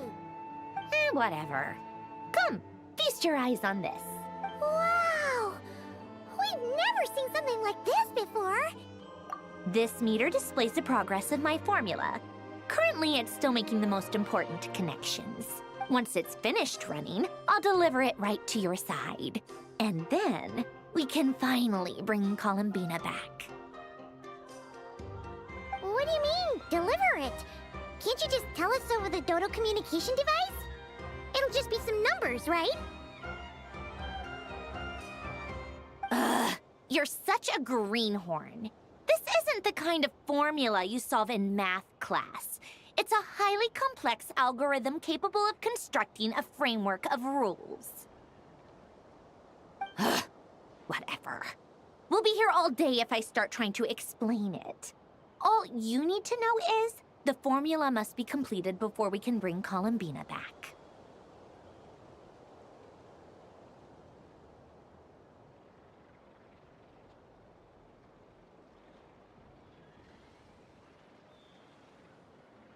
I'll share the data with you. Nicole's agreed to let me use her information channel, so we just need to use the Dodo communication device like so. And there. Now you can check in on my progress. Wow! Look at that! You're amazing, Sandrone!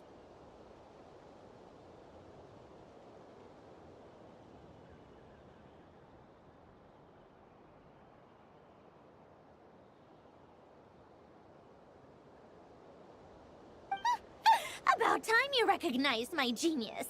Took you long enough.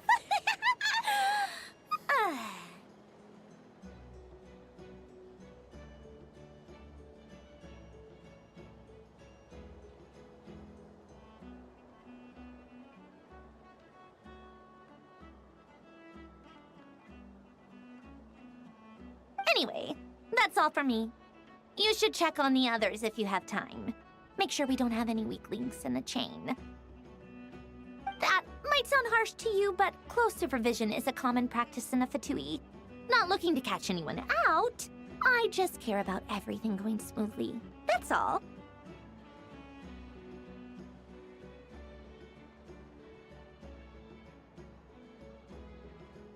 I'm kinda stuck here while the formula's running, so I need you to be my second pair of eyes in the meantime.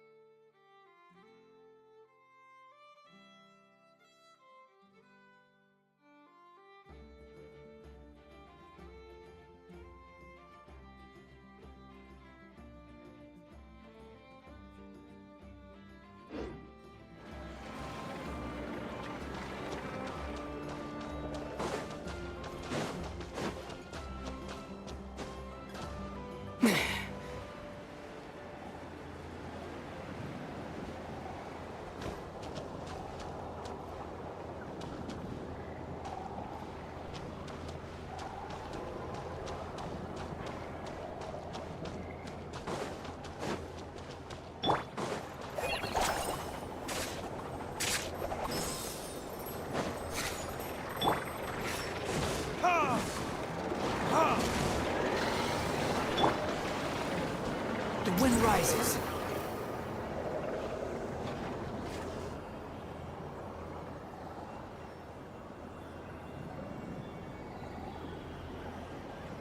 Ja!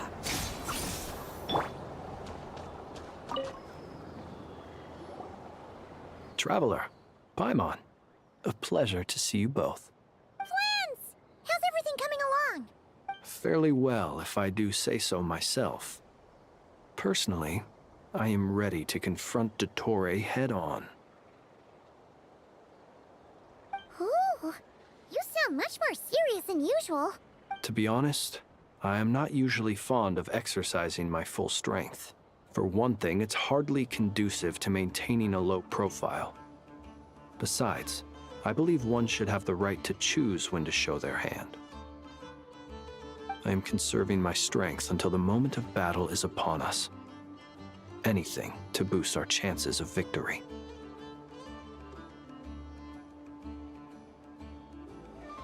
Seeing you get into the zone like this really puts Paimon at ease. Huh, Traveler? I consider it an honor to have your trust. Rest well. I look forward to seeing you both in your element during the battle.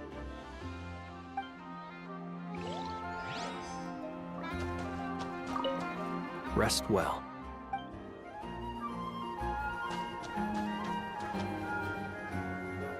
Thankfully, Miss Nicole has come to our aid. Nasha Town is now looking very well defended. Golden Flame. Yes, that's Nicole's power, all right. Based on the latest message from Grandmaster Varka, it sounds like they've reached an agreement.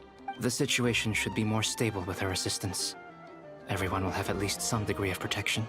Albedo! Durin! Hello there, you two.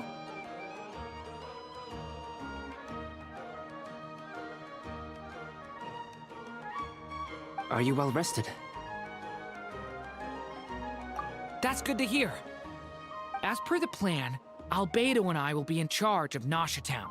As Dottore's energy field expands, it's creeping ever closer in that direction. But we will do our best to hold our position. We fought side by side many times before, and always with great success.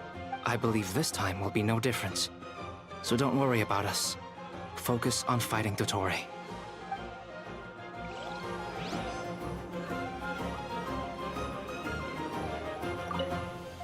As Dottore's energy... We fought side by... I believe this time...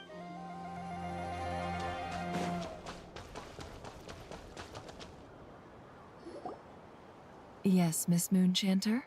What are you staring at? You always address me in the strangest ways.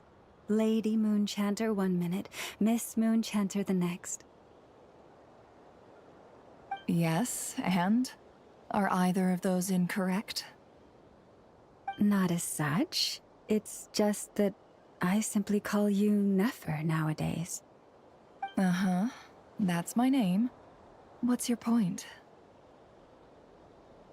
The point is I don't add any honorifics or titles. Meaning what? That maybe we're on friendlier terms now than we used to be. Is that how you see it? And I thought I was the one with eye damage.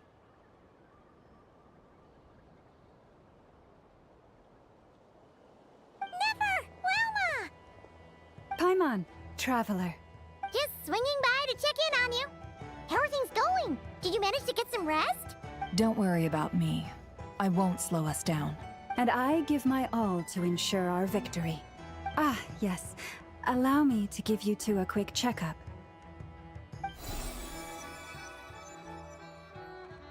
All done. You're both in good shape.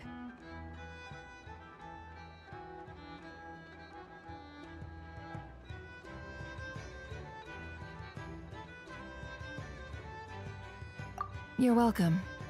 You'll have your work cut out for you in this battle against Dottore, so make sure to get some rest in first.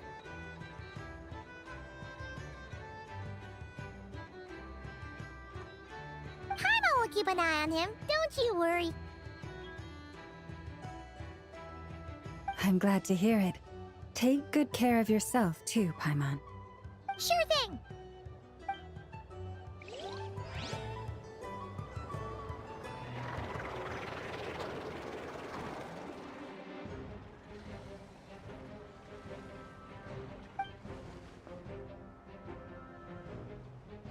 Here they come.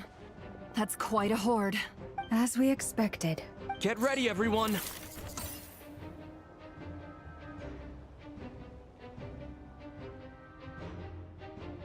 Take your positions, and prepare to engage. Let's begin. I'm at the ready.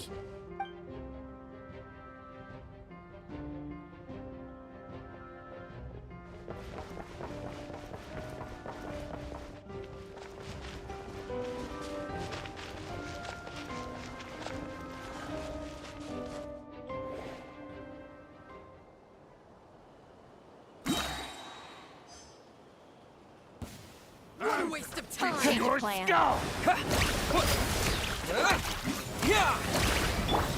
Observe.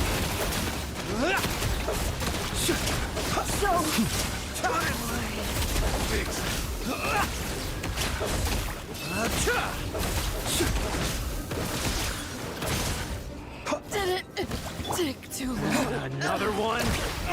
Beware the creatures of the night. You're pretty strong. Yeah!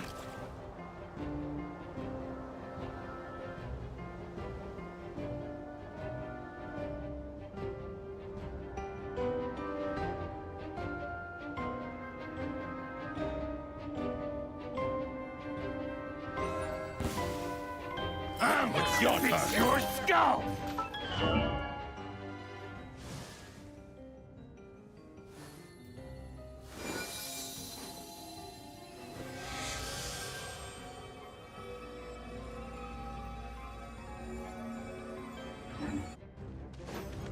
Forest, protect us.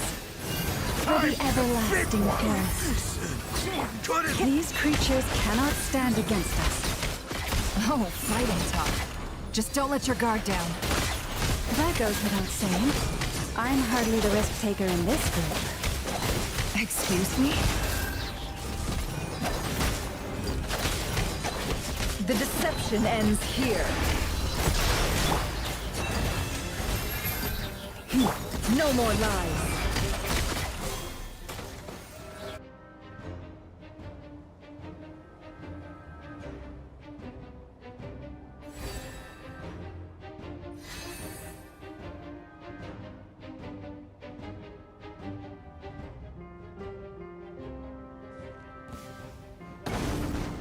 The story has only just begun! Burst forth! That was easy.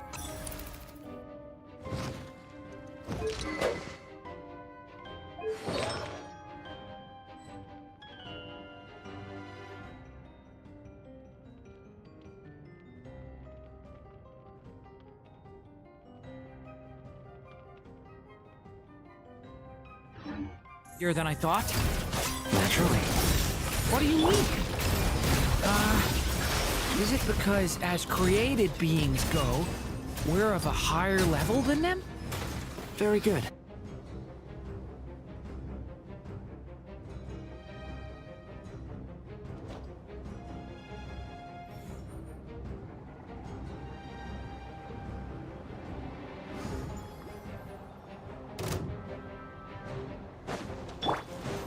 You poor lost land. With one heart. It all adds up. People have always used fire to drive away wild beasts. Wouldn't a lantern work just as well? You read my mind, my dear friend. I was just about to say that. All right then, dear friend. Bring the light! The long sleep beckons. Mission.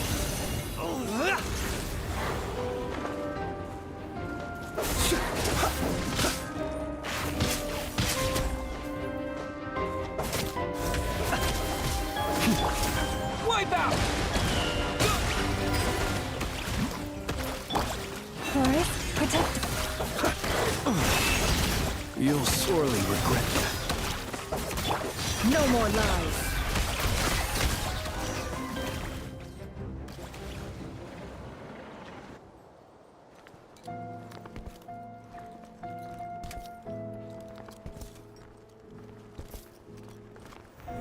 You're looking well. I trust you've had a good couple of days.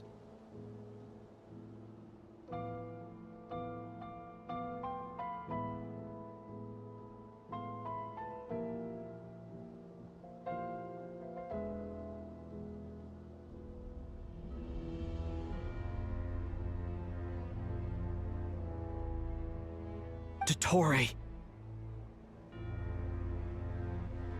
It's actually a good thing, in my view. If the subjects of my experiment were to die prematurely, it would throw quite a wrench in the works. And so, I must thank you all for your resilience. We are no longer on the same level, but you are nonetheless worthy of my respect. A creator god should be merciful and gracious after all. And in any case, it is only right that before I end your lives, the world is informed of the arrival of their new god.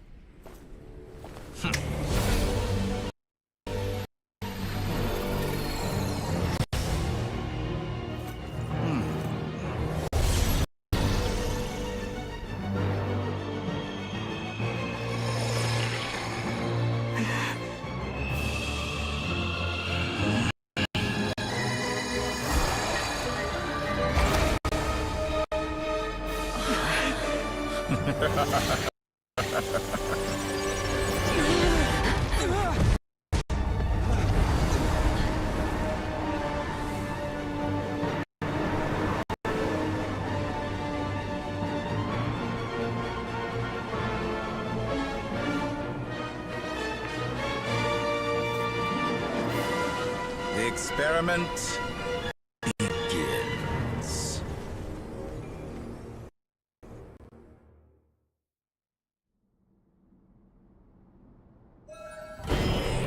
With the marrow of the 3 moons in my hand, behold the false moon's fall!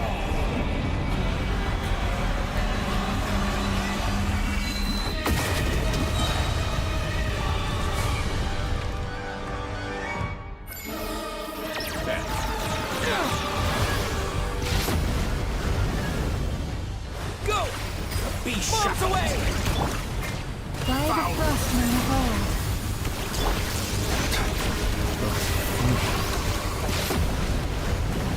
Close your eyes.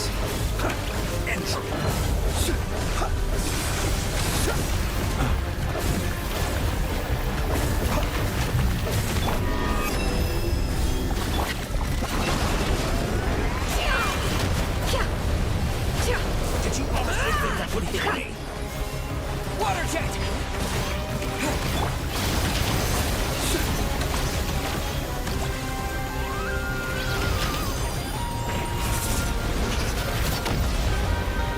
Observe. First, like an ant in my paw.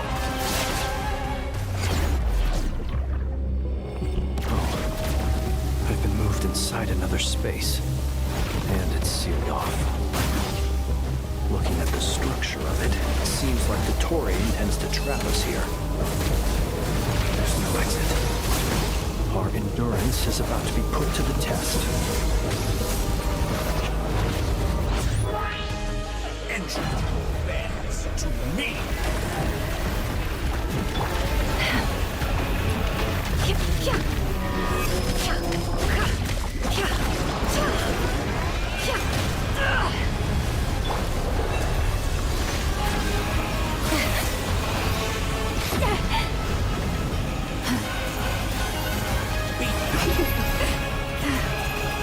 It all adds up.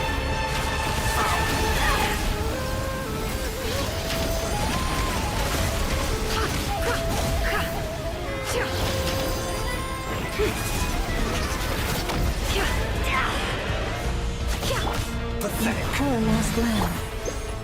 No more lies. Go! With the marrow of the three moons in my hand, behold the false moons fall.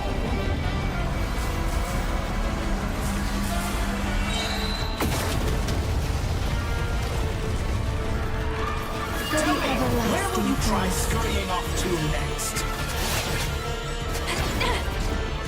Looks like Dottore has opted for a divide and conquer strategy. But we will not allow him to triumph.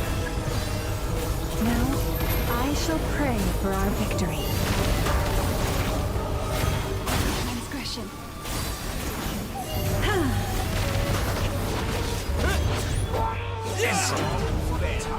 Go! Can't hide the truth. Under the truth. Seek Keep within. it up. I'm still collecting data.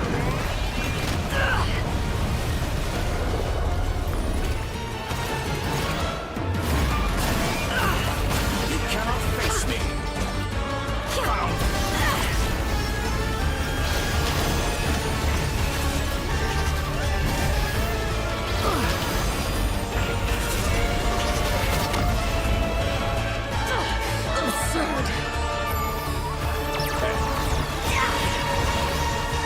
What a joke!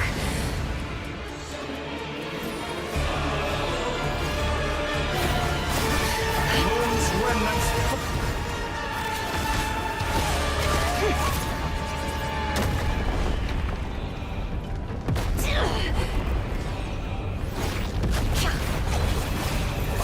Be annihilated. You cannot stand against me. What's this supposed to be? A knockoff version of the space Columbina got trapped in? There really is no way out.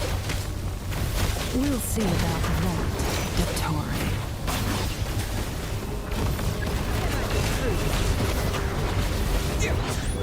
Entry. My apologies. I had not intended to take your teammates from you. But you have a choice. Obey, I can release them. An excellent deal, if you ask me. Won't you consider it? Did you honestly think that would hit me? Go!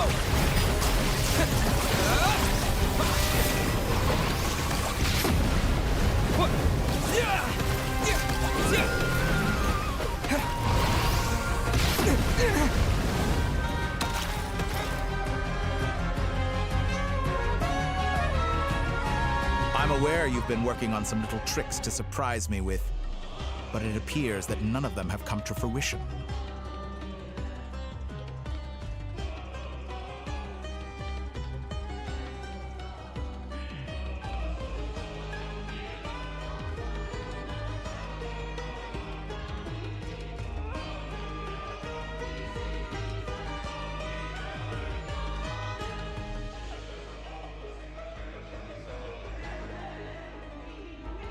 My guess would be that you're trying to bring Columbina back.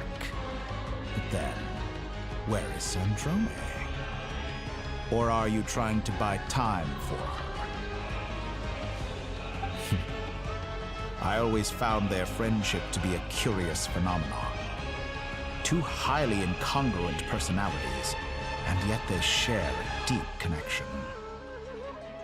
Speaking of Columbina, I once saw her as like a younger sister. We got along quite amicably while she was with the Fatui.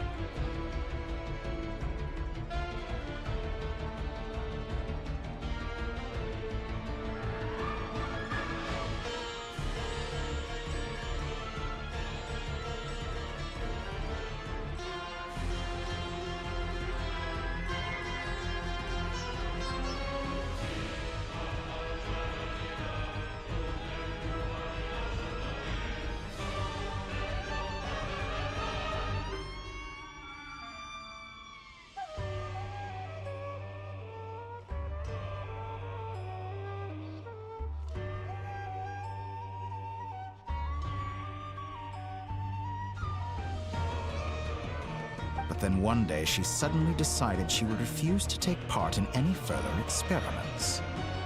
To this day, I truly don't understand what I could have done to upset her so much.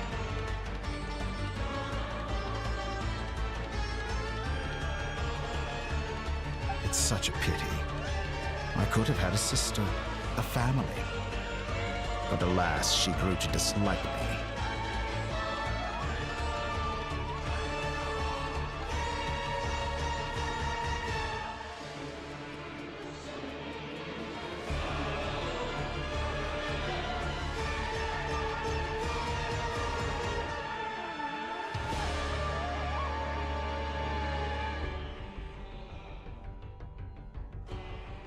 You're not fit to be family to her.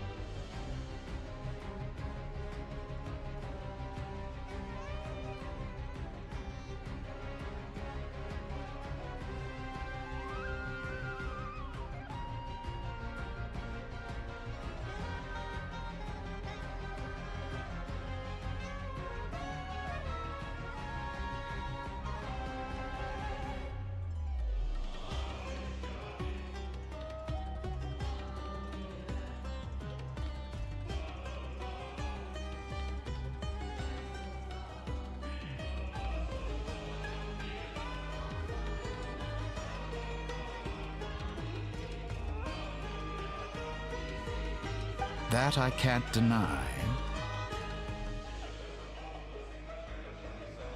So many people, all obsessed with playing out the same tired old dramas. This world is rotten to the core.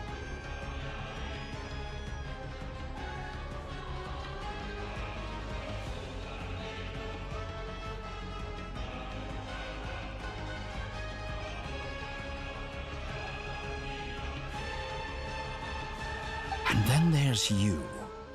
You had every opportunity to reach the right conclusion. The thought of killing you off like this?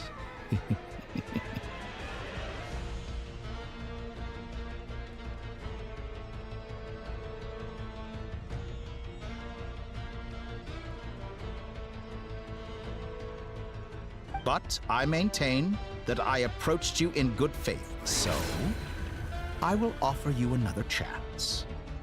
Will you work with me? You have until I count to 10 to make your choice.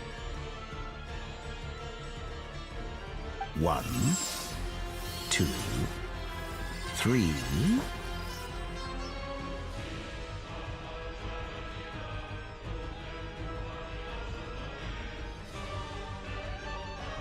Not in a million years.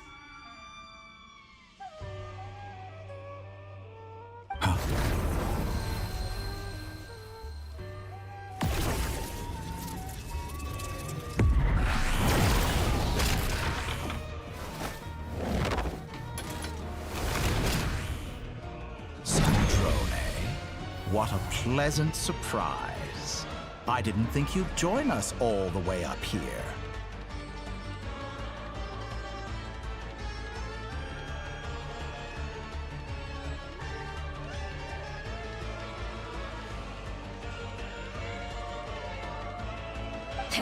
You're as sick and twisted as ever. Don't fool yourself into thinking anyone's grateful for the chances you're offering them. Sandrone? But the formula hasn't finished running yet. Funnily enough, I was just discussing a collaboration opportunity with the Traveler, and then I see you, who I must say is a good example of an opportunity gone to waste. Gone to waste? I said that everyone would get one chance, and you've used yours to march right back into the lion's den. So yes, it's an utterly wasted opportunity.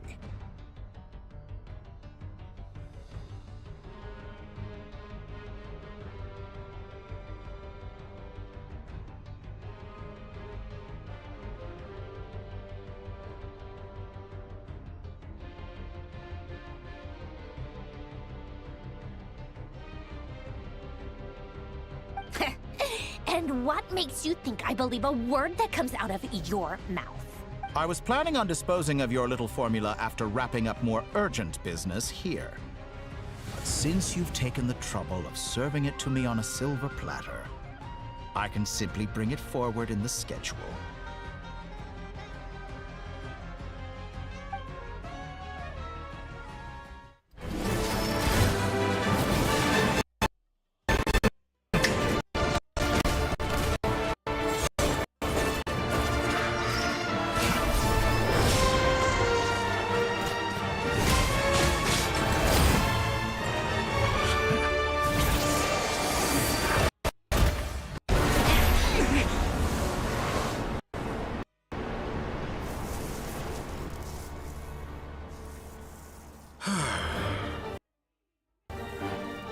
Is this your life's work? This piece of trash?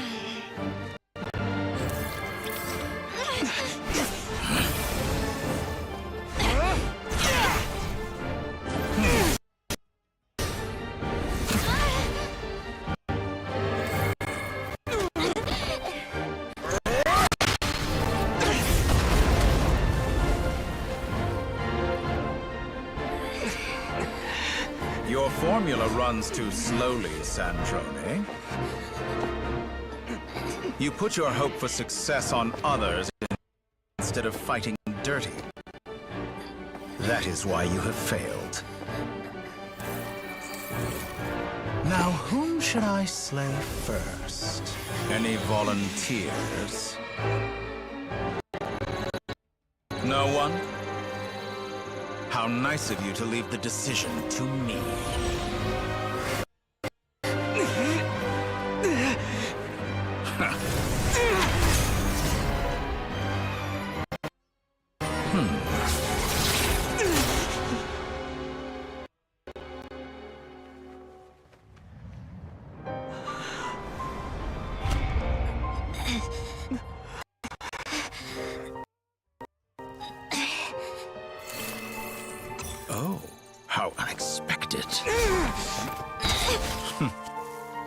Sandrone, any last words for me, comrade?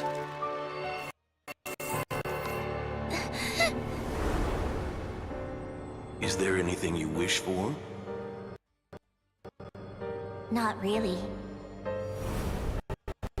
But I've always known what I don't want. Go to hell, Dottore.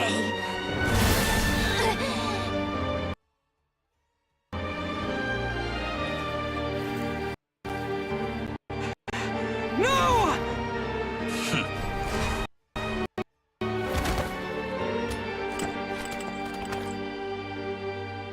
And now, you have failed.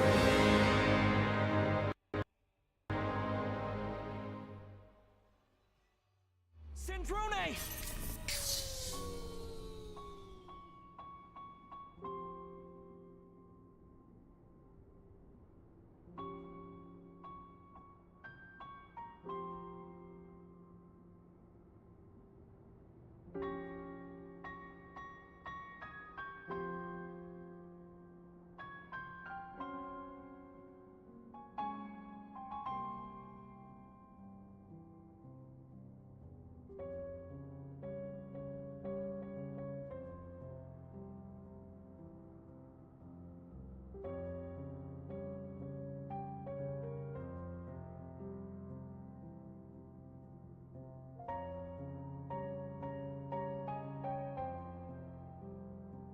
Now you see how fragile mechanical contraptions are.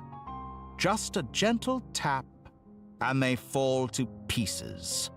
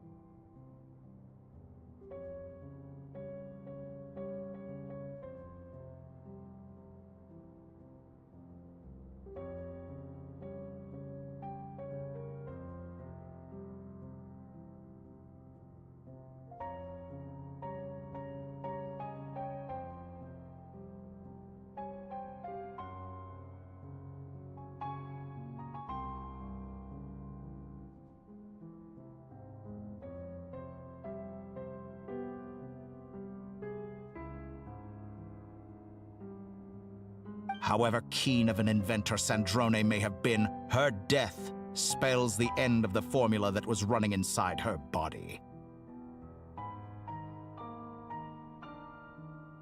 Of course, I have to commend her for making it this far. As her colleague, I have to admire her stubborn tenacity.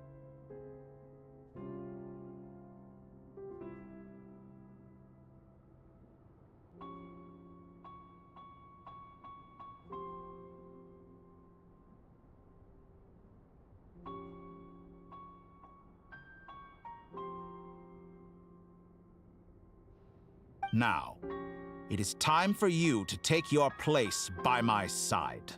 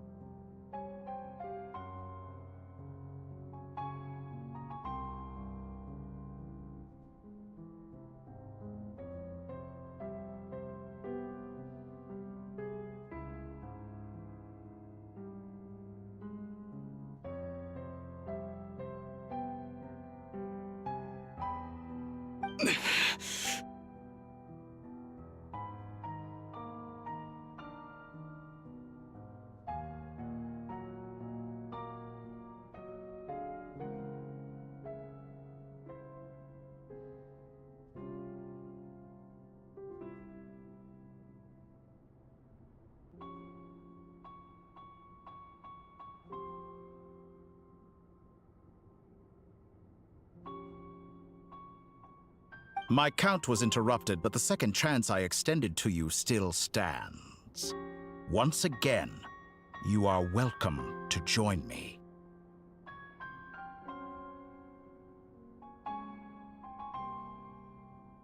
By now, I'm sure you have gained a greater appreciation for the power and authority I wield.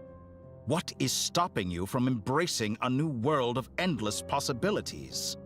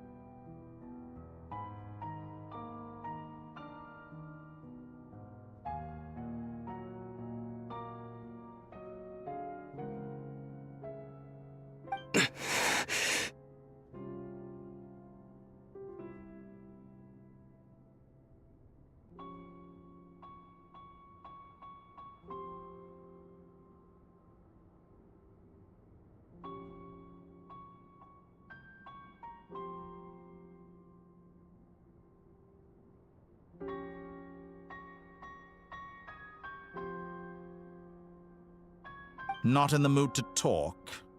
As you wish. You seem less talkative than usual today.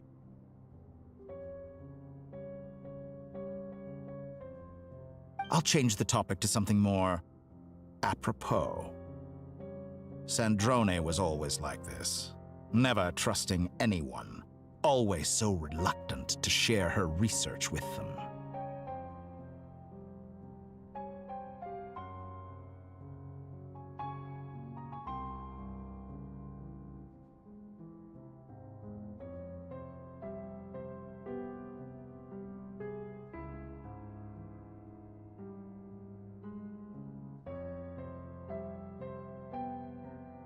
Objectively speaking, she had her strengths. It is remarkable how she extracted and even optimized the world formula from so much data.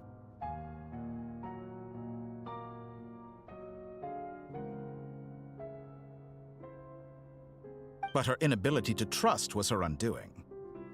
Had she allowed someone else to monitor or run the formula for her, You might still have a chance at victory even now.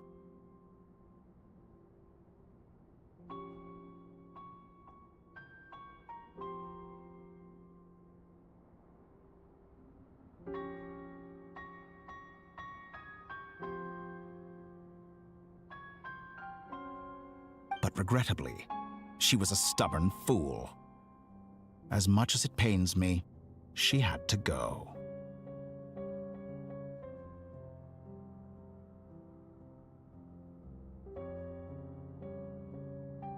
Dottore!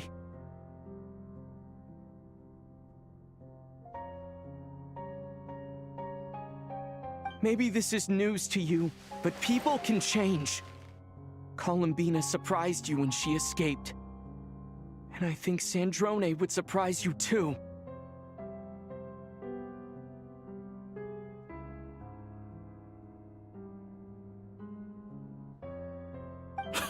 Change?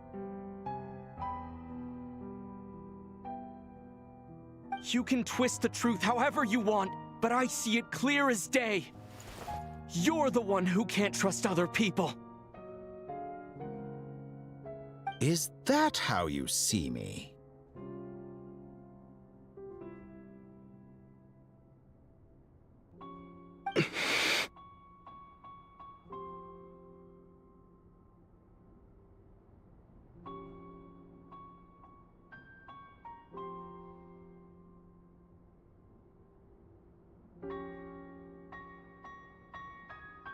By this point, what can you hope to do about it?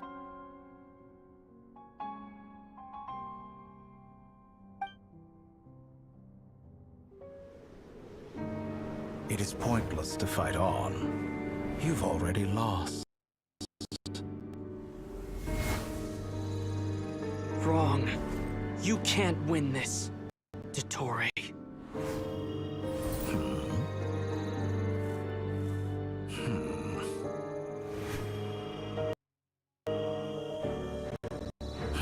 What?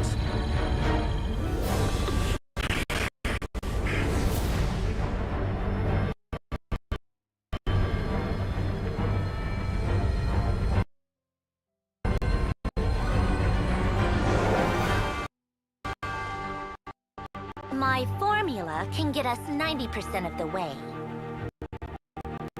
It will connect you to Columbina. Then, I will bring the formula's output to the Traveler's side. For the last 10%, do whatever it takes. Just bring the moon down.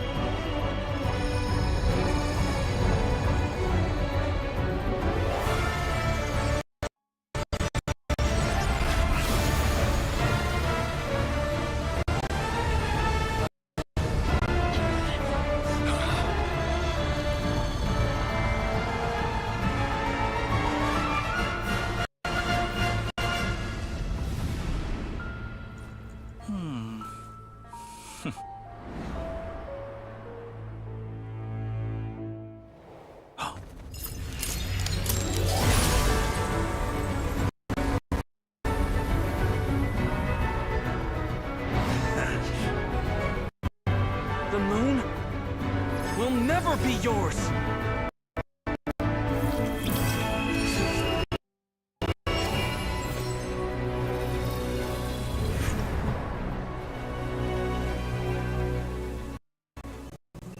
I turn my body into moonlight and pour it over Nodcry. My soul I leave here to inform my future friends.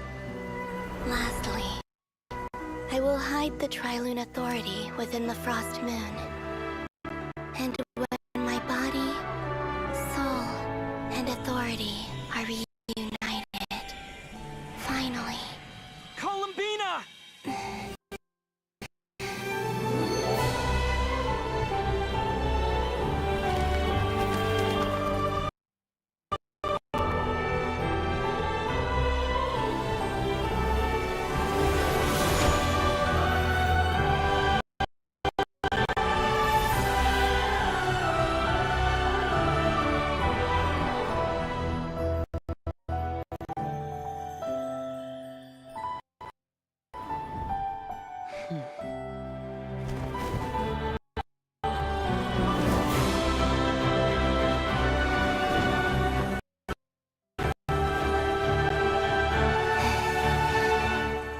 It's been too long. I'm back.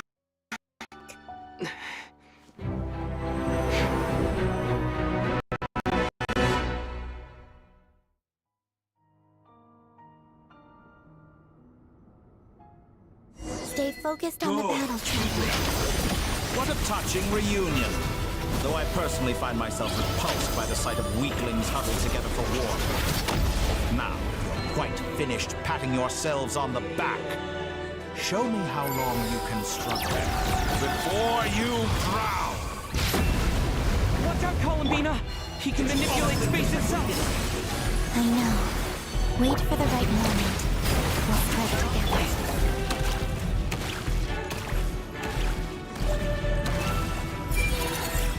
Moon's remnants fall!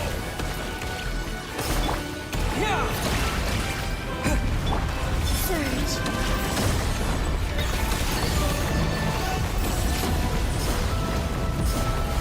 How dull. Such a simple attack, and you're already struggling. Integral bends.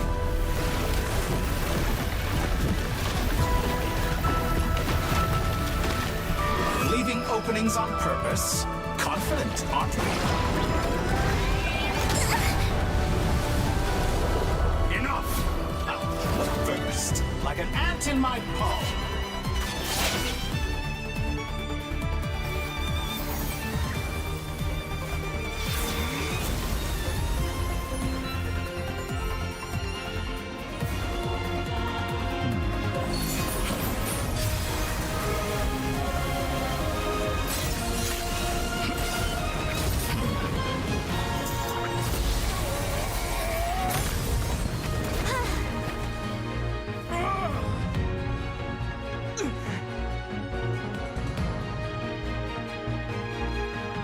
I grant you the new moon's blessing.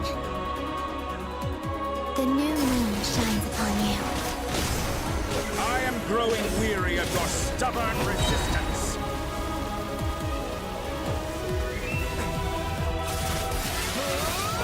It's over, Dottore!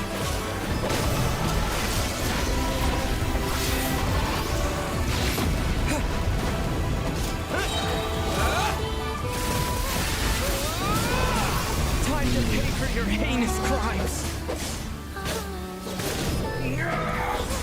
So close. I was so close to...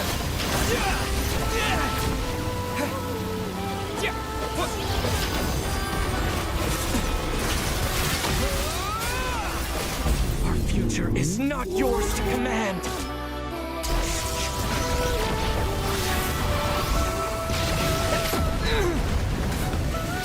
No longer must the world cower in the cold night.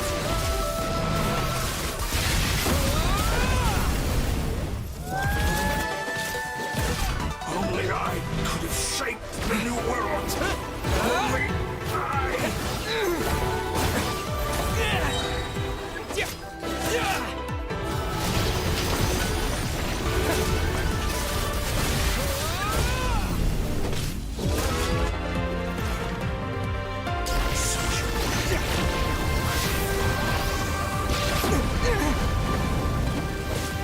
Let the moonlight dispel the dark.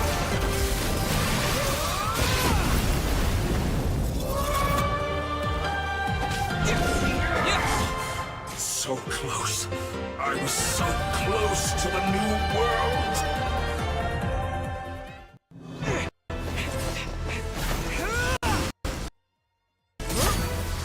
Willfully blind.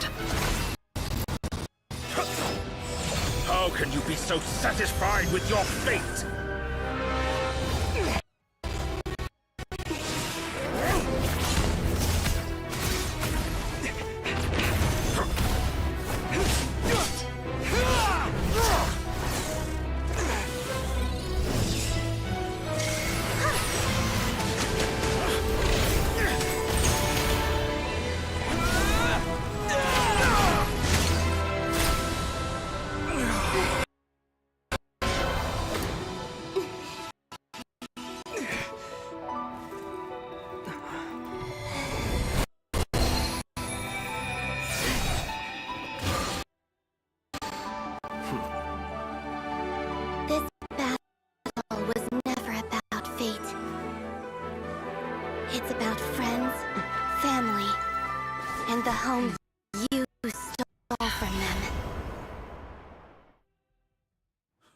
So dull. Only the weak rely on each other for comfort. You shall see. Once I transcend fate, you will be nothing but fodder for my grand experiment! That will never happen.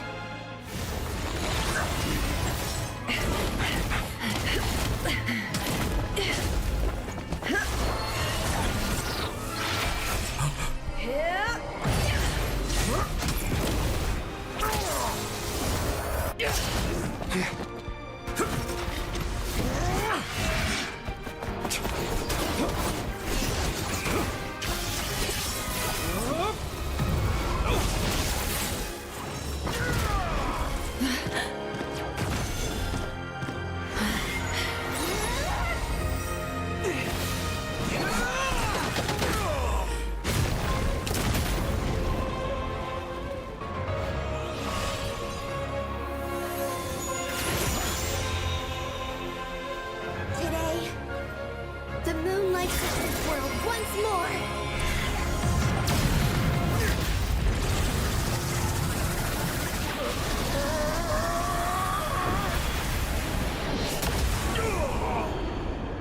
This loathsome world.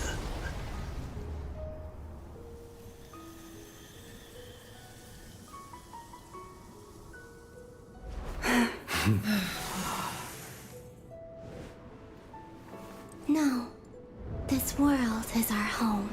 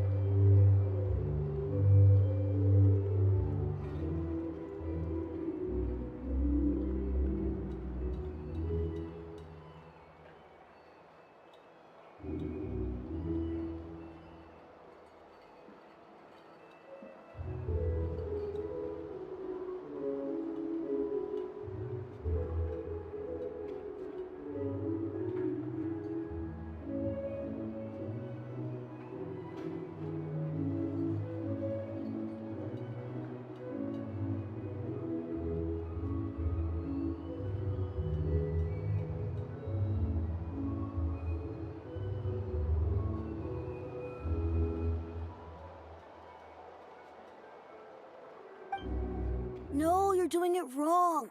The moon looks like this now.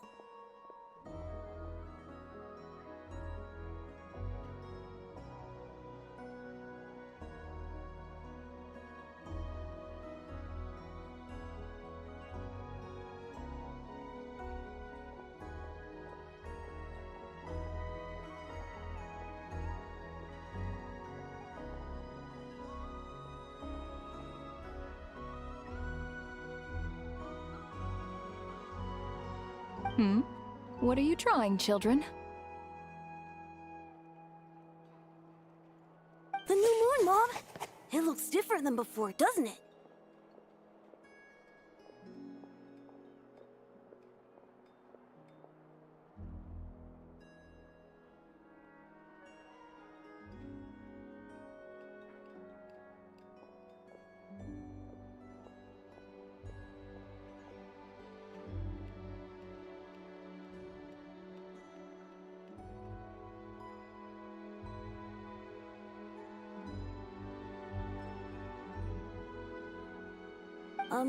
Also...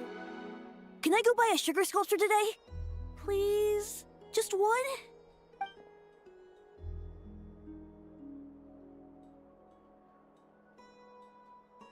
All right. I suppose today is a special day after all. Almost like a festival. Extra, extra! Get the latest Nasha Express here! Post-disaster report! Nasha Town reborn beneath a new moon! The voyage begins today! The future looks bright thanks to the League. Want a copy? I knew things would be different, but I didn't think that would include the moon. They say a new moon goddess has been born. A new moon goddess? Who's saying that? The Frost Moon Scions? I guess so. I'm not too clued up on the details. As far as I'm concerned, the moon's still in the sky and it's business as usual.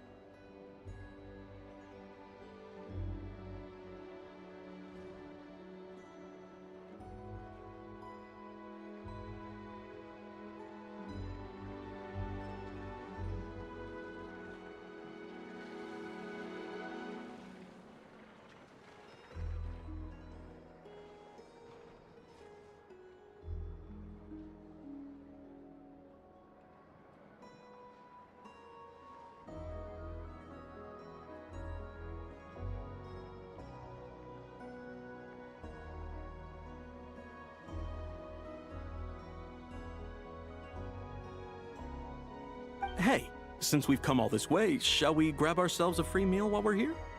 Are you a convert now? Or are you just here for the free lunch? Oh, come on. What does it matter? After everything we've all just been through? That smells good. All right, that's it. I'm hungry. Time to eat. Come on! We gotta get there early, or there won't be any good spots left! Shh, keep it down. This is a residential area. What if people are still sleeping?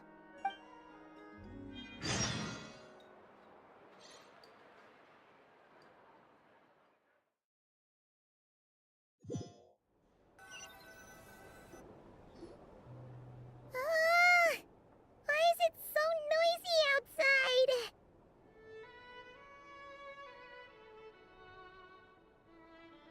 It's okay. Paimon was pretty much awake anyway. It's been so long since we last had a chance to relax, huh? Feels like time is moving slower than usual. What about you? Did you rest well? Still winding down from everything that's happened? Or are you wondering how our friends are doing? Or is it about what Dotori said to you?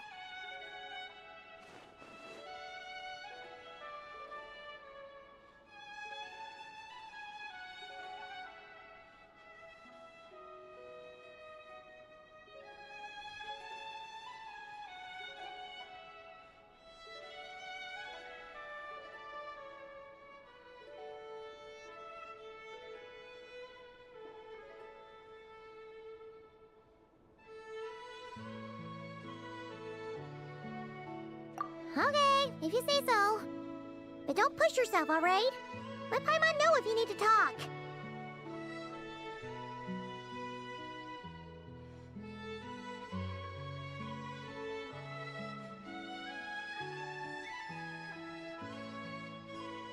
What we just went through was a lot. It's totally normal if you need some time to get back in your groove. Luanatar disappeared after Columbina came back. Apparently, she was part of Columbina's soul or something. Still, Paimon kind of misses Lawanatar somehow.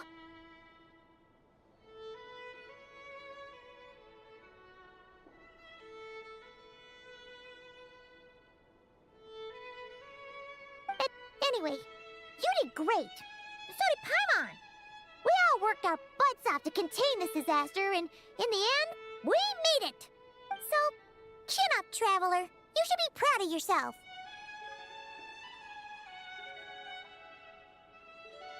Hey, don't poke fun. You should be glad that Paimon's growing as a person.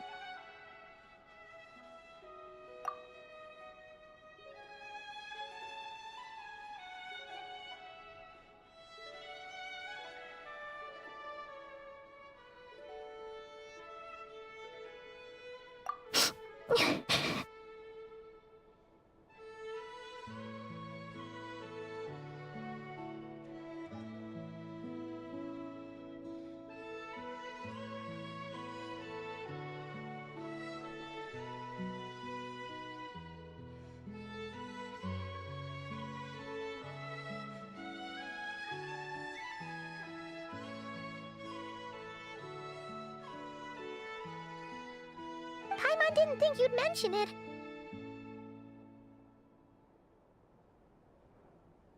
You have no idea how anxious Paimon was. She was worried sick about you.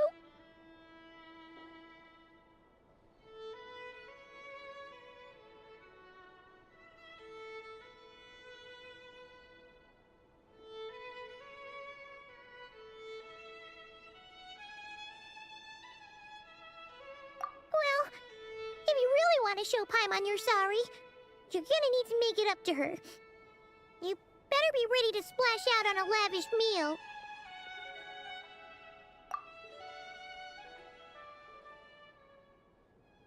Phew. Okay. Paimon's full now.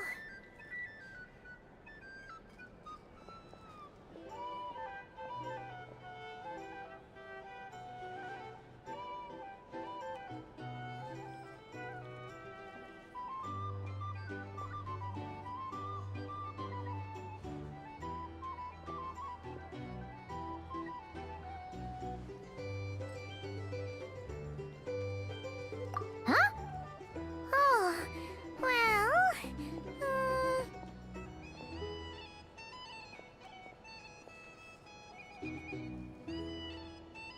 Hey there, Traveler and Paimon!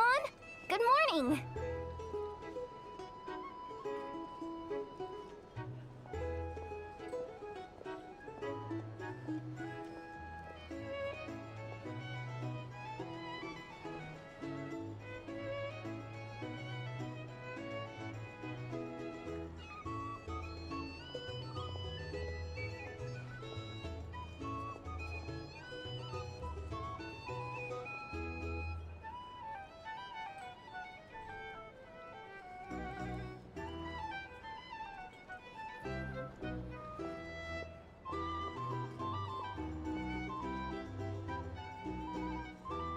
Morning, Yehuda!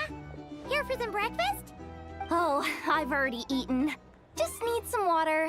I was mostly worried you might forget what day it was today. So, I came over to remind you.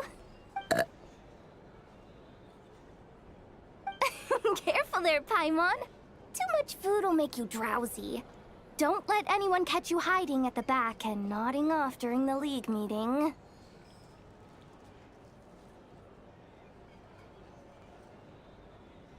You should probably be saying that to Aino. She's the baby of the group, if anyone.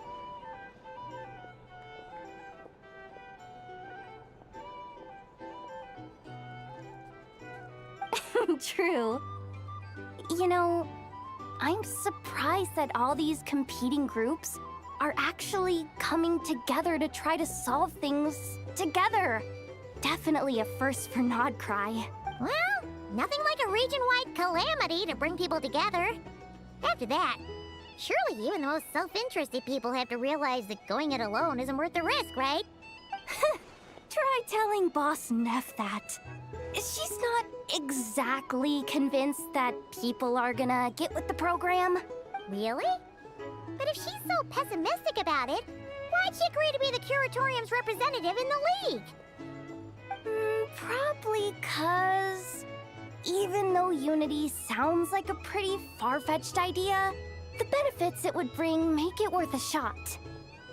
I think things will work out, though. I swear, Notcry feels like one big family now with everything that's happened. More than it used to, anyway. Paimon's with you on that one. And it seems like plenty of other people agree, too. Just listen to the bustling streets! All right. Everyone's been rebuilding these last 2 weeks, and the evacuees have been coming back in droves. Life's slowly returning back to normal. Which means my workload's probably gonna shoot back up. Were you about to head out? There's still some time before the ceremony begins, you know. Yeah, we were gonna take a stroll around the square and say hi to some friends first. Sounds good. See you later then.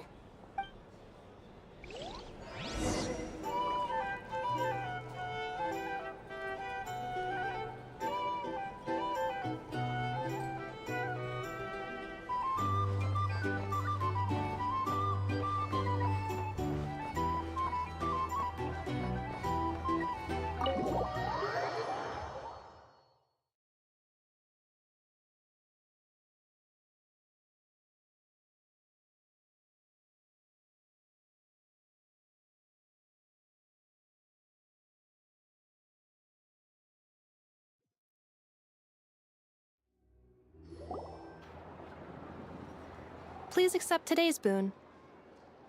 Have a nice day.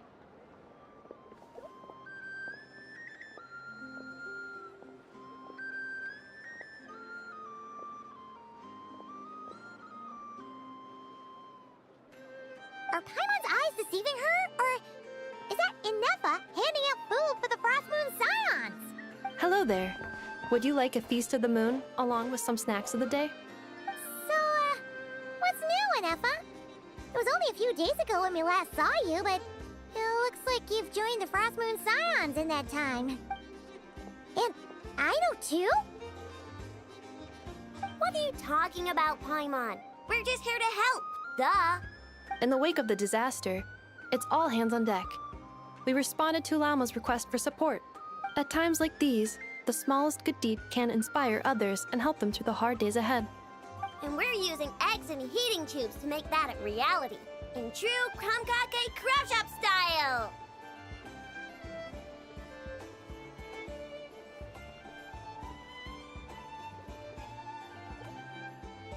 Enough! Did you hear that? The Traveler said I did good. The Traveler! That's because it's true, I know. Proposal. If you can resist eating today's dessert, I will provide you with compliments, too. No way!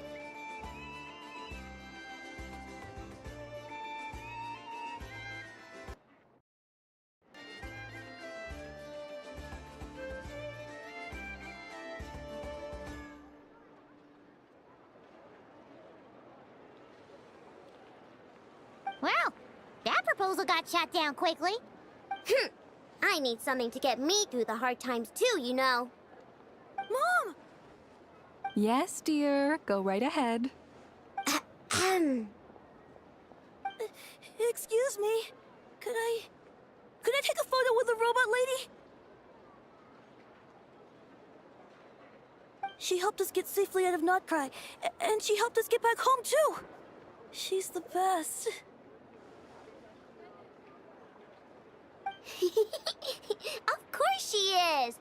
And since I'm the whiz kid who built her, that makes me even better than best, right?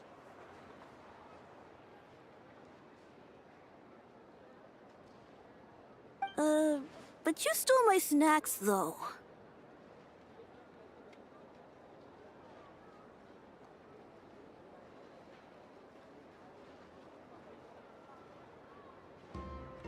Oops. Shall we move to the open space near the center? The view there is better. Thank you!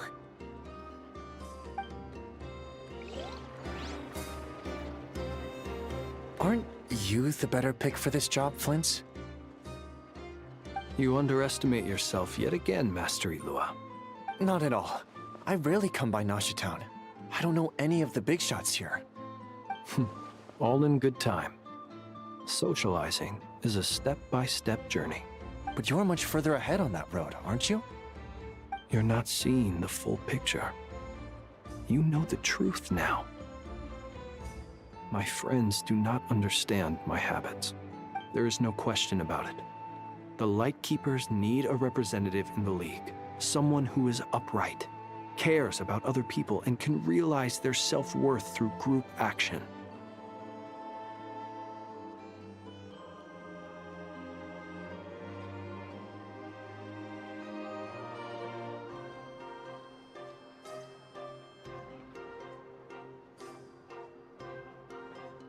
You say it like you wouldn't make the cut.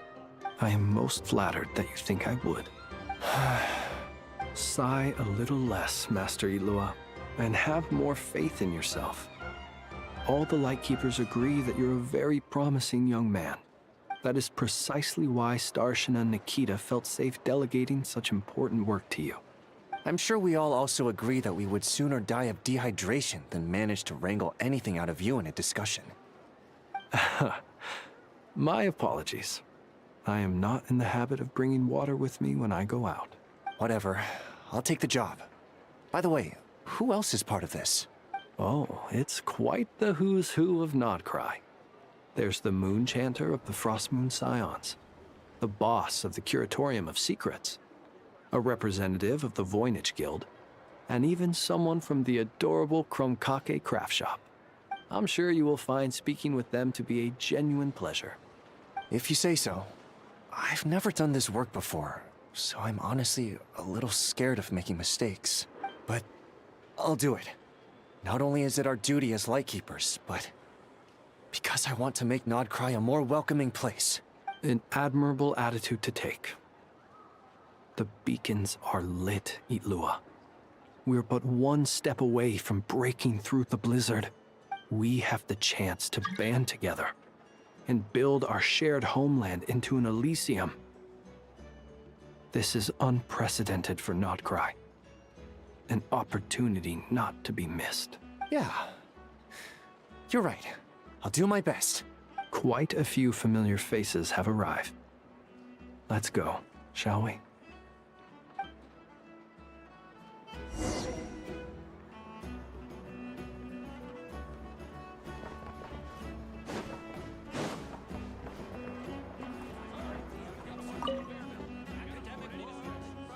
You look so cool when you fly, Miss Robot, and when you use your spear, too! And even though you took my snacks, it's pretty cool that you could build stuff like this. You've got so many inventions. It's amazing!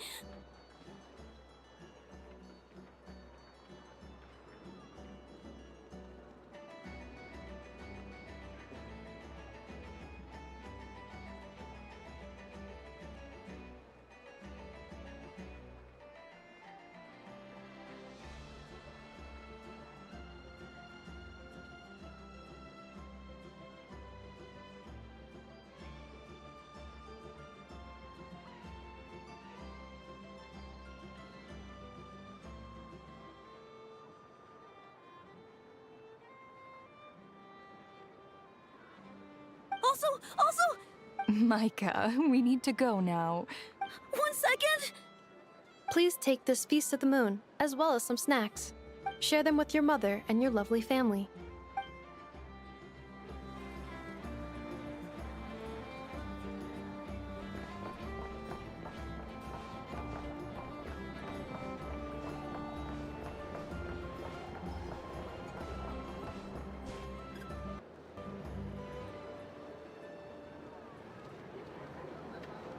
Wow! Everyone's here!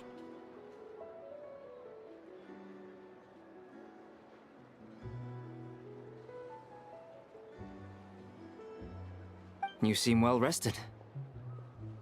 I know no one's asked, but I'm sure you all want to know, so let me just say, we're doing great, thanks. Well, great, but not perfect. Starting to lose my mind from boredom. Can't drink a drop of alcohol while I'm waiting for my wounds to heal. I'm sure you had a sneaky swig or two. Wait, how'd you find out? I'm sure you must be missing Mondstadt after all these years away, Grandmaster. Yeah, you could say that again. Every time I get news from Mondstadt, it makes me want to go back and see the place for myself. Honestly, once things are wrapped up here, I think it'll be time to head back home.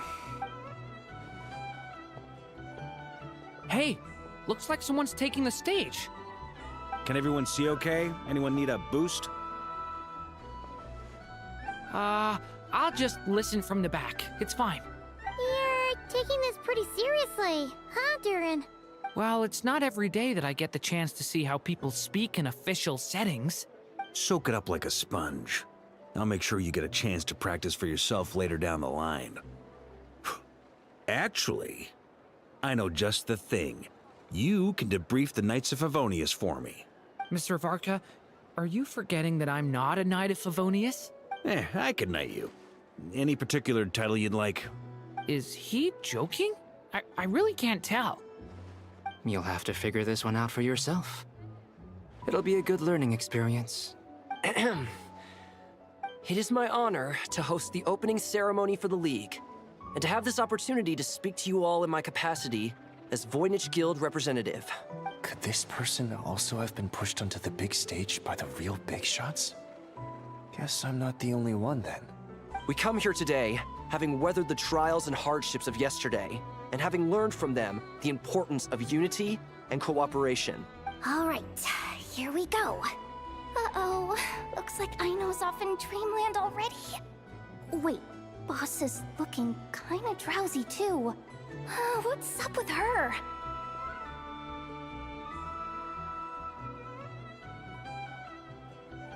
Come on, get this speech over with already.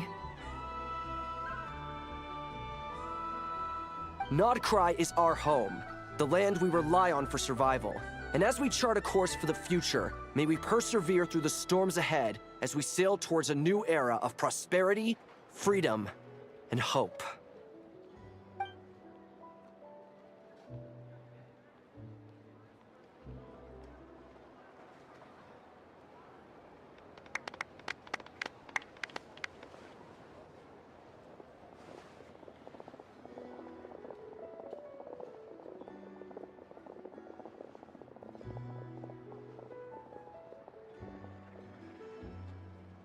Looks like we'll have more opportunities to travel in the future.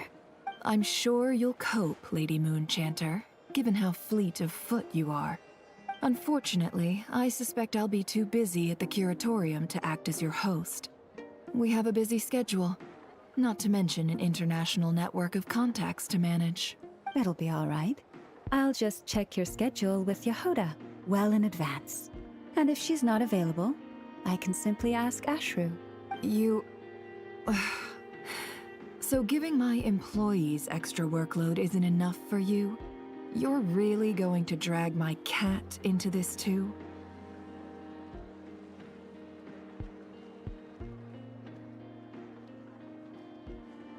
I thought you'd approve. Aren't you forever increasing your employees' workloads? That's a bold statement. Are all the Frost Moon Scions feeling more audacious now that your moon goddess has returned?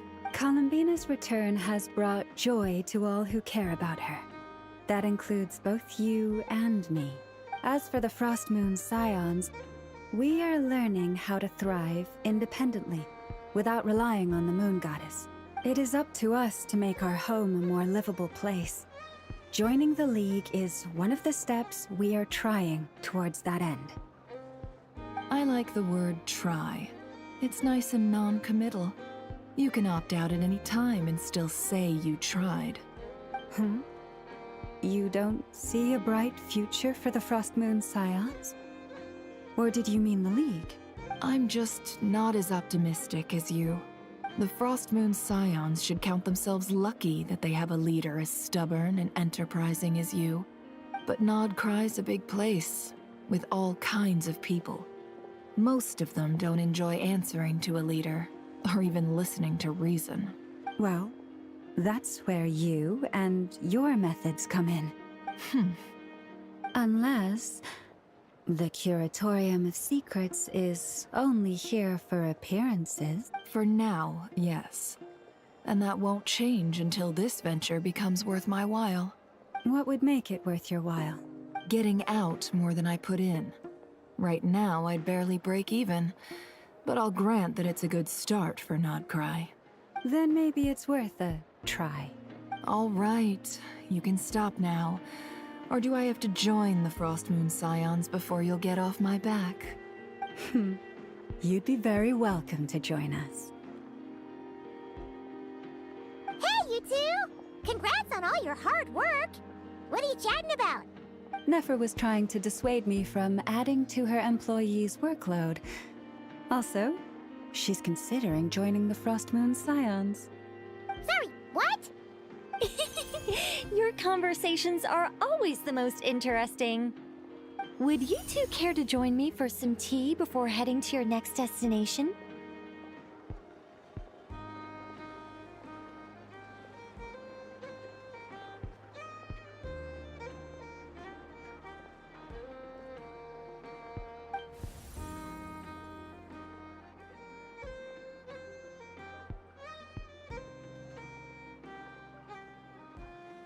Nicole? Wait, where are you? Aren't you gonna show up today? Sadly not. I'm otherwise occupied right now. I'm sorry, Paimon. I can hear how disappointed you are. If it's any consolation, let me say that how things appear on the surface is a far cry from what they are at their core. Perhaps you'll feel better if you focus on the fact you have a special line of communication with the great mage herself. Okay? Has something happened?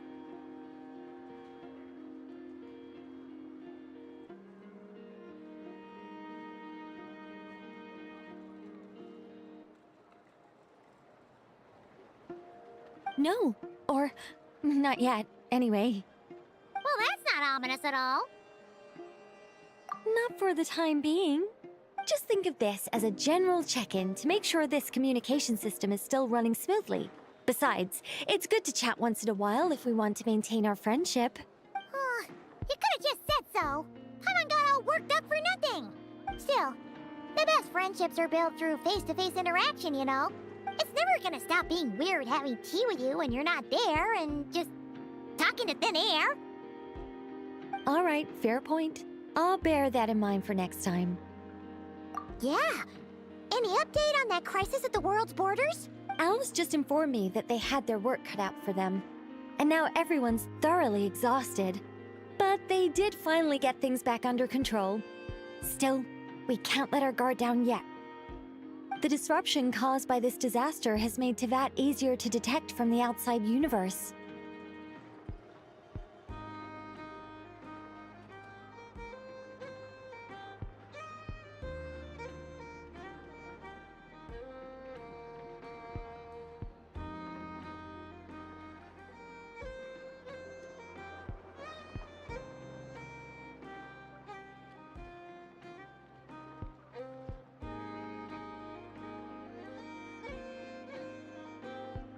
She plans to wait for things to stabilize, then reschedule her Mondstadt vacation plans. As for me, I agree with Hat Guy's perspective. This is a time when many new variables are emerging, and the situation is changing constantly. Plus, most of this change is for the worse. We have to remain vigilant and ensure that the embers of chaos are not rekindled.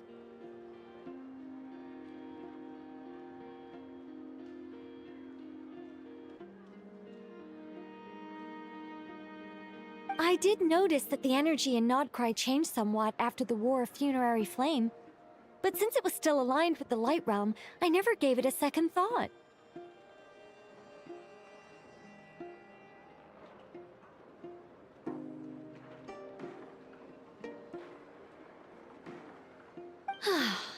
It It looks like I'll have to examine the connections between phenomena I observe more closely in the future. Just doing my duty. It's more or less second nature by now. Of course.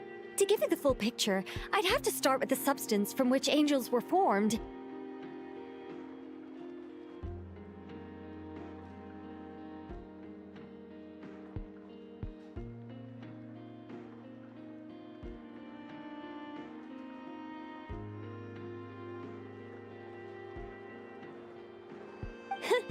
Never mind. Paimon's right. Showing off my knowledge would be much more satisfying in person.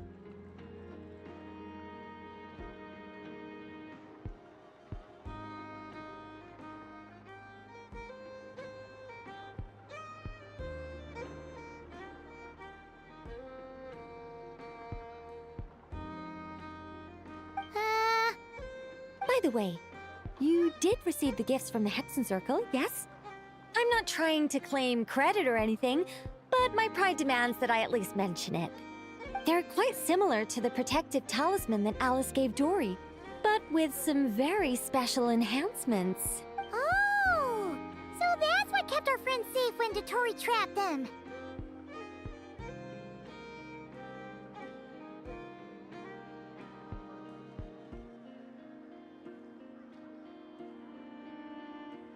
Indeed. We went to great lengths to make sure they were invisible to his eyes.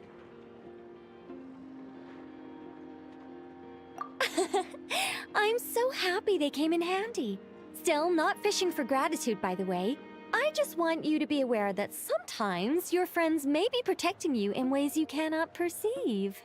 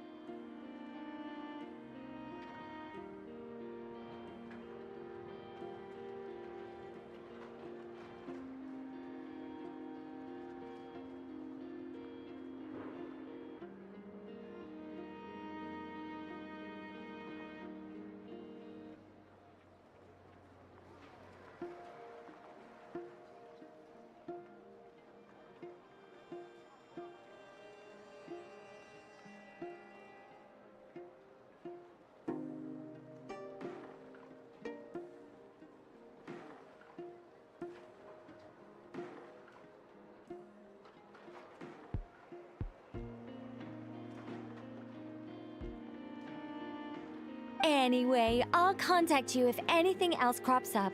If not, you know what they say, no news is good news. Oh, my angelic instincts are tingling. They say you should head to the docks next. Your friends are about to board their ship home.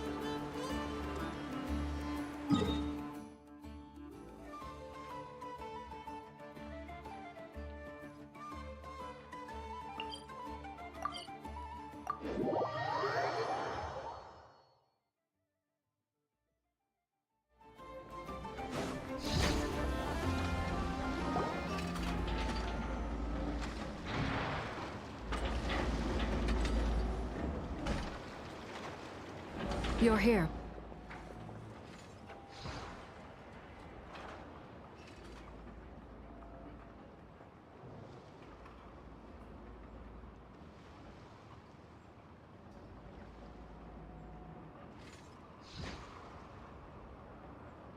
You're here too, Hat Guy. Are you heading back together?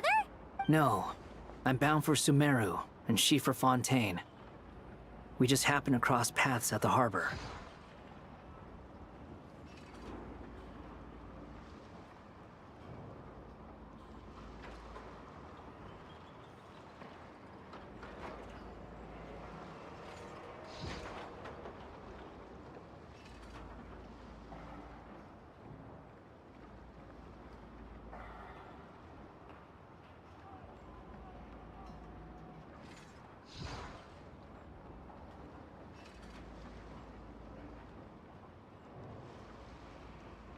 Everything seems fine.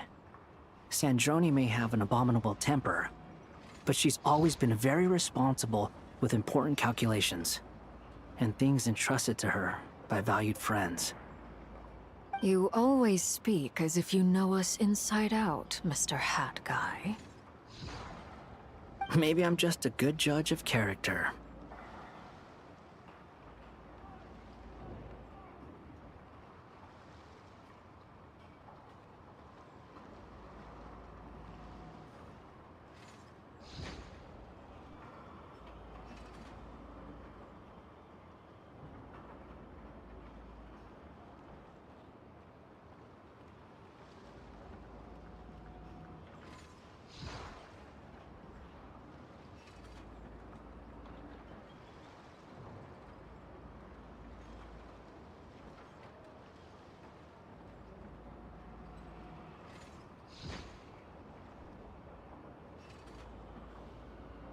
I certainly hope that's all there is to it. Regardless, you have been a significant help in this matter. For that, you have my gratitude. I didn't do anything special. Sandrone's the one who completed a seemingly impossible formula and turned the tide of the entire battle, even giving her life in the process. She's the one we should be thanking.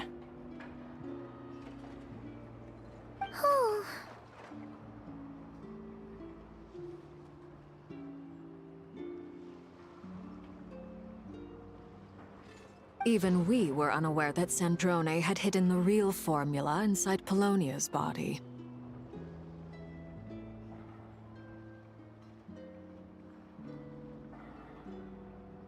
She managed to fool Dottore into thinking the formula was running in her system by installing an identical-looking decoy within her.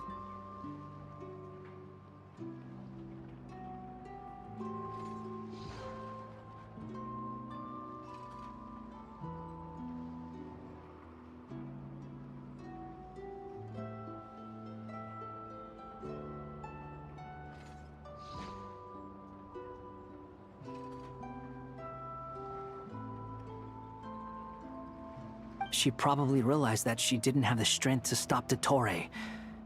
But this way, she could at least get him to lower his guard. She always worked like that. Always had a backup plan.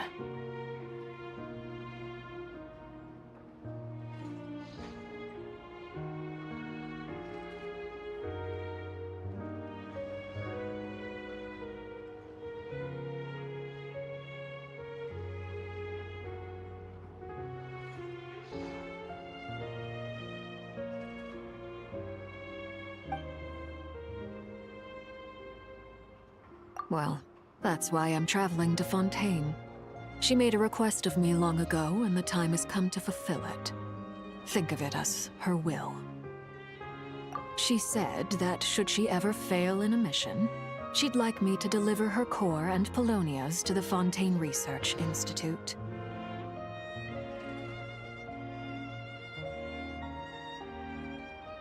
She also mentioned that she had made arrangements for people there to set her affairs in order.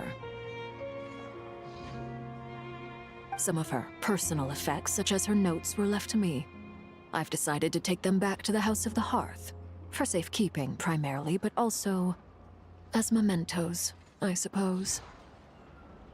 However, there is one book among them that I'd like to leave in your care. I'll have someone deliver it to your residence at the flagship at a later date.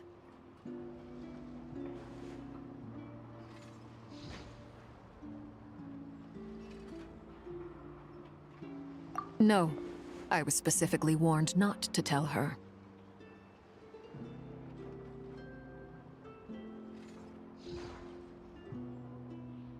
This is her last wish, and I will abide by it. I can only hope so, but none of us here can know for certain. I bade farewell to Columbina earlier today. As promised, she turned the iridescent moon's marrow over to me.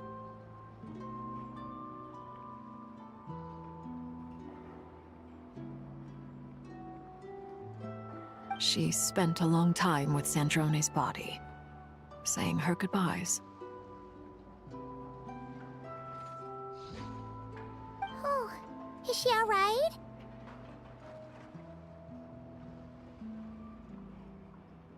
Sandrone's passing has left a great wound in all of our hearts. It will take time to heal.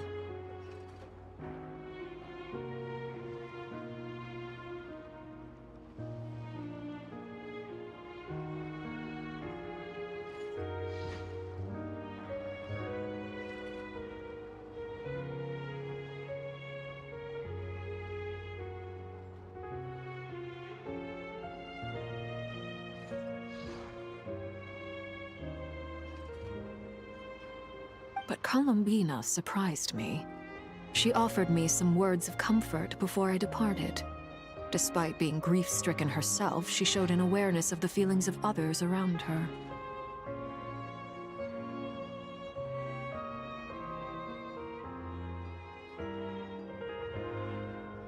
She never used to act like this.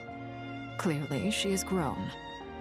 And I suspect that we have you to thank for much of the change we are seeing in her. Huh. After these recent events, the Tsaritsa has revoked the Pale Star Edict.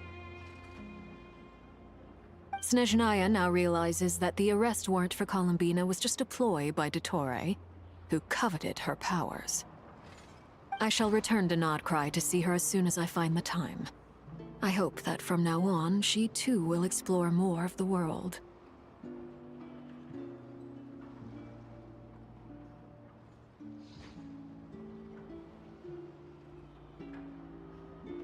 Columbina Hyposelenia's journey is only beginning. My ship is here. Traveler, Paimon, we shall meet again. You too, Hat Guy.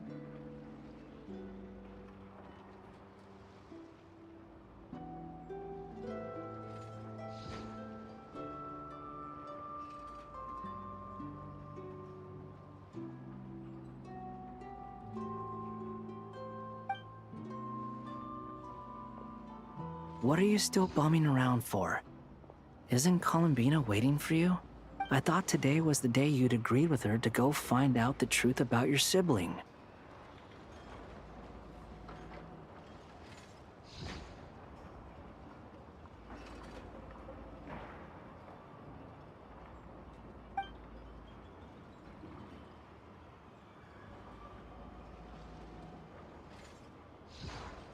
You're afraid you won't like the truth when you see it.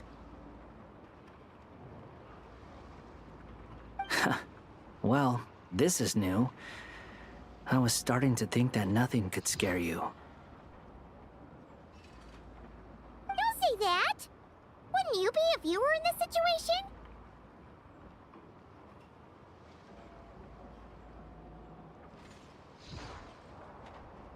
Fair point. but I'd say I have more experience facing up to unpleasant truths than the Traveler.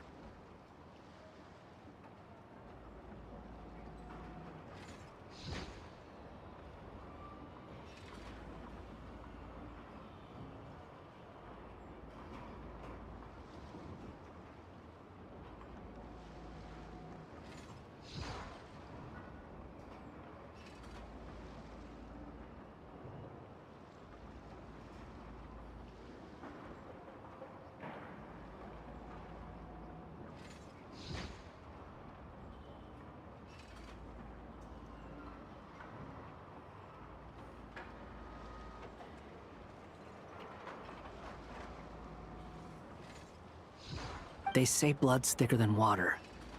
I know how much you need your family back. More than you need any of your friends. And I'm sure that all your real friends understand that too.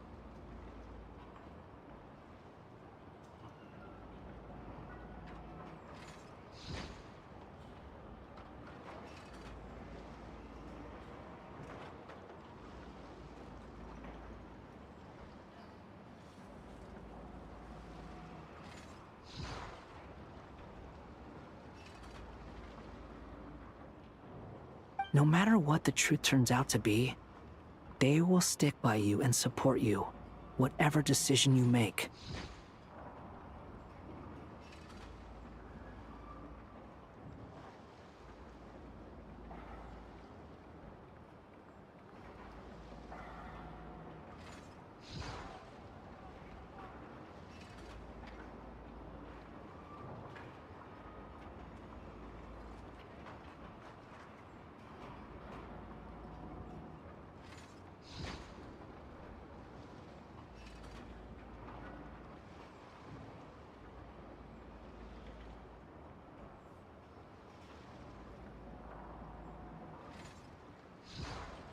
Finding the truth is important, but more important still is what you choose to do once you've found it.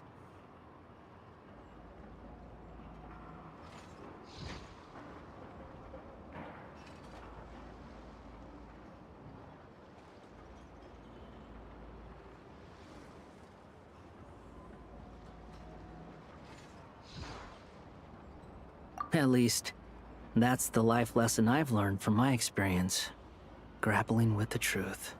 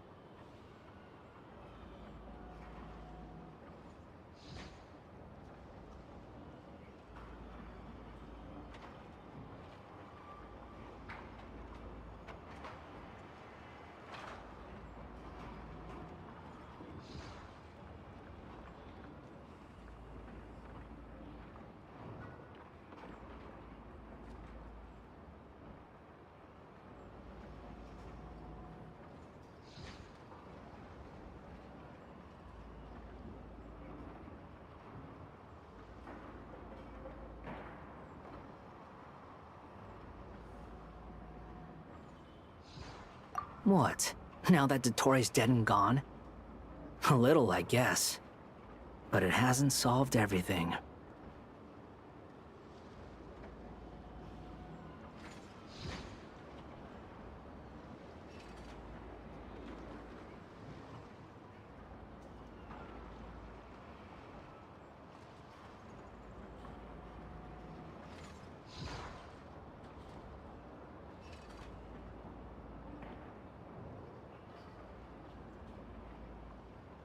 Maybe I regret not getting to end his life with my own hands.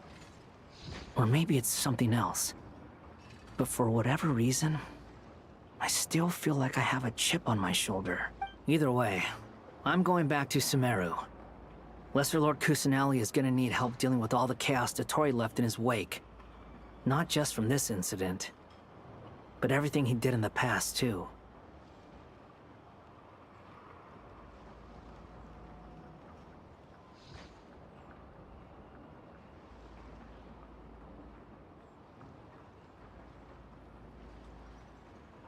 You should continue with your journey, as you've always done.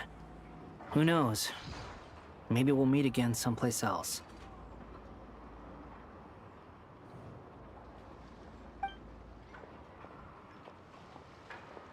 So, what should we do now? If you want to explore a bit more to steady those nerves, Paimon's game!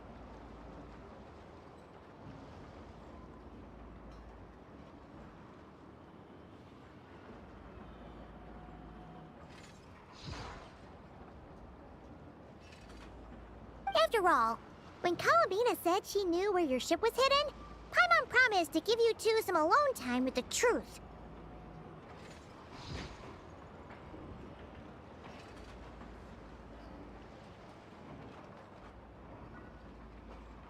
It hasn't been all that long since we were last apart, sure, but with Columbina there, Paimon's sure things will be just dandy.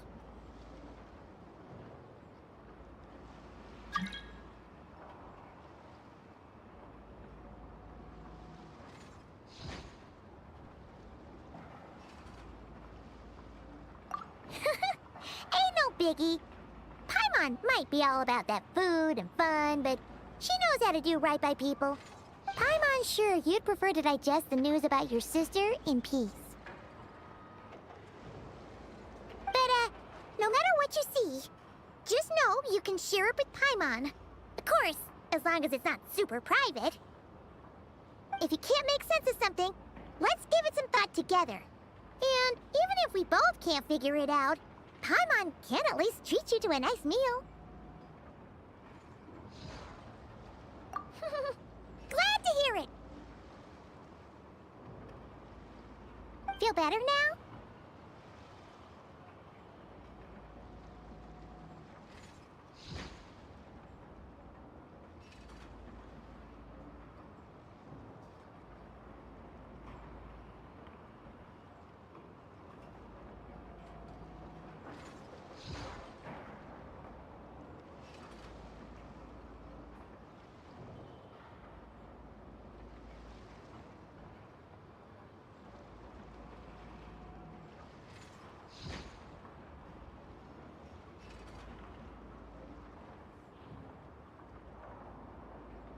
Alrighty. Next up, time to meet with Columbina.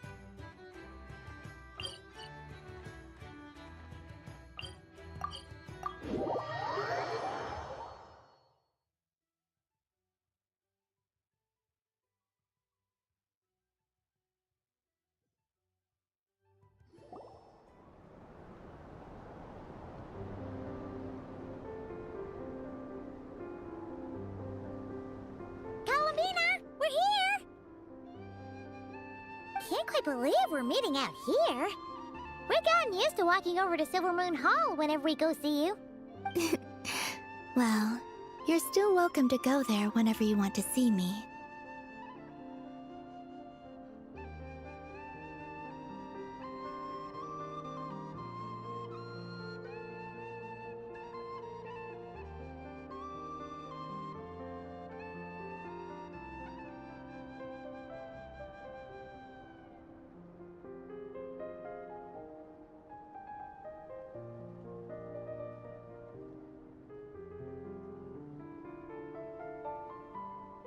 It's just, now that it's all over, I've decided to make some changes. Try and fit in with the Frost Moon Scions, like Llama suggested. The older generation are still timid around me. They don't dare get too close, and they bow their heads when I walk by. But things are much better with the children. I see more curiosity in their eyes. Hopefully, by the time the next Moon Prayer Night comes around, I can enjoy the festival with them as myself, without having to pretend that I'm only dressed up as the Moon Goddess.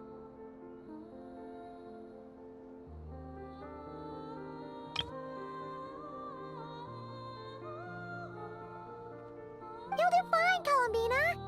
I'm unsure they'll realize you're super nice once they get to know you better. You really think so? When we first met, you thought I was a little up in the clouds.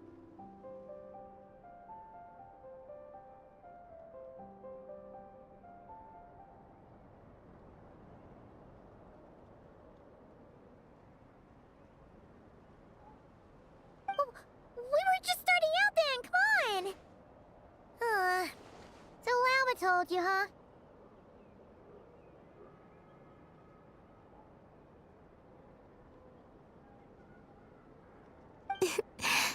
I'm only teasing. I know that I have you to thank for pulling me back down to solid ground. It feels good to finally stand firm on the earth where I was born.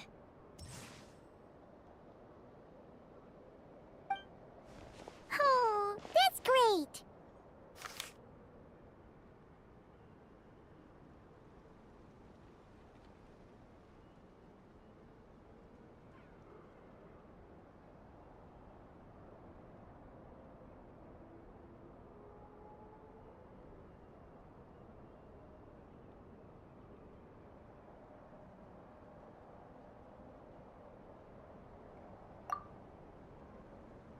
Thank you.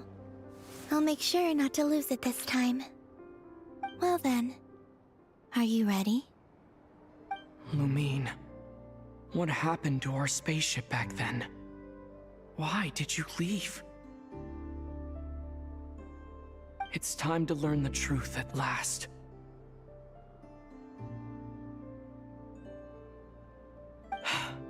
Ready as I'll ever be.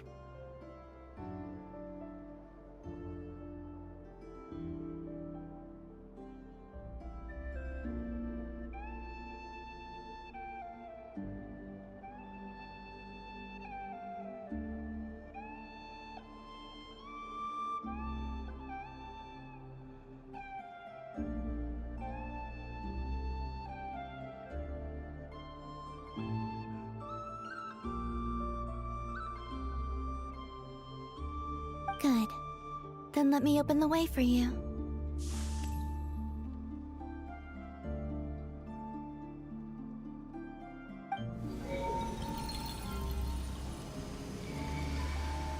Hmm?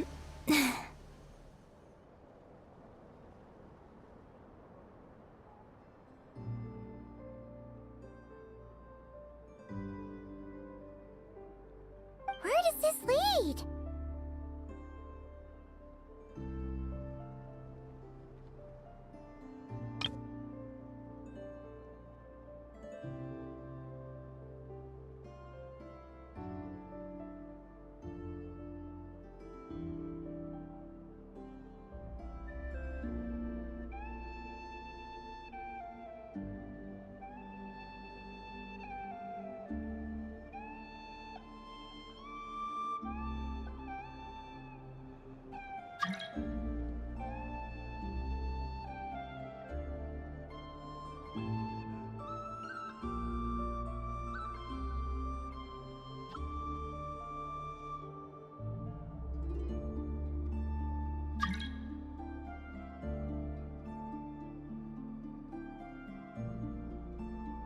to our shared destination. Huh? Do you remember me telling you about my missing prologue back when we just met?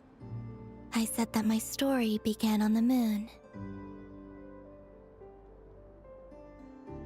But while I was inside the moon's reflection, I realized that my prologue was really hidden in the future. I just had yet to discover it at that point. The story of the time before I was born was in fact the story of my distant future. It's truly fascinating.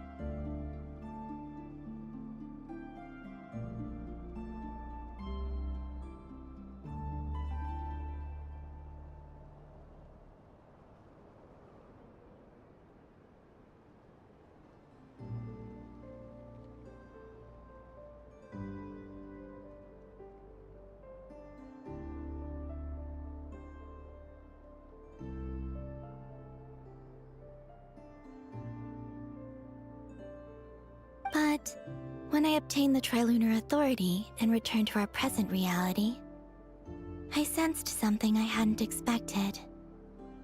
Your prologue. So you mean... Yes, your spaceship. All this time, it has been hidden on the Frost Moon, which lay beyond the sky.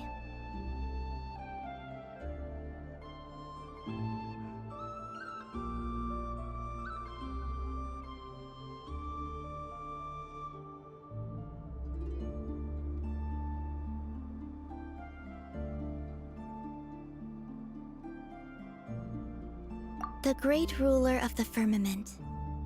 The heavenly principles.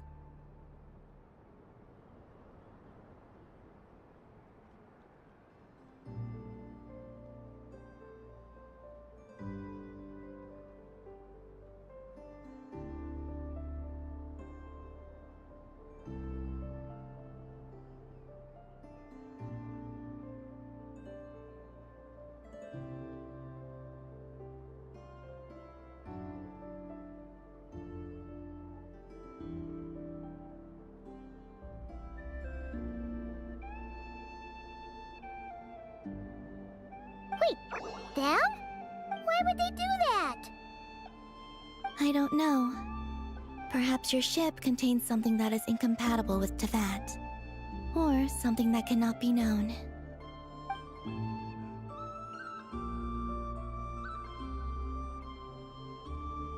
Oh, did I pick a bad time to say this?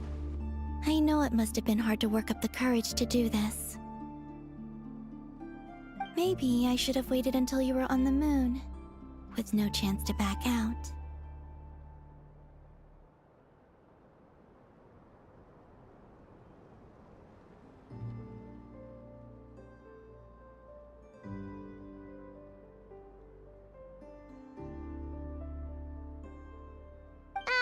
That would have been kind of mean, you know.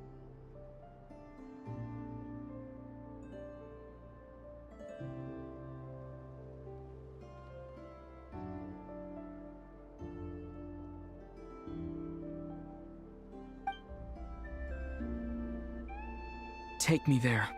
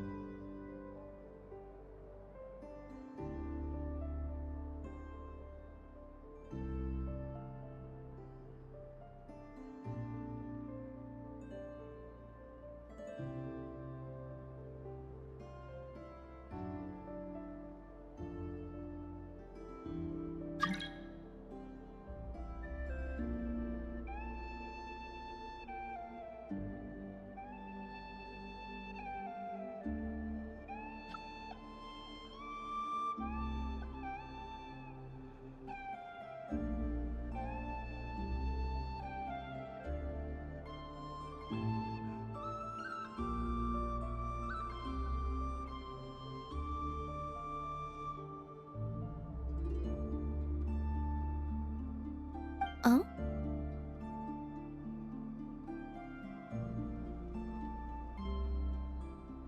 Whatever is hiding in that ship, it belongs to me and Lumine. Those memories belong to us.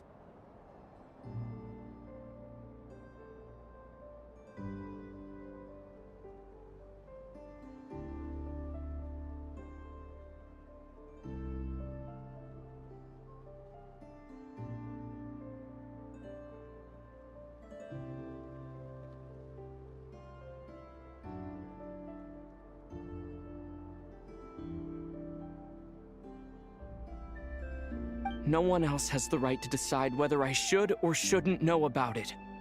Not even the heavenly principles. Very well. Then let's go. You two take care, alright? And don't forget to come back soon! Rest assured, Paimon. We will. Traveler, after you.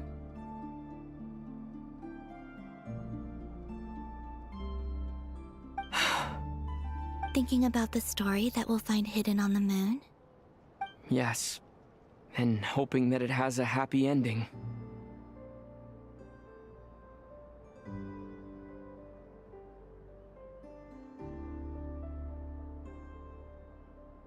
Stories like that don't exist, you know? You don't believe in happy endings? I don't believe in endings.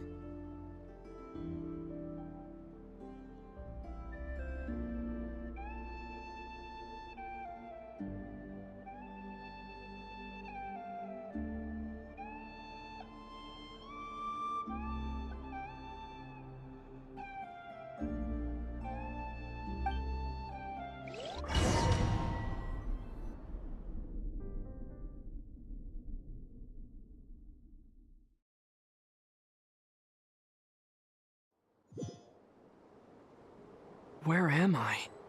This is the pathway I built between Teyvat and the Frost Moon. The moon is very far away from us, so it could be a long journey.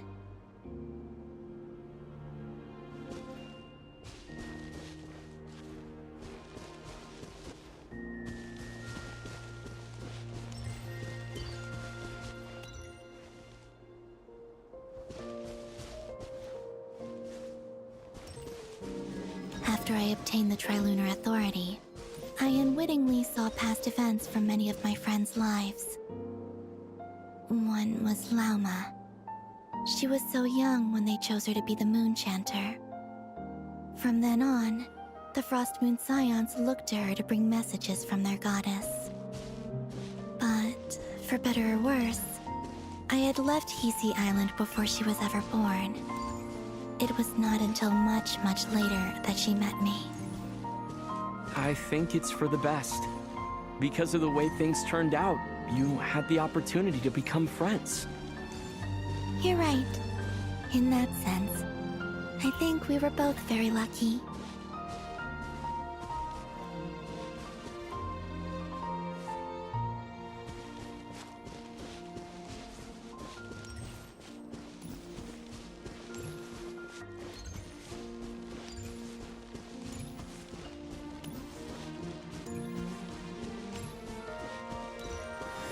Oh, and about that mage, Nicole.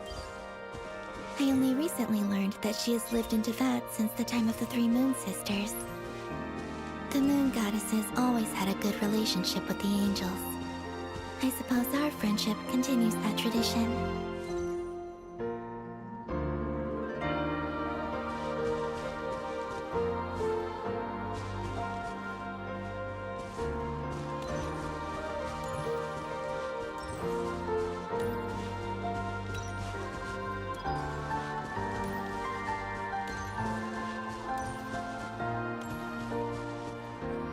And then, there's Zandrone.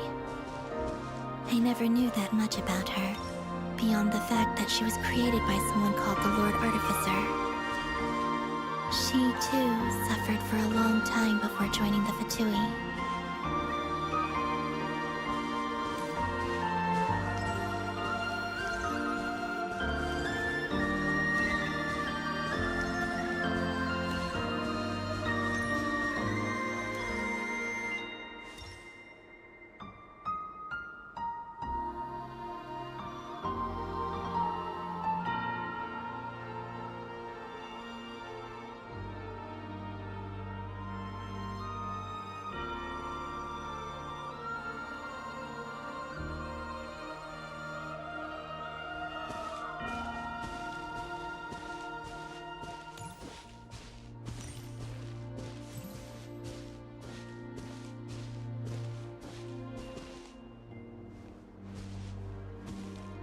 How I wish I could talk to her again.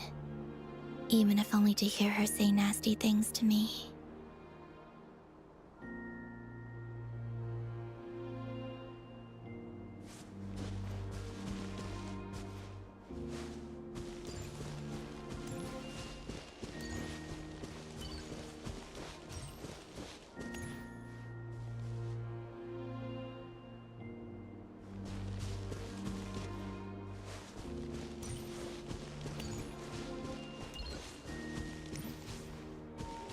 Also, I saw your sibling's story. I'm afraid I didn't see much. It seems that she rarely came to the surface, where the moonlight shines. But I did notice that back when you first set out on your journey, she would often appear nearby, gazing at you from afar with a guilty look in her eyes. Lumine. Let us speak no more of the past. I probably shouldn't reveal so much about my friends. It's not my place. Let the moonlight carry us forth. We are very close now.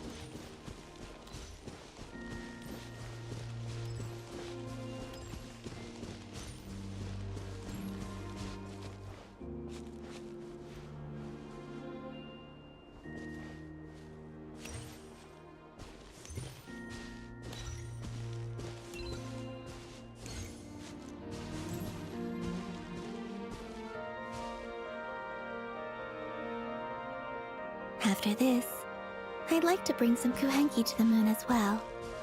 If they're willing, of course. What about your other friends? Will you bring them to visit too? Certainly. But I'll need to tidy the place up first. This home hasn't received any guests in a long, long time.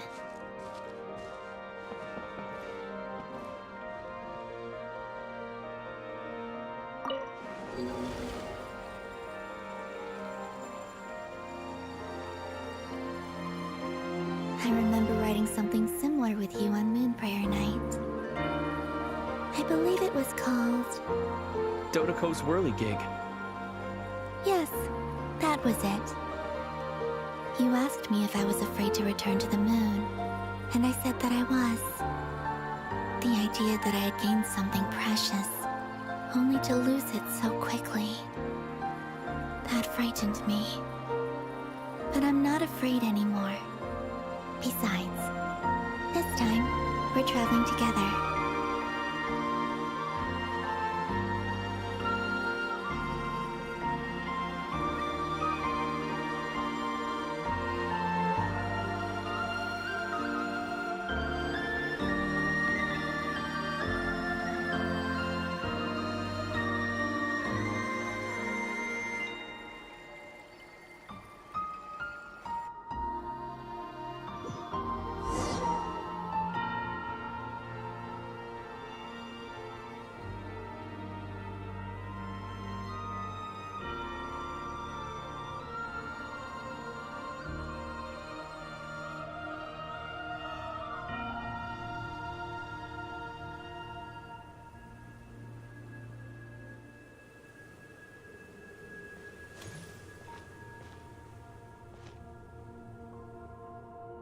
We're here. Over there.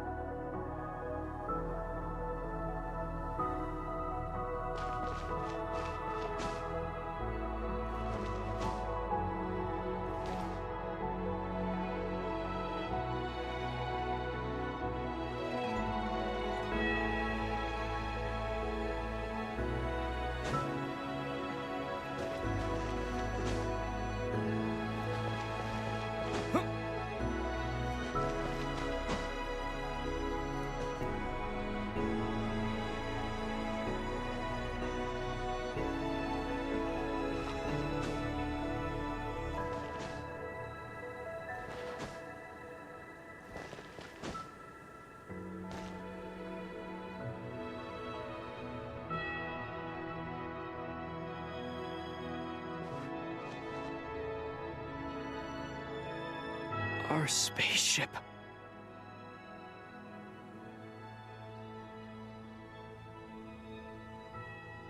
It's huge. I suppose that the moon is the only place one could hide it.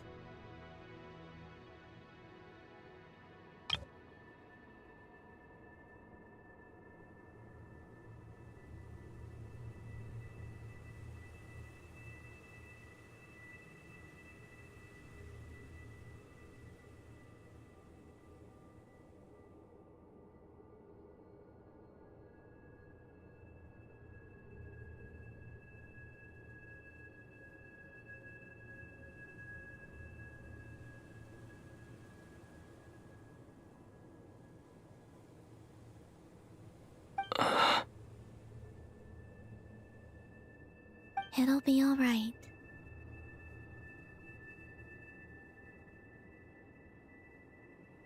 Huh? The way you feel in this moment, I went through it too, on Moon Prayer Night. The door was right in front of me, but I struggled to find the courage to step through.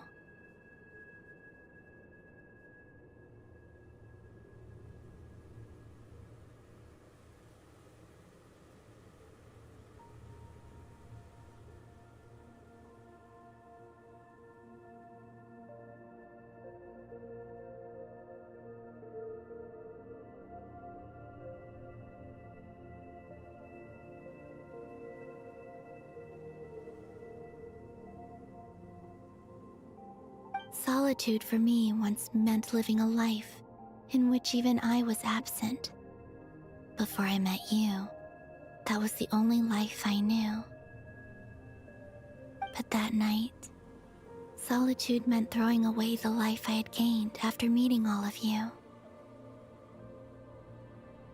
Columbina. Go. Retrieve the part of your life that was once lost. Trust me, you will lose nothing by doing so. Look, Tavat is right there. All of our friends are down there, waiting for us.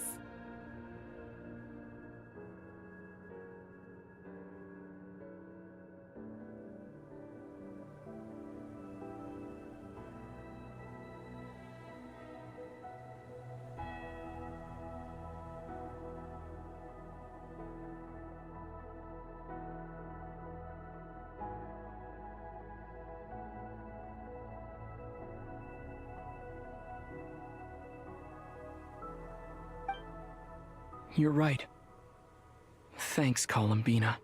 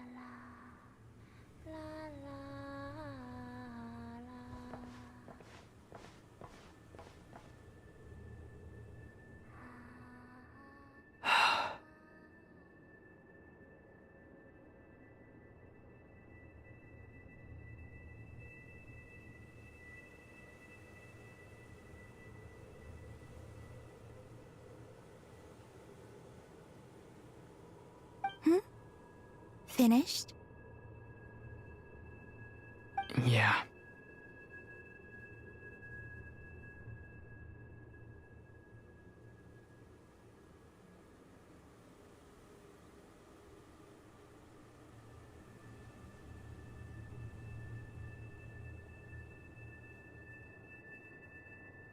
Why did you take your eye mask off?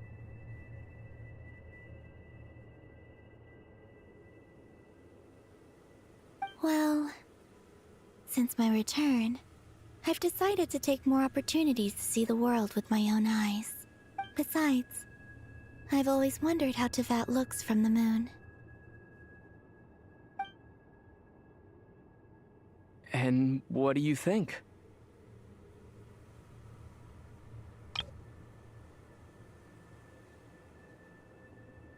It's beautiful. I could spend a whole day here just gazing at it.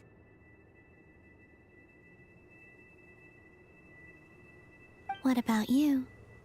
What do you think of the truth you found?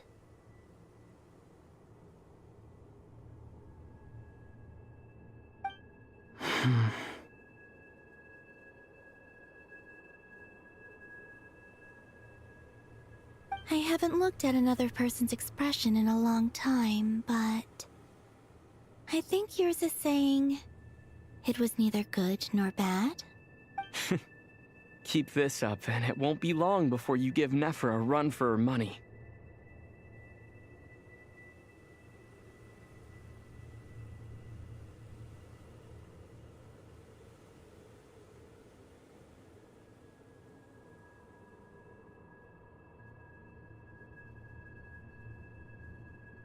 Oh, I don't think that's going to happen. I'm much more used to sensing what's going on around me with Kuvaki. I think I'll save my eyes for seeing special moments I really want to remember. I read the spaceship's flight logs. I always assumed that this was my first time in Tevat. I thought that Lumine and I must have been hibernating in space for centuries on end. But the logs show that our spaceship flew over the skies of Tevat once before. A long, long time ago. Flew over? So you didn't land? No, the ship barely came to a stop before flying on again.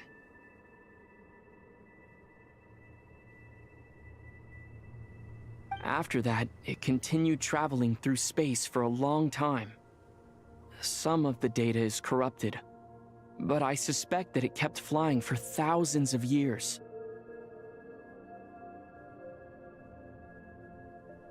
It was only after that that the ship made a forced landing in Nodcry.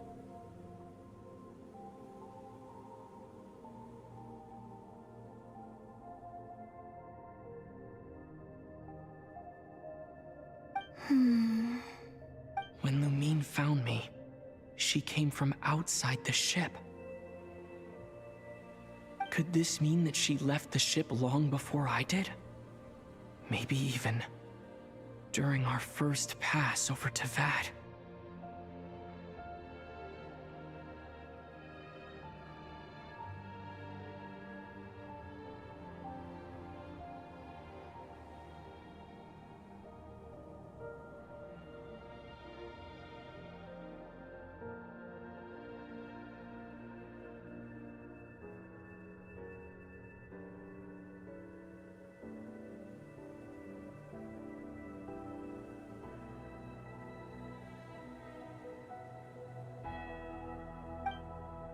Are you all right?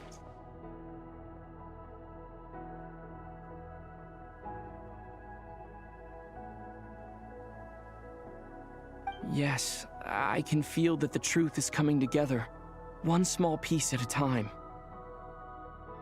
I remember Lumine telling me that when she first arrived in Conria, she could not recall the past. So this might be something that even she doesn't know. Here, I made some space for you. Your mind must be racing, and this seems like the perfect place to relax and clear your head. Oh, wait, there's one more thing. What is it? Wait here a moment.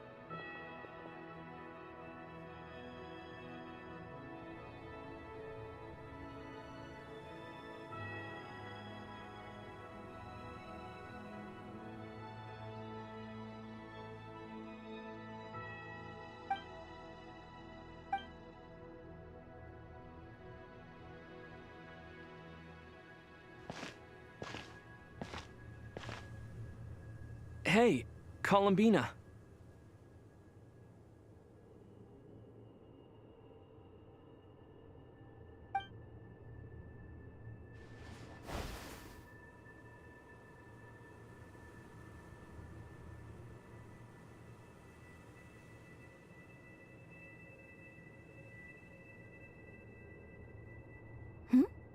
Is that a new outfit?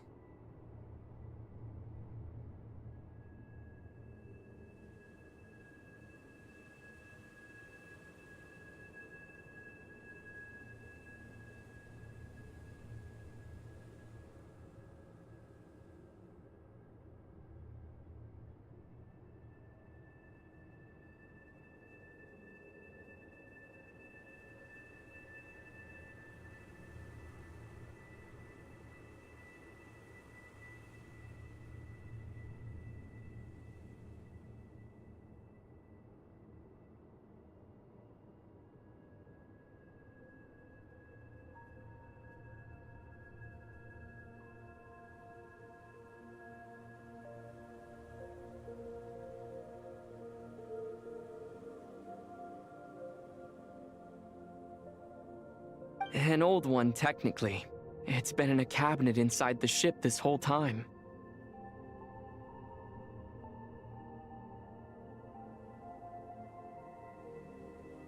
It's a matching pair with Lumine's.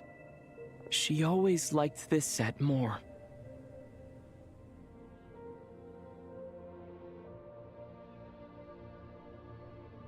Huh. I don't think there's a huge difference.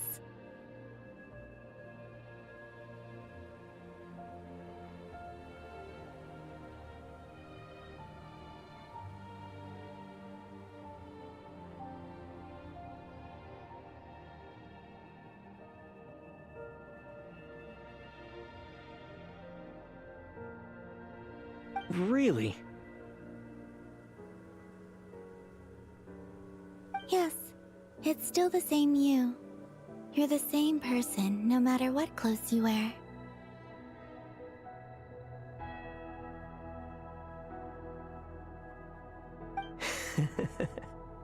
Only Columbina would make an observation like that.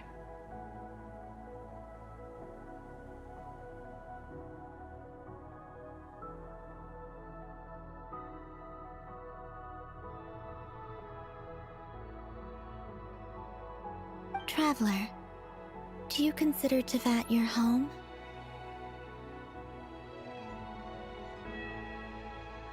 Home is wherever Lumine is. But then after all the time I've spent here, and everything I've been through... Yes, I'd say it's my home.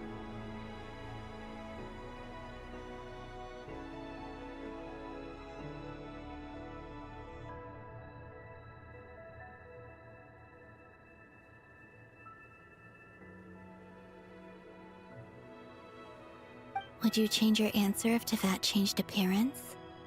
I mean, if the truth about Teyvat turned out to be different than what you thought.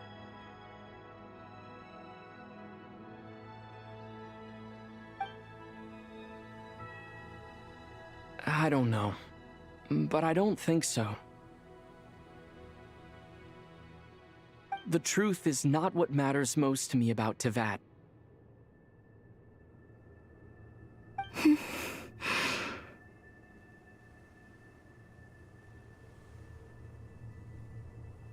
When I was first born, I longed for a home.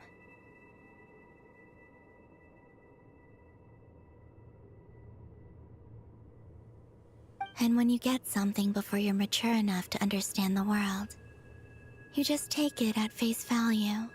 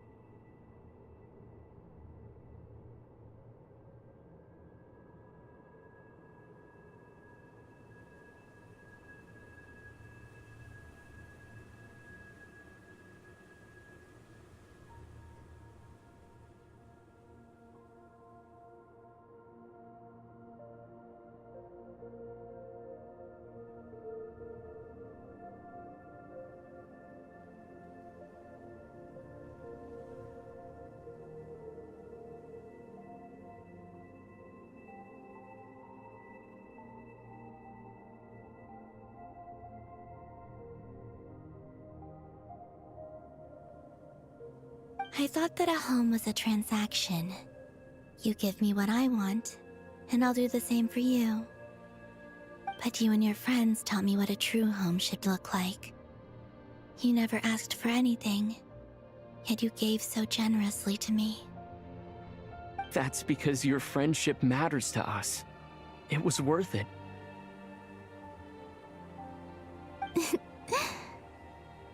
In the past, I thought that my birth in Nodcry must have been a mistake.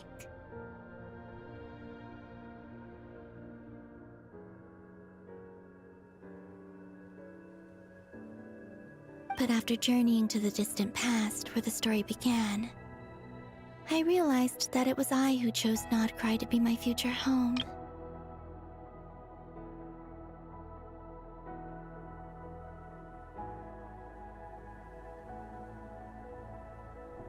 Now, I am glad that I made that choice. I'm sure your friends are just as glad. In fact, I intend to make the same choice today as I did back then. What do you mean? Well, I've given the Eternal Moon's Marrow to Lauma, and the Iridescent Moon's Marrow to Arlecchino. And now, I shall return my Kuvaki to Nodcry again, that it may continue to protect my chosen home. Wait, but what about your body?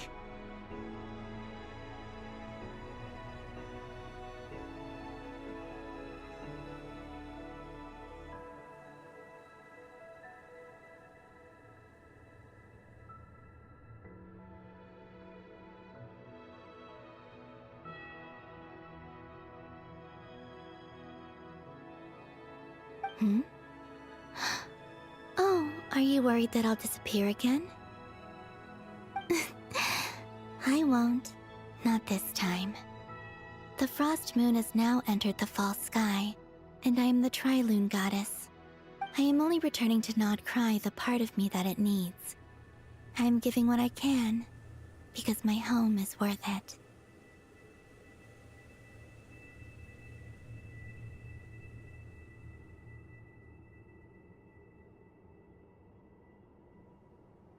Oh, and I have something for you, too. For me? Yes. Come closer.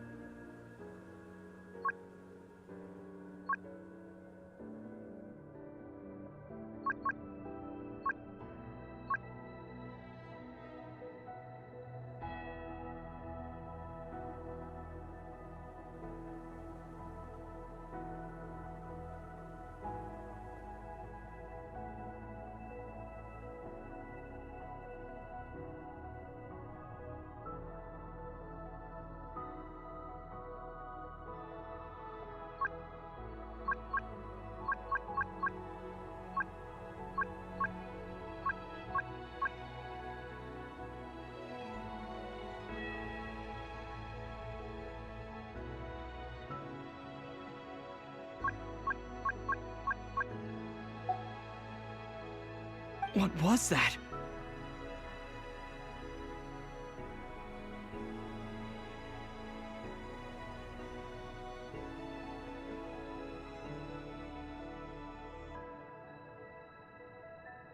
I lifted some of the restrictions this world placed on you. I trust this will help in your future adventures.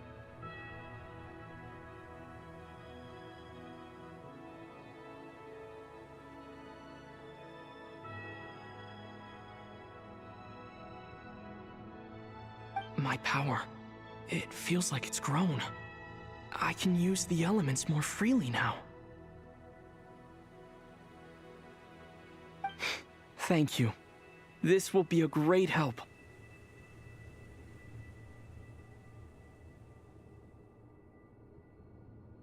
You're welcome.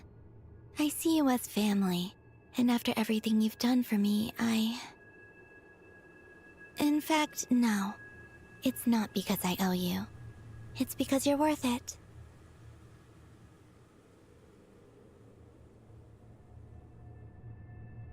Here. This flower is for you.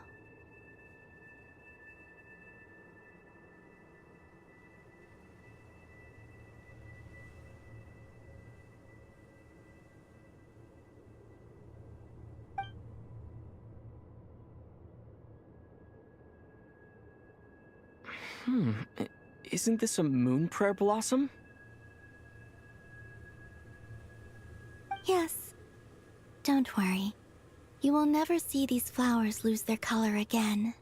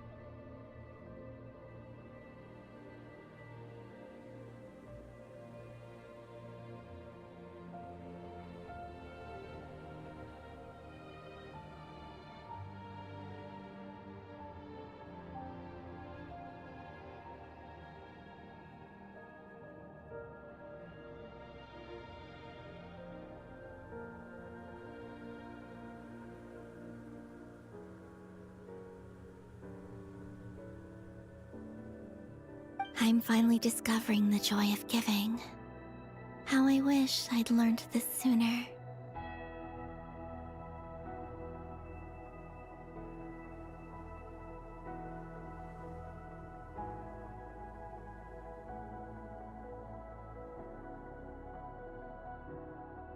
Hey, better late than never.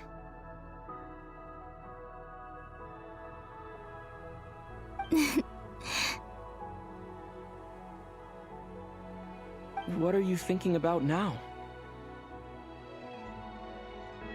Why don't you take a guess? You get one shot. I don't think I'll get it in one guess, but I'm sure it's a happy thought. That's kind of a sneaky answer. I can't say you got it wrong. Down into that, the moon seems so far away.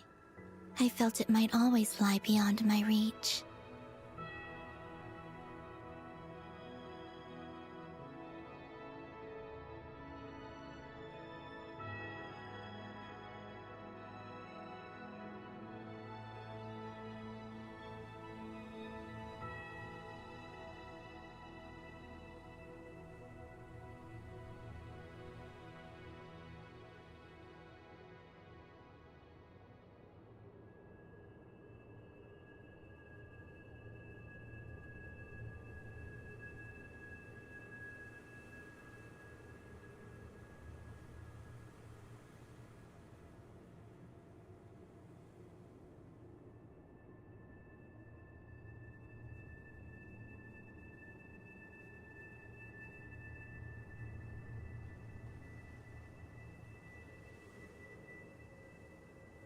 But on the moon, everything feels so close by.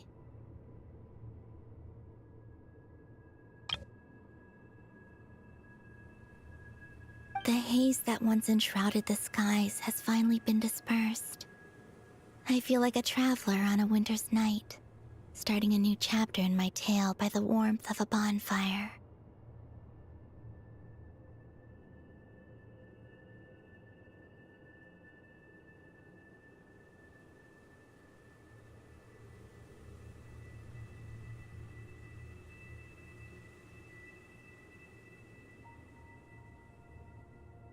I don't have a lot of luggage, but I do have a lot of hope for the future. Well, what's next? Next?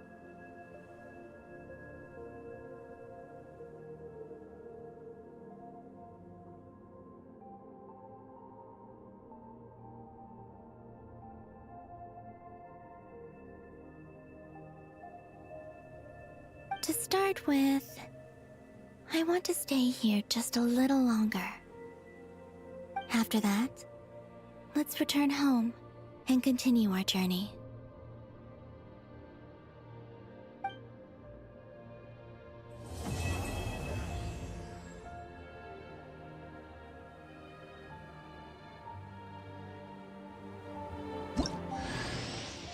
These clothes bring back so many memories.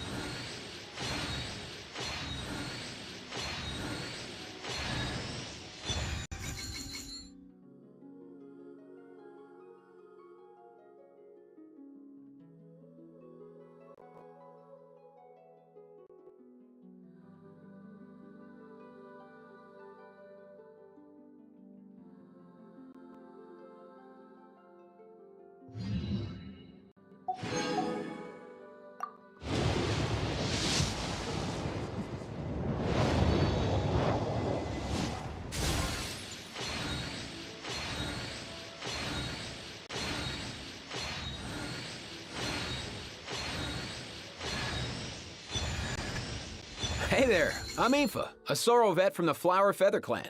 You've probably heard some things about me already, but it's all good. Whatever impression you have of me, I say let's wipe the slate clean and just get to know each other. Oh yeah, then there's this little dude. That's Kakuku, my assistant. Sorrow vet in a different sense of the word, I guess. I hope the two of you will get along. Nice to meet you, bro.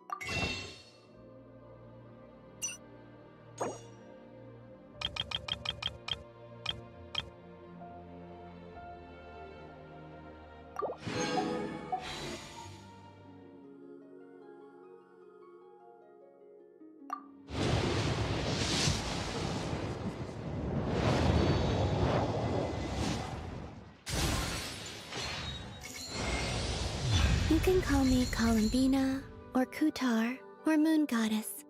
Whatever you prefer. I'm used to having many names. The moon's blessing is yours, whenever you might find yourself in need.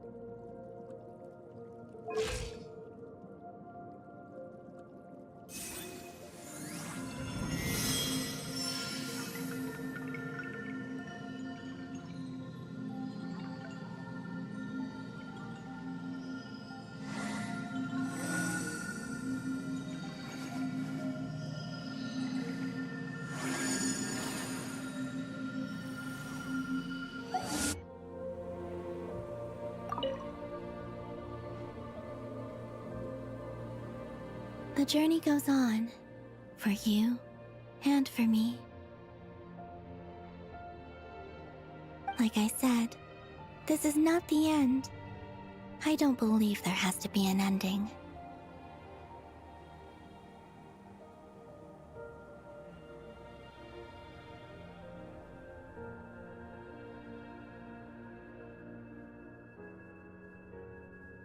Oh, is that your next destination?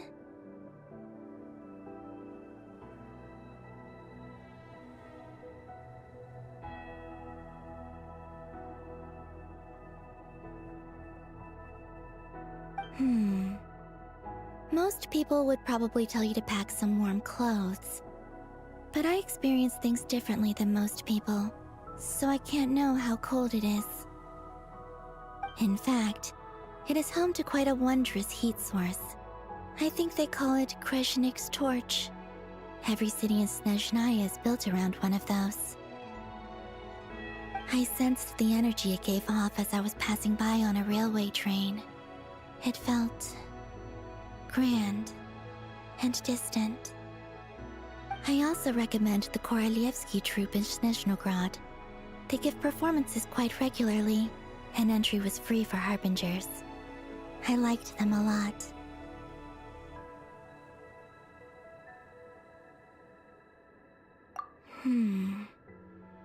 Ice cold and sharp.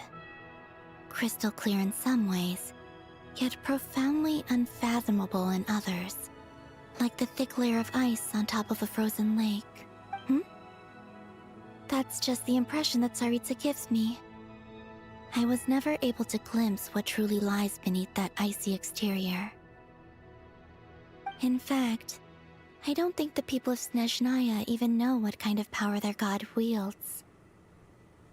Maybe that's because the Tsaritsa herself has never acknowledged, nor accepted that power.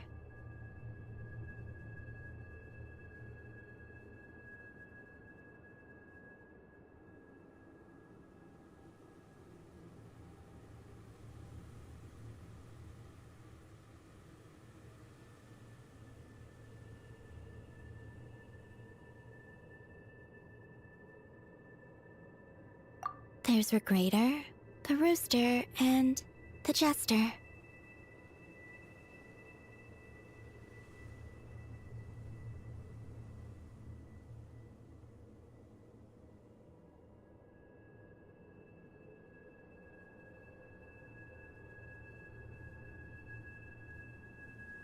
Between them, they control a lot of what happens in Snezhnaya. But I could never wrap my head around how exactly power is split between them. I just know they are each responsible for many specific domains.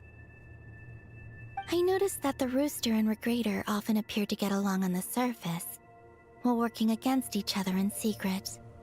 And theirs is not a friendly rivalry. But I wasn't particularly interested, so I tended to keep my distance. Now that I think about it, the term Mistelton often seemed to come up in connection with Project Stuja.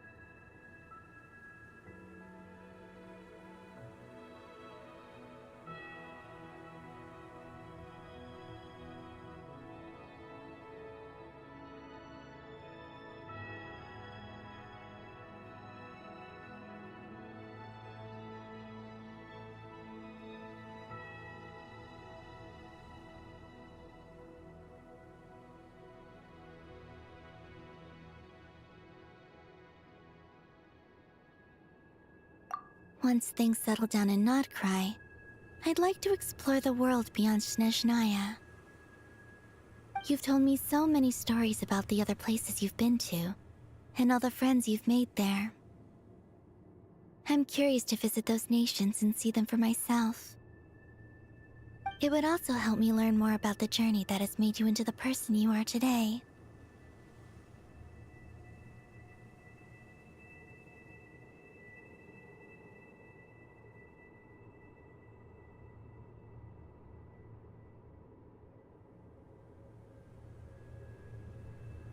Okay. As you continue on your journey, don't forget to gaze up at the moon once in a while. It is, after all, no longer an illusion.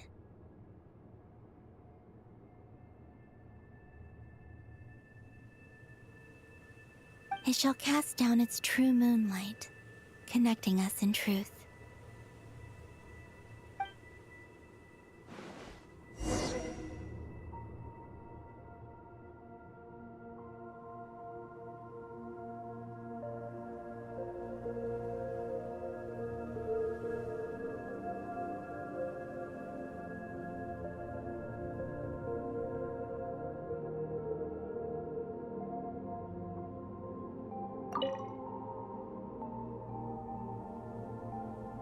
The journey goes on, like I said. This isn't okay. It shall cast.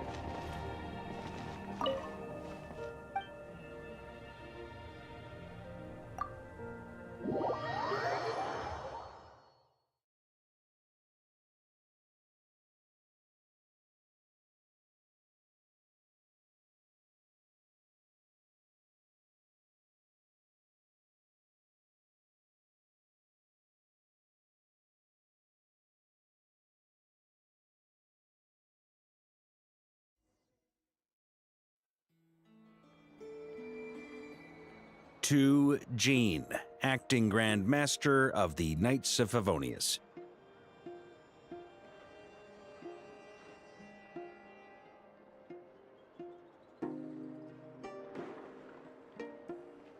Ugh, this preamble is such a pain to write. It's probably high time we got rid of this acting business.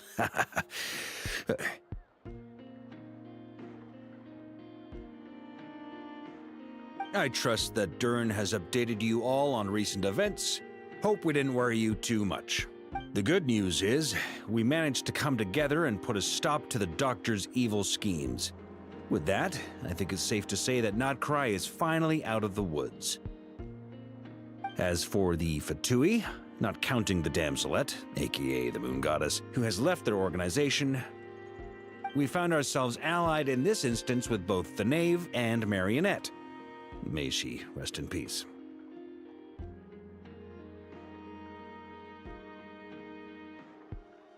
As ever, we find ourselves better off for making friends rather than enemies. But until we can ascertain the Tsaritsa's true intentions, the future remains uncertain. In a short while... Wait. How am I meant to surprise everyone if I tell them in the letter that I'm heading home? Well, that would be a huge waste.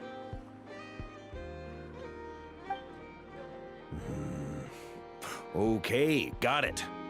I will begin sending the expeditionary team back home in waves. I'm sure they'll be able to answer any questions you still have. I hope they won't gloss over the details of my many heroic deeds. But if they do, I'm sure it'll be because they're just too exhausted from the long journey.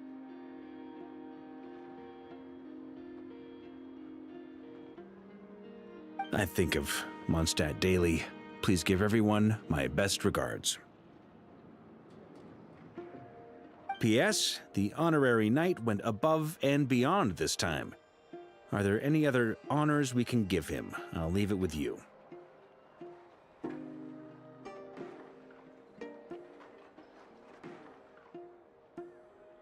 P.P.S. Please be extra nice to Klee for the foreseeable future. I cashed in on the last favor that the Hexen Circle owed us, so we need to earn some more goodwill. If there's any serious problems, feel free to stick me in solitary confinement when I get back. I'll do the time for her. Whew. And that, as they say, is all she wrote. End of an era. And with the moon shining down brighter than ever, I think everyone is going to sleep well tonight.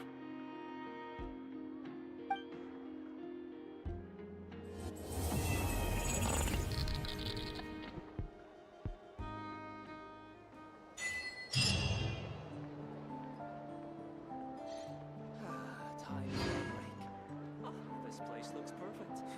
When the winds of freedom blow too strong, we're in for a storm. The people here somehow seem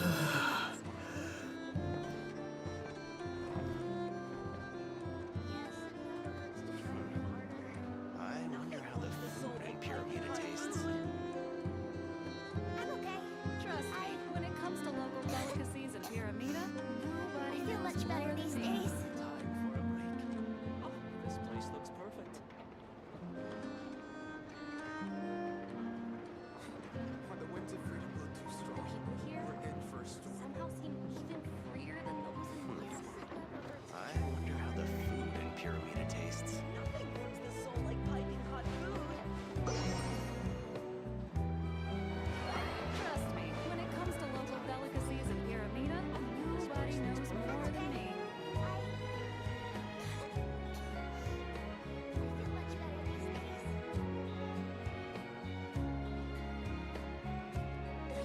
When the winds of freedom blow too strong, we're in for a storm.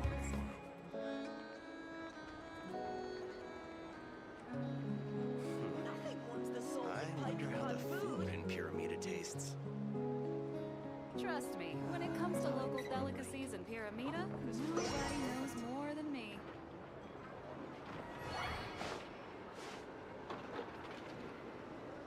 I'm okay.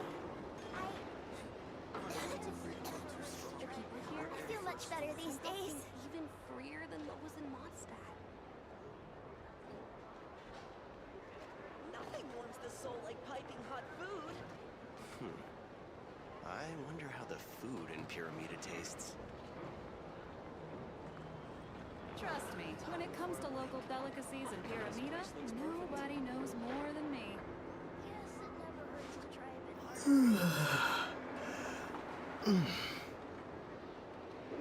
I'm okay. The people here, nothing wins the soul like piping hot food. I feel much better these days.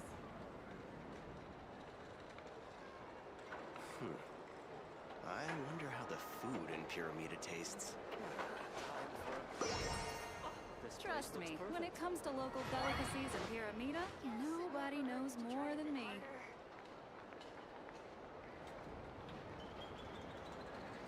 Nothing warms the soul like piping hot food.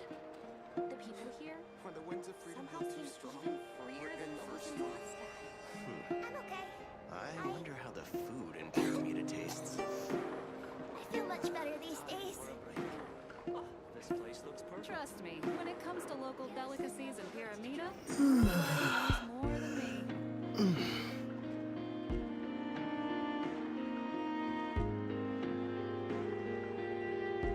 Nothing warms the soul like piping hot When the winds of freedom blow too strong, we're in for a storm.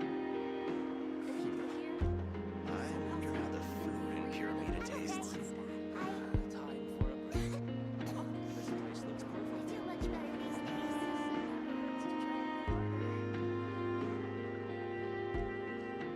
Trust me, when it comes to local delicacies in Pyramida, nobody knows more than me. When the winds of freedom blow too strong, we're in for a storm. the soul like piping hot food.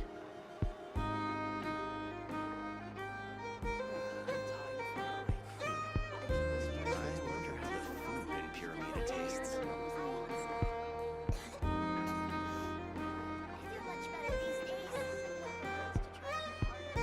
Trust me, when it comes to local delicacies in Pyramida, nobody knows more than me.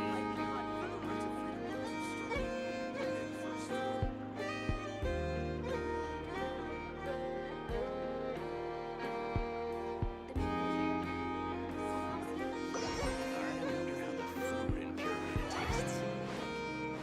This place looks perfect. I'm okay.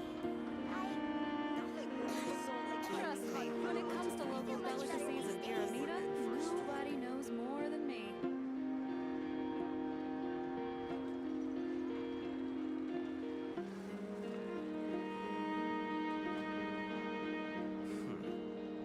I wonder how the food in Pyramida tastes. Freer than This those in place looks Mondstadt. perfect. Nothing warms the soul like piping hot food.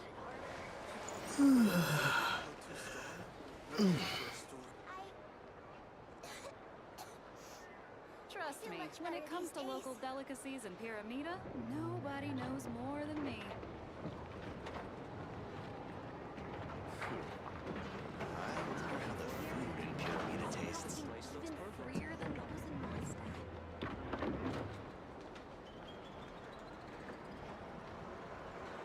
Nothing warms the soul like piping hot food. When the winds of freedom blow too strong, we're in for a storm. I'm okay.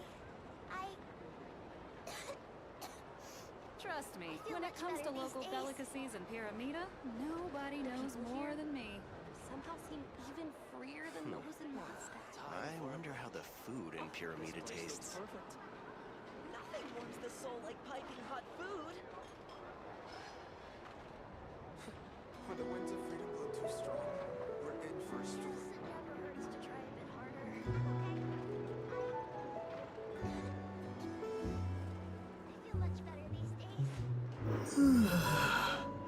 Trust me, when it comes to local delicacies in Pyramida, nobody knows more than me. This place looks perfect.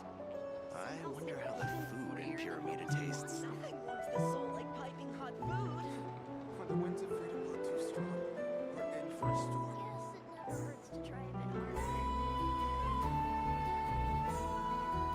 I'm okay. I feel much Trust better me, these when it days. comes to local delicacies in Pyramida, nobody knows more than me. The people here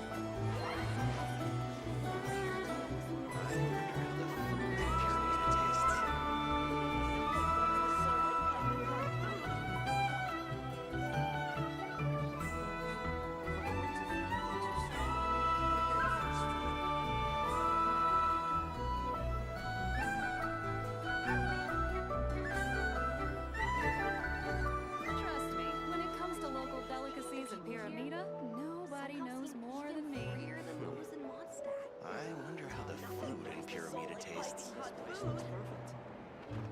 Guess it never hurts to try a bit harder. When the winds of freedom are too strong, we're in for a storm. Trust me, when it comes to local delicacies in Pyramida, nobody knows more than me. I feel much better these days. Food in Pyramida tastes. The people here somehow seem even freer than those Finds the soul like piping hot food.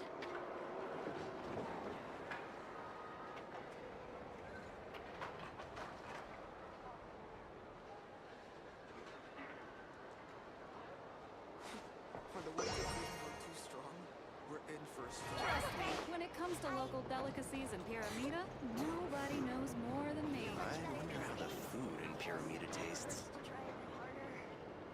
Nothing warms the soul like piping hot food. This place looks perfect. the people here somehow seem even freer than those in Mondstadt.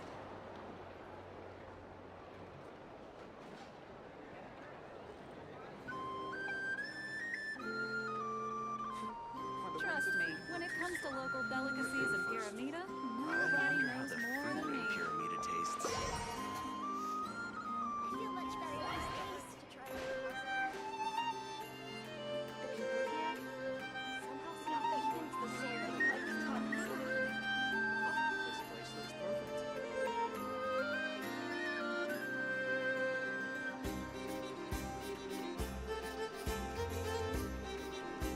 Trust me, when it comes to local delicacies in Pyramida, nobody knows more than me. Pyramida tastes. I feel much better these days. Piping hot food. The people here somehow seem even freer than those in Mondstadt. This place looks perfect.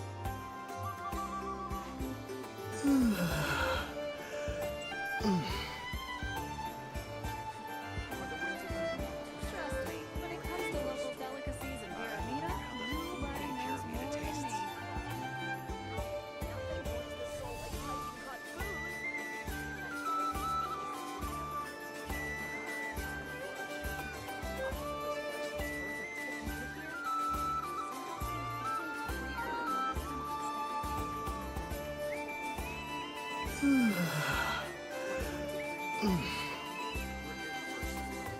Trust me, when it comes to local delicacies in Pyramida, nobody knows more than me.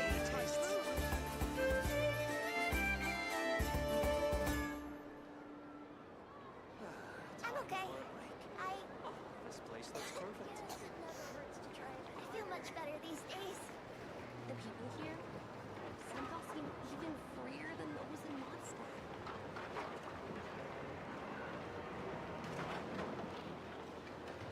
Trust me, when it comes to local delicacies in Pyramida, nobody I knows wonder how more the than me. food in Pyramida tastes. Nothing warms the soul like piping hot food. This place looks perfect. Guess it never hurts to try a bit harder. The people here somehow seem even freer than those in Mondstadt. I feel much better these days.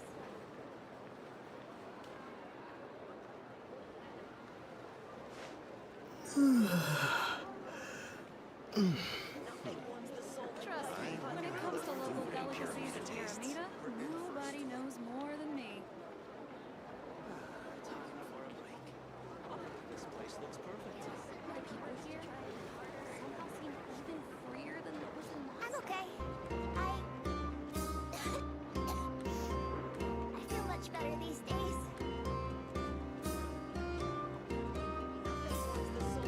Trust me, when it comes to local delicacies in Pyramida, nobody knows more than me.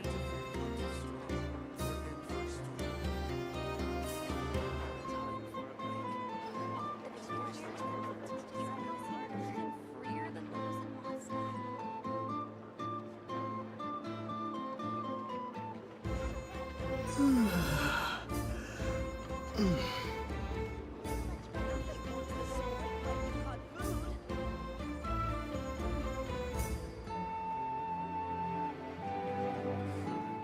Trust me, when it comes to local delicacies in Pyramida, nobody knows more than me. This place looks perfect. Freer than those in Mondstadt.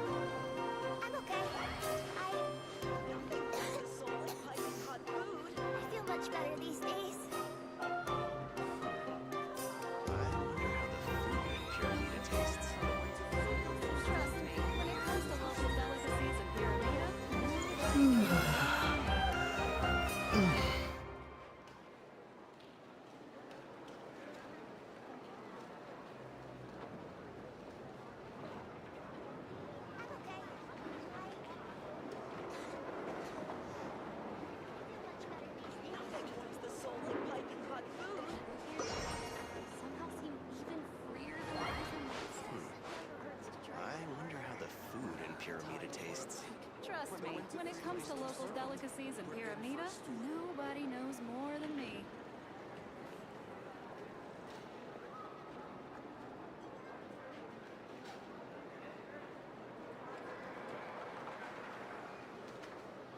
Nothing warms the soul like piping hot food. I'm okay.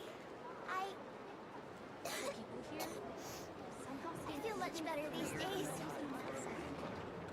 This place looks perfect.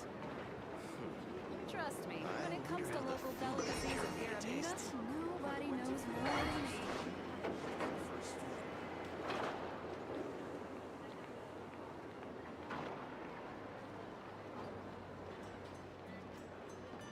Nothing warms the soul like piping hot food. I'm okay. I feel much better these days. The people here somehow seem even freer than those in Mondstadt. Trust me, when it comes to local delicacies in Pyramida, nobody knows more than me.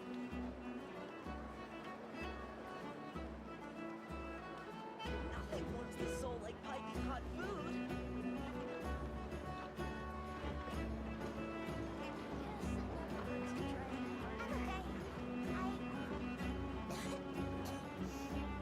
I feel much better these days. Time for a break. The people This here place looks perfect. even freer than those. Trust me, when it comes to local delicacies in Pyramida, nobody knows more than me.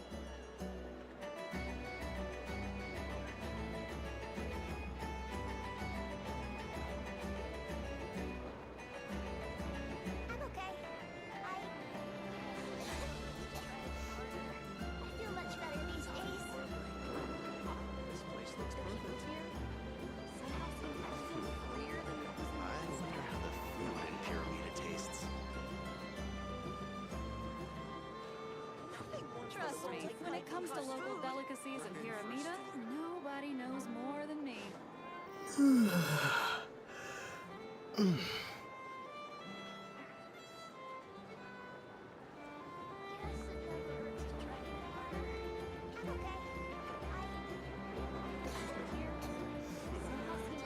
I wonder how the food in Pyramida tastes. Nothing warms the soul like piping hot food. For the winds of freedom blow too strong. Trust me, when it comes to local delicacies in Pyramida, nobody knows more than me.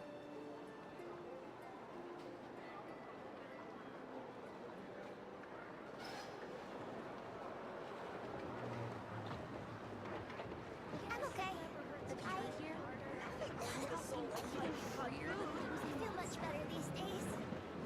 Time for a break. I wonder how the food in Pyramida tastes. Trust me, when it comes to local delicacies in Pyramida, nobody knows more than me.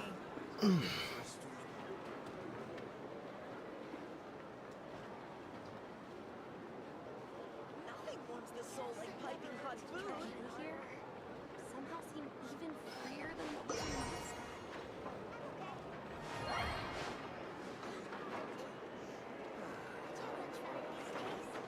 This place looks perfect.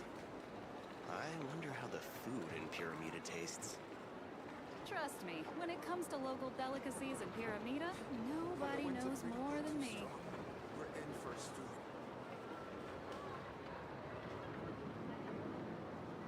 Nothing warms the soul like piping hot food. The people here somehow seem even freer than those in Mondstadt. I'm okay.